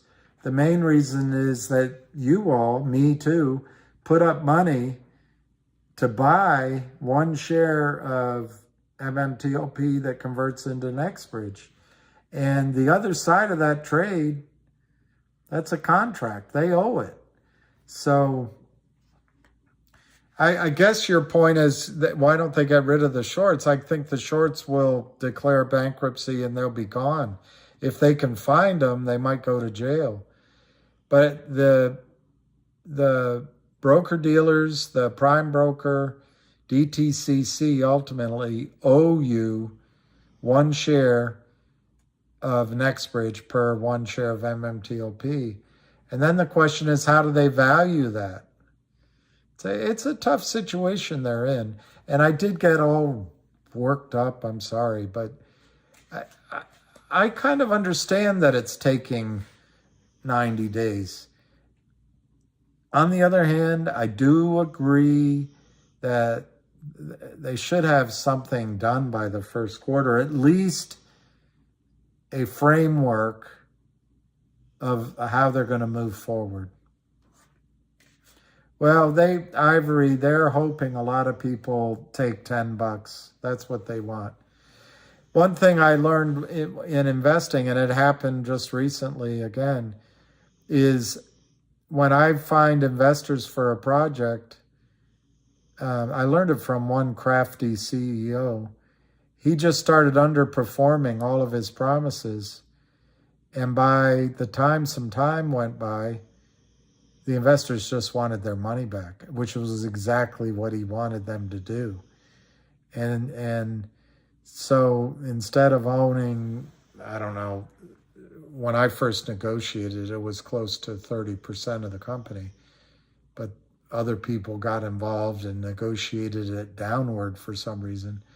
But instead of owning, let's call it 20% of the company, it was actually a little bit less. The investor just took their money back. And then that company, when it was a lot of money, but not compared to what he would have had, the company went on to be worth something like $2.5 billion. 20% of that's a lot of money. So the CEO was clever. Anyway, people get impatient. They just want their money back. Just give me my money back. It's understandable.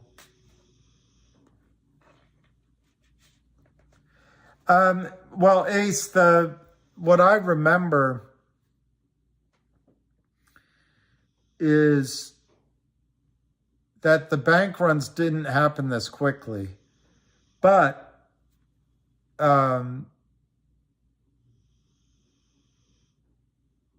they happened really quickly.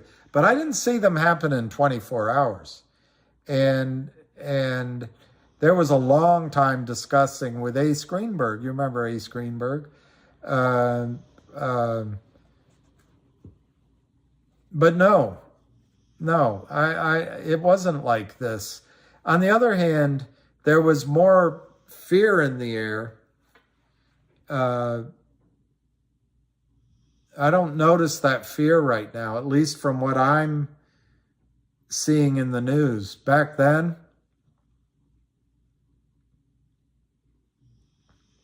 there was real fear. But we'll see how it trades tomorrow. I'm trying to remember, Ace, and I'm tired, so I'll maybe be able to give you a better answer. But it really seems like the journalism right now is backing the banks and the government. Back then, there was a lot more alarm going on. I watched Maria Bartiromo this morning, and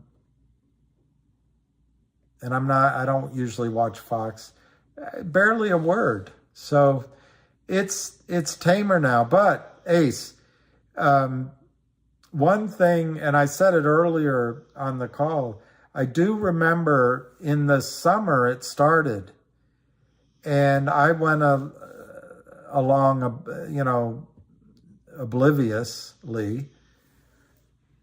And I remember an older banker warning me, and I didn't listen.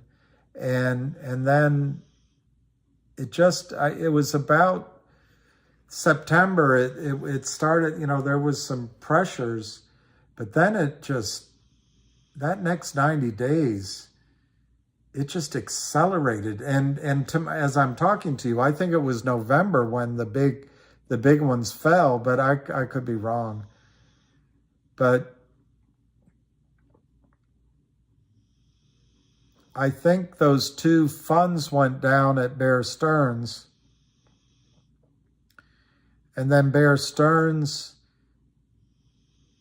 got bought, and then Lehman, I can't remember the order now, but it really accelerated. It really accelerated.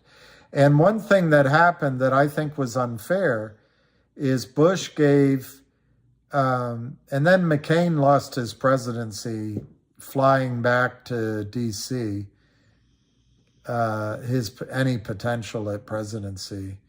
And then Obama promised folks and then really didn't do anything. No banker went to jail under Obama. No, nothing. And not a lot of homeowners. Let me just put it this way. Obama was not FDR. He wasn't even Kennedy. He's just a guy that said folks.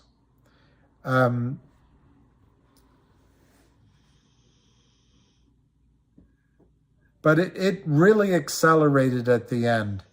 And what they gave, Bush gave, I'm trying to remember the guy's name, the football player, bald, that ran Goldman Sachs. Can't remember his name now. And they gave Morgan Stanley, and maybe one other, but they gave him full access to the troubled bonds and CDOs and all that the other banks had. So I've never been able to get it out of my head that the trading desks, because back then the trading desks were in-house. The risk was in-house. The prop desks were in-house.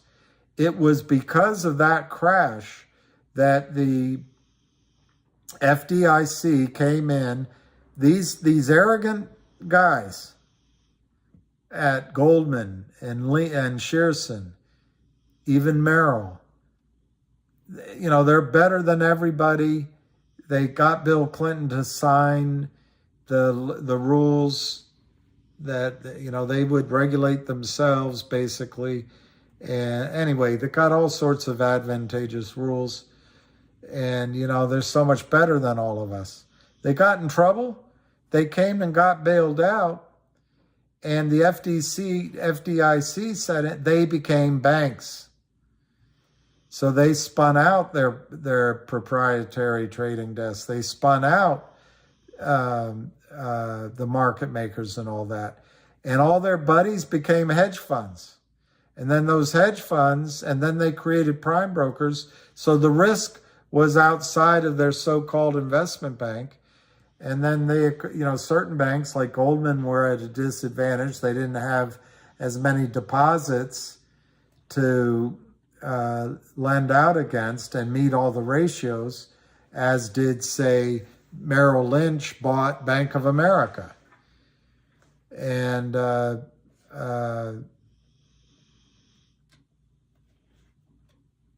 so things are different this time. These are hedge funds. I think you're going to see hedge funds go down. And who insures a hedge fund? We haven't seen the mortgage servicing. I forget that, the guy with the tan, forget his name. But his was the first mortgage company that went down. That's what really sent waves of trouble. They say that the banks have better stress tests now. Maybe. I don't see it because what happened out in California, if for the last, a few years of Bush, 8 years of Obama and Trump, then let's call it 12 years of issuing mortgages and debt at 1% and 2%, and hedge funds at 0.5%, and the banks go to buy these bonds at 2 or 3%. The duration is long, but the maturity is long, and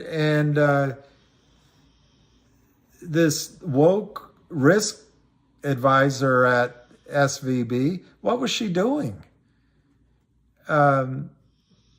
why would you put so much of your money in that? You'd stretch for yield? I don't get it. You buy bonds long-term with 2% yield? Why not just stay close in case interest rates go up? But I'm not I didn't study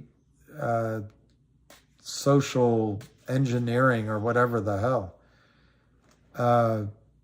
So my point is, the banks aren't all that secure. Those portfolios, which were maybe fluctuating between 95% and 105% around par, my understanding is they're down to 65, 70 cents on the dollar over this year. Why weren't they trading them out? Why weren't they doing any kind of PIMCO type management? I don't know.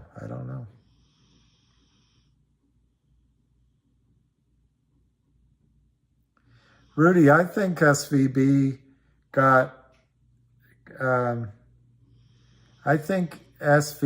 got bailed out, absolutely. And I'd go further. I bet by tomorrow morning, you're going to hear some more. You're going to hear some more goodies given to the bankers. The biggest goodie to the banker like Goldman Sachs or JP Morgan, Jamie Dimon, those hedge funds flood them with commissions, stock loan department. They crush SVB, just as an example, with failed to deliver sales. They just crush it in the matter of 24 hours, less. They don't have to cover those trades. In comes Janet Yellen and Powell, they wipe out the shareholders. So the shares, they spent less than 48 hours taking from 350 down to 30. They take over the bank, they're out of existence. They set up a good bank, they're out. They don't have to cover it. So all of a sudden they have all this cash sitting there. Let's say it's JP Morgan. They split the cash with their criminals, and their prime brokerage has this cash sitting there. They go in and buy the SVB bank at pennies on the assets, and they get the Fed to agree, let's say, on that portfolio of bonds that maybe has, I'm making it up, a 20-year duration at a 2.5% yield. Well, we'll buy it out, but you've got to make up the difference between 2.5% and 7%. And all of a sudden, your tax dollars are on the line to make JP Morgan rich.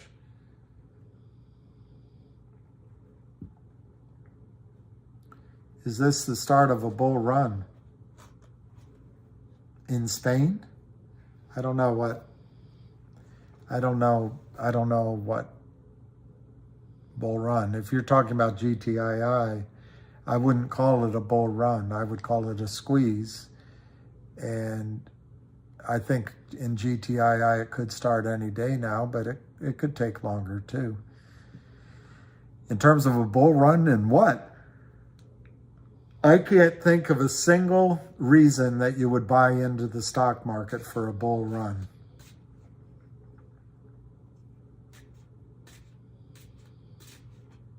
Well, if they're not allowed to short the bank stocks now, they'll be able to do it later. But it'll affect them, ordinary. They would have to start buying those positions back in, because most short, even the criminal short sellers, are better than Kurt Kramer. And they would have to start taking their losses.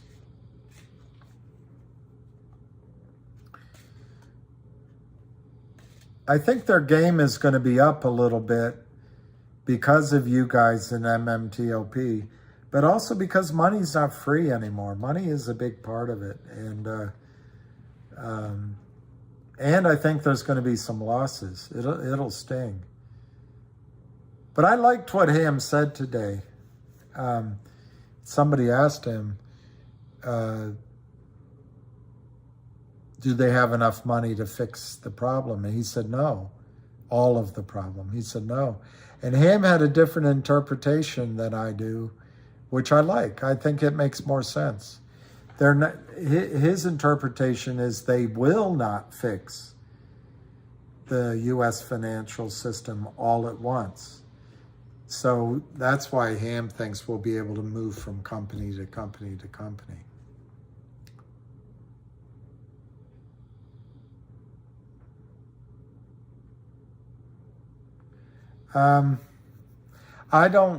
I see what you mean, Cathal Beach. AC at the beach. I see what you're saying. No is my answer. I actually think if they stop raising rates, the market will go down. Now, knee jerk, it's rallying. But I think once the market has time to think about it, they'll start thinking about what inflation does to earnings and to stock values. So, no, I don't think it'll start a bull run. Now, we're susceptible at any time to what happened in the Weimar Republic, where you have a huge run-up in your stock prices before the currency because the currency is collapsing, but you get an unsustainable rocket ship that then also collapses. That's possible, but no, I don't think we'll have a bull run.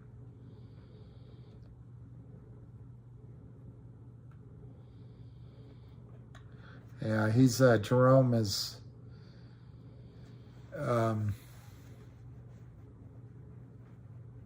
he's in a tough spot because, Rudy, the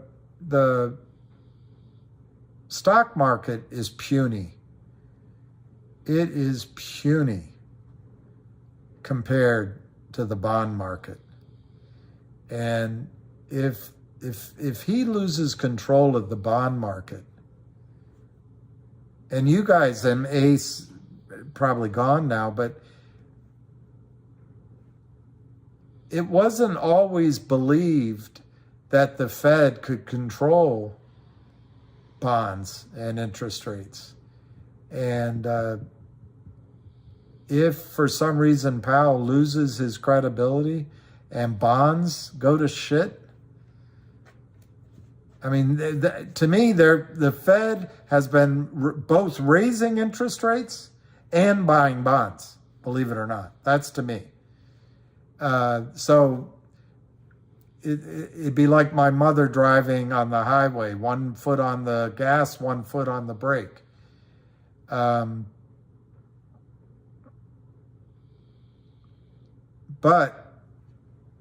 why would he be doing that other than he needs to create credibility with the bond market? And if he loses that, oh boy.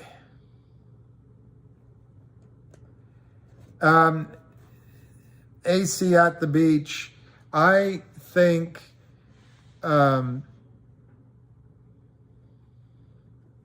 yes is my answer to crypto and DeFi.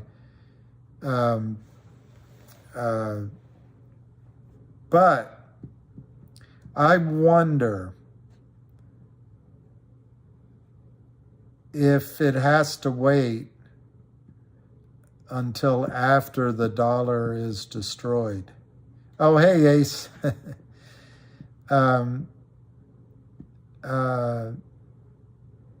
Because I think Goldman, basically, I think New York City, London, maybe Tokyo, unless they have just lost interest, want to still control the financial system of the world. And I really emphasize, as soon as Saudi Arabia changes the price of oil and lets China or India protect the royal family and buys advanced weaponry from the Soviet Union, I don't think the dollar's long for its preeminent position anymore. And the wankers will have to speed up to try to get in and control. And of course, in the Middle East, everyone loves Morgan Stanley and Goldman Sachs. But I think crypto will be a non-United States item. It'll be outside the, let's put it that way, outside the SWIFT system. It'll be the, right now I'm forgetting the name of the other system. God, my brain. Anyway, when you're abroad, you have to use as a separate wire system. But anyway, yes, I think crypto will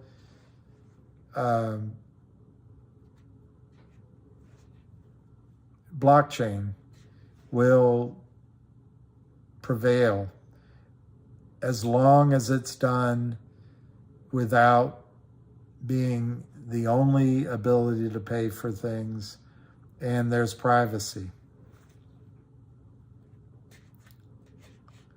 What did I get triggered on an hour ago? I can't remember, Big Al. I was frustrated. No, what I was frustrated a while ago was triggered. Maybe. I don't remember, Big Al. Can you forgive me for not remembering? Yeah, I need to sleep. What will happen if the court decides against Alpine? Well, I think they will, because Alpine's only choice is to bring in cash, and they're not going to. But, oh, everybody wanted now. Yeah, yeah, I know. I don't know. I was trying to make my point, and I got out of control. Big Al, I think... I just don't see how they can get it done. Yeah. Ricky, I think you're taking the Mickey out of me, Ricky. Sufayan, yeah,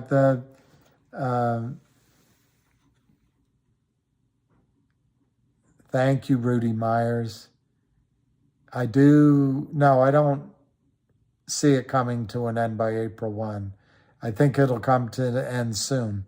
Could be before April 1, but I think Alpine has already been, the writing's on the wall for Alpine.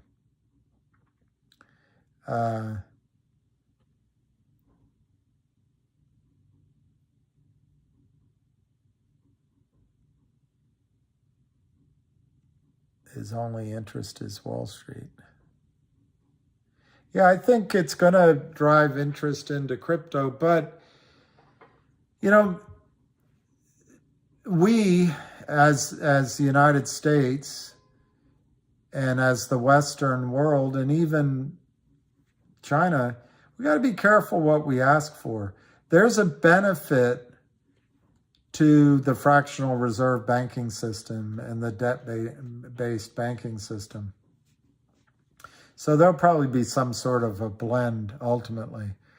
But what threatens the banks with decentralized finance, how do they charge you a fee every time they touch your dollar? They can't.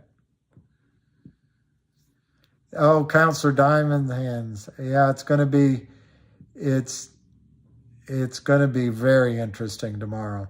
And it might start out dull, but I think they might announce something before the opening. I don't, Ace in the hole, I don't see them announcing big bailouts. Congress. Ace, what I think's happening this time, last time there was refuge in credit unions in local banks, in regional banks. Those banks were okay. Why? They didn't have the derivatives. They didn't have the CDOs. They didn't have the crappy mortgages left on their books. This time, people are talking that it's going to happen at the regional banks. I hope not. I think most of them are okay. But if it does, you're going to see a concentration of assets go to JP Morgan, Goldman, Merrill, maybe Citi. Will the government do a big bailout? I would hope the outcry would be enormous about the concentration of assets in 4 or 5 banks. So I would hope the answer would be no.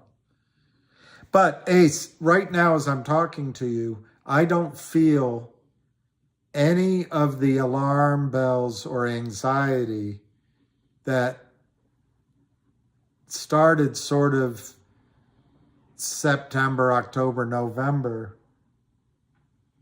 in 2008. There's no mortgage servicing company going down. There's no big, you remember the portfolios that went down would now be held by a hedge fund. But there's none of that happening yet. So it doesn't feel like it's there yet. And Ace, I don't know this answer. Would Congress bail out Citadel? Would Congress bail out Virtue? I don't know. Patrick Burns said that Citadel is the Fed. So I don't know. But at some point, Ace, a lot of the things that Bernanke did were preposterous, but he got away with it. There was no inflation. People still had a reasonable confidence in the economy of the United States, the military strength of the United States, and the sobriety of its leaders, or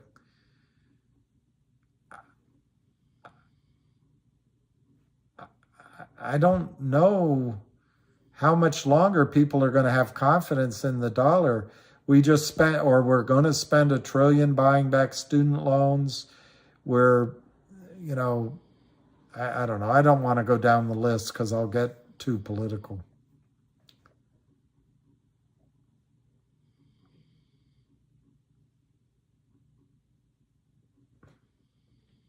Yeah, Ace, I think that's right.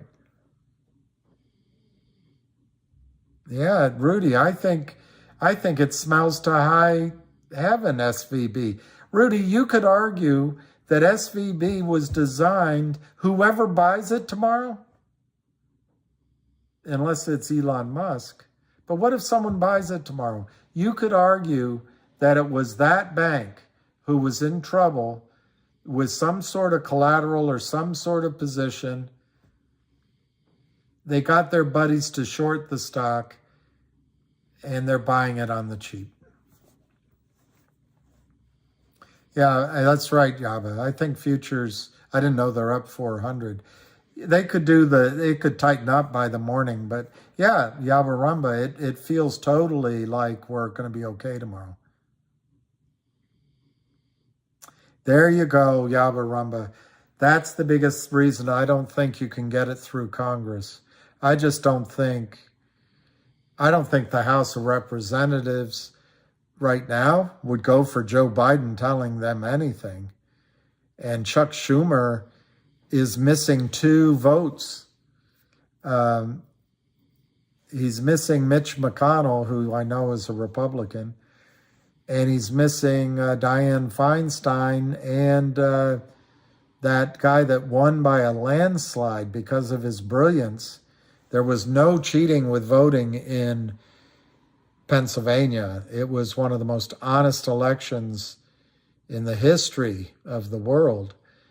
Fetterman, clearly qualified senator and popular. Oh my gosh. In the inner cities, they love voting for white men that wear hoodies. No, that was a fair election. But anyway, Biden doesn't have that vote unless that guy, his wife, does it somehow. And it doesn't have Feinstein right now. So I think it'd be really hard to get big bailouts going in the Senate. But I agree with you. I don't see any way they get it passed.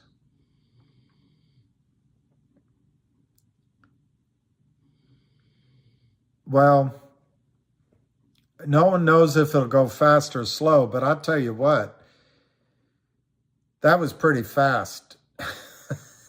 Those three banks, they got bought out before you knew their name. So if I had to pick between fast or slow, I'm going to go with fast.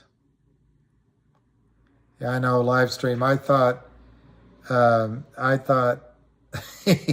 he's the missing link. I thought I take my laughter back. That's unfair. It's unkind.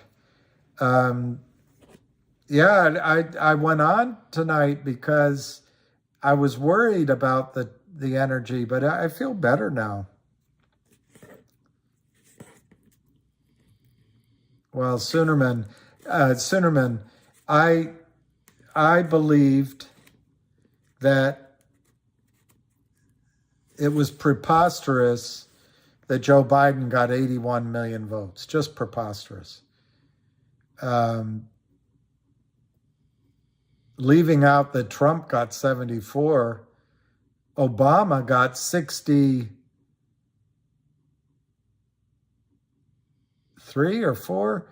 Hillary got 6. Remember, she got 3 million more in California because that's an honest state. But anyway, and she beat Bernie Sanders. And I can't remember the numbers, but it was just preposterous. So I was annoyed. I asked around. All my Democratic friends, oh, that was the best election ever, most honest ever. All right. Okay. And I forget the rest of my point. Yeah, I should try to keep it out, but the point I was making wasn't as political as it sounds like I started out. I'm just having a hard time remembering, Abba. The point was that I remember what I was going to say. I said to a table of people I was talking with, I said, I'll make a deal. I'll agree with you 100%. Joe Biden won. Love it.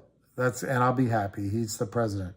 If over the next 4 years you make sure we go to paper ballots and an election on one day.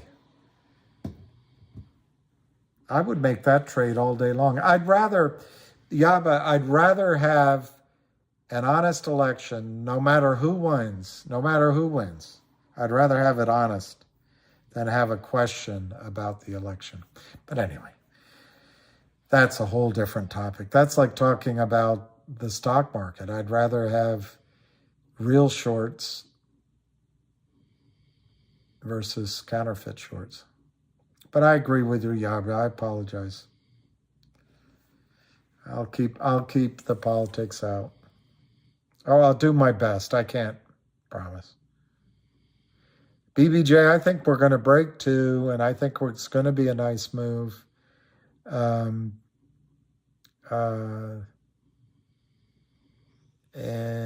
Diamond Hand, Counselor Diamond Hands, that's great. Ham compared GTI versus AKD. Do you think it ran a similar spike and dip? Yeah. Vancy,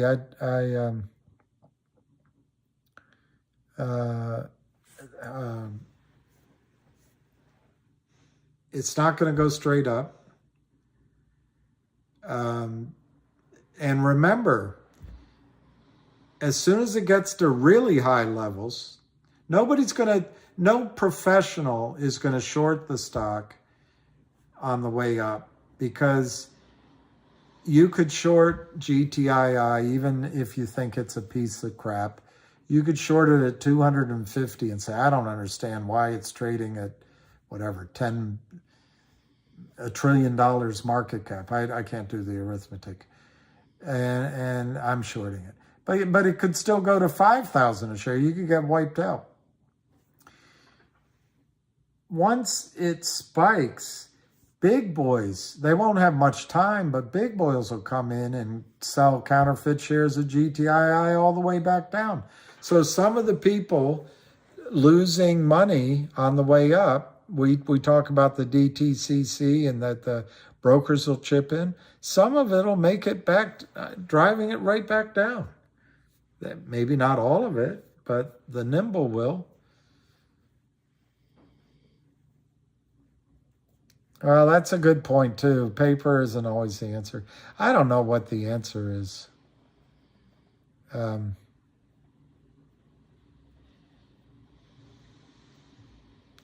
Blockchain. BBJ. Blockchain maybe is the answer. Vote online with your own unique blockchain. I don't know. I don't know enough. It would be great, BBJ, if it went to 350.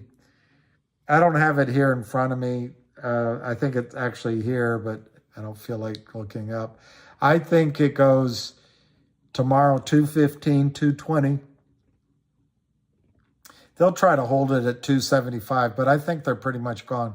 $3, it's just a round number. And then I think it goes where you're talking about. Well, no, actually higher. I think it goes 450 to 550.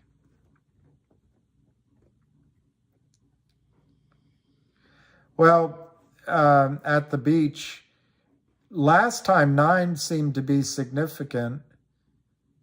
But remember, one of the blessings, even though I've gotten upset about that before too, but one of the blessings is, I think it's another 125 million failed to delivers since September in GTII. So it doesn't have to, I don't think it has to be 9 this time. It could be 6 or 7 or 8 that lights the match.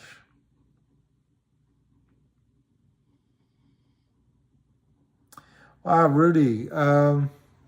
Yeah, people go to bonds, but I think, Rudy, unfortunately, I think it's not your father's Oldsmobile. Well, that's a good point. Blockchain would be discriminatory against old guys. Yeah, that's a good point, B. That's a good point. It's a very good point, actually. But anyway, on the bond market, particularly if we go to war, but there's some things that have changed with our debt where it is, and why didn't we take all of our short-term debt and issue everything out at 2% when we had a chance for 30 or 40 or 50 years, but we didn't.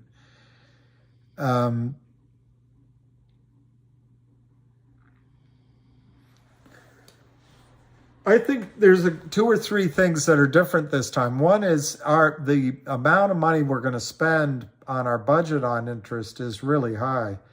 And they used to teach us, well, it was a government class, that it didn't matter because it's interest we paid ourselves. That's not true anymore. It's a lot of overseas interest. So that's one. 2 is inflation's here. It wasn't there last time. 3 is, as everyone said, I think the political support for action is gone. But I got a little off track there, but my biggest issue with the bond market is, I'm going to say it's a whole different subject, but I really think that there's going to be a shock to the financial models and the bank models worldwide when oil goes to $500 a barrel.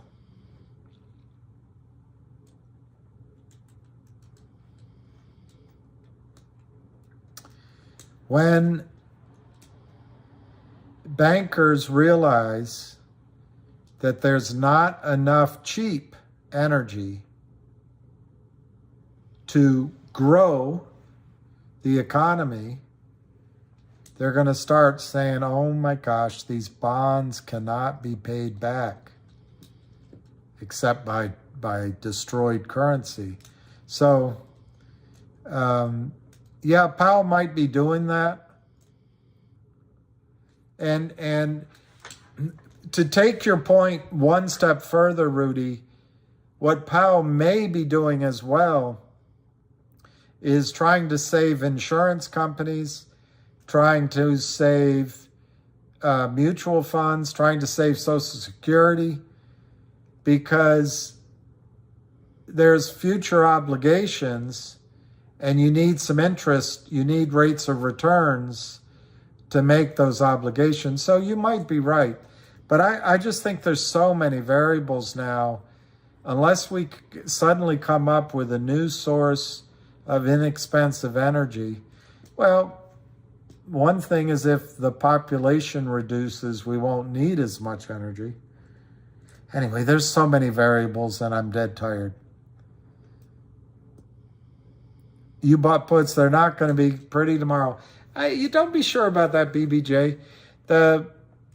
The futures is an area that the Fed can control. Pre-market is an area that the Fed can have an outweight advantage in. You don't know yet. We'll see how the markets open. If another one or two banks get in trouble by midweek, you might be just fine. I don't know, Vancy, about $3. I think $2.75 to $3 in GTII can be problematic.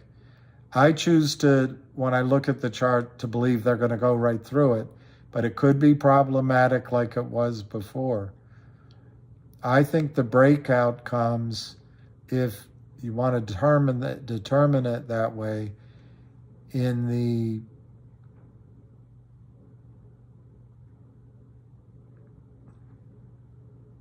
I think the pressure comes on in the $7, $8, $9 range. I think the breakout will come in the $13 range on GTII when there's just no hope and they start buying in. Yeah, I'd like a digital dividend too. Yeah, BBJ, I see there. let you answer it. I think 275 might be more resistance than 3, but I think 3 just has significance. 350 might too. But where I think the stock is going to really run into churning, 450 to 550, that range. There's so many people that wish they had gotten out at that level. And there's people that have bought lowered average down, that I think there's going to be a lot of relief selling in the $4.50, $5, $5.50 range. I don't think it's going to be enough to stop the upward trajectory, but it could really be a pause for the cause. Yeah, the all-time high I have no idea what it was. Nothing is coming into my head on the all-time high. It was just under $9, $8.97. Maybe that's it. Maybe that was the all-time high.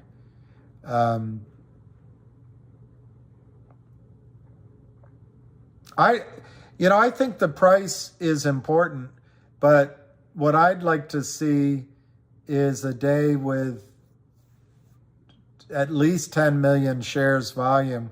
I'd like to see 15, 20, even 25 million share volume, and it's breaking to new highs. That would be quite exciting. That's it, BBJ. I think, and by the way, I'm not telling people not to get out.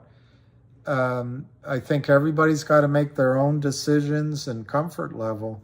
It's certainly been painful for a lot of people to have it come back down. But yeah, that's where it just makes sense that people will just say, God, I got my money back. Yeah, it's going to be volume. Yeah, 897 was yearly high.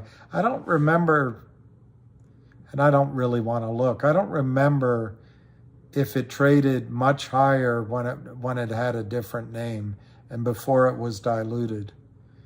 But anyway,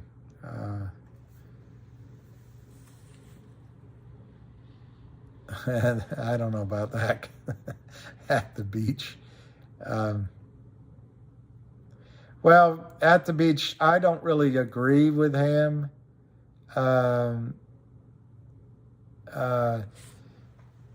But he has more experience than I do. I just think there's too many lawyers involved. And I don't see the gray market solving the problem 100%. But yeah, by the way, the gray market could be happening right now. You could sell right now. If a broker called you right now and offered, if your broker called right now and said, I've got a buyer, you could sell it right now. The gray market could happen exactly right now. And obviously the best way to do the gray market is through a brokerage house, because they can handle the terms of the deal. But the reason I don't really believe in the gray market is the lawyers, and that it's not 100% solution. I don't know what the news is. Hey, Paul V. Well,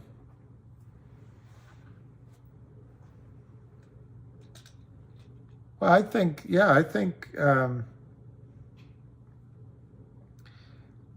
you guys haven't even begun to see what happens when Wall Street wants to make money buying. It can really run. But you don't want it to run right away, Vansi. You don't want it to go, in my opinion, you don't want it to go from $3 to $3,000. It'll come right back down so fast, make your head spin. I think you'd much rather have it take a few days, even 2 or 3 weeks. I'm not a good trader, but a guy like Ace could do it, where it runs up, you get out with some, come by and buy back down. Well, that's exactly right, BBJ. I don't think funds will touch not only below 5, but if I had to guess, going along with what you just pointed out, I think the funds will wait till it's blue skies. I don't know that they'll want to play at 6, 7, or 8, because it's been there before and come back down. Yeah, Paul, I lost my cool a little earlier with somebody. Not intentionally. I really didn't mean to be. I was just frustrated trying to, I don't know why it happened. I think I'm going to go to bed now. 4 minutes, it's 1 o'clock. I'll see if there's anything here at 1 o'clock. Up to 1 o'clock. Let's see if there's any news from, you know what Gregory Mannarino calls Janet Yellen? He's not very nice. He calls her the thing. He calls her Yellowstain. And he calls Powell something else, I can't remember. We moved around a bit, but I think we were talking about GTII in terms of those prices. A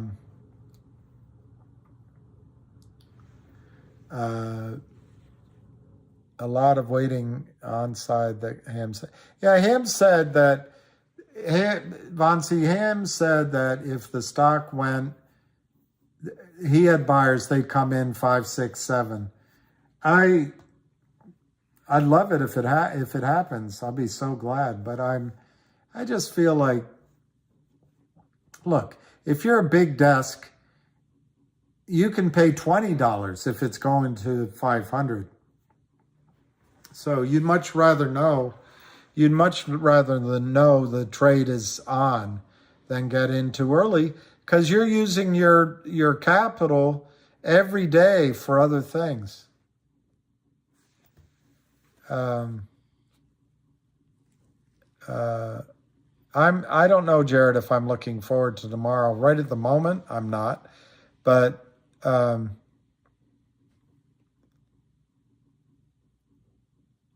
yeah, averaging down M2 was smart, I think.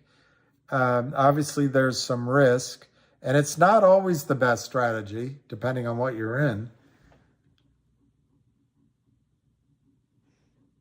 That's what I think, BBJ, exactly the all-time high would. Or maybe it's a combination of volume. Look, and they also, like Ham, will be able to read the tape and know when the buy-in comes. So it might be some signal they see that I don't pick up, you know. All right. Oh, it's 1 p.m. in Taiwan. You're in Taiwan 1 p.m. Is it tomorrow or today in Taiwan, or yesterday? It's yesterday once more. Shooby-dooby-doo-wah-wah. I guess it's yesterday. Yeah, that's it, Rudy. I think that's good advice. Buy and hold when you can. And I think it'll be I think this week could be a lot of fun. 165 is fantastic. What's my thoughts on the large number of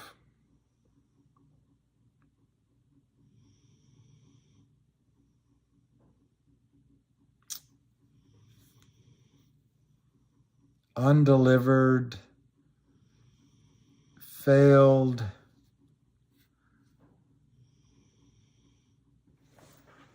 orders? Oh, it's my tomorrow. Okay, so what's tomorrow like? Yeah, I'd like to buy more, particularly every time I hear Ham.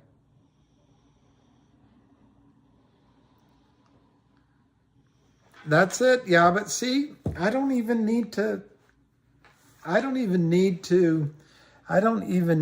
explain things anymore. So everybody's so smart. That's a really good point just made by Yaba. I'm talking about volume in the heat of the run, not this washing and layering and spoofing crap. I think GTI runs first. There's a chance MMTLP might be your first thing, but I do think next is finger, but there might be other things. That's it. I think the low volume is really a positive sign in GTII right now. Hey, JD's Shenanigans. I'm gonna probably call it at, oh, it's 1:01. I think I'm gonna call it so I can get some sleep, walk my dog, and maybe come on. I'm not promising it, but maybe come on at the open. But maybe certainly a lot earlier than 3 o'clock. Because tomorrow could be a lot of drama. More drama tomorrow than in Hollywood tonight. Yeah, I like that idea. Finger, CRTD. And I'm open, Yaba. I'm open to hearing your thoughts on GME.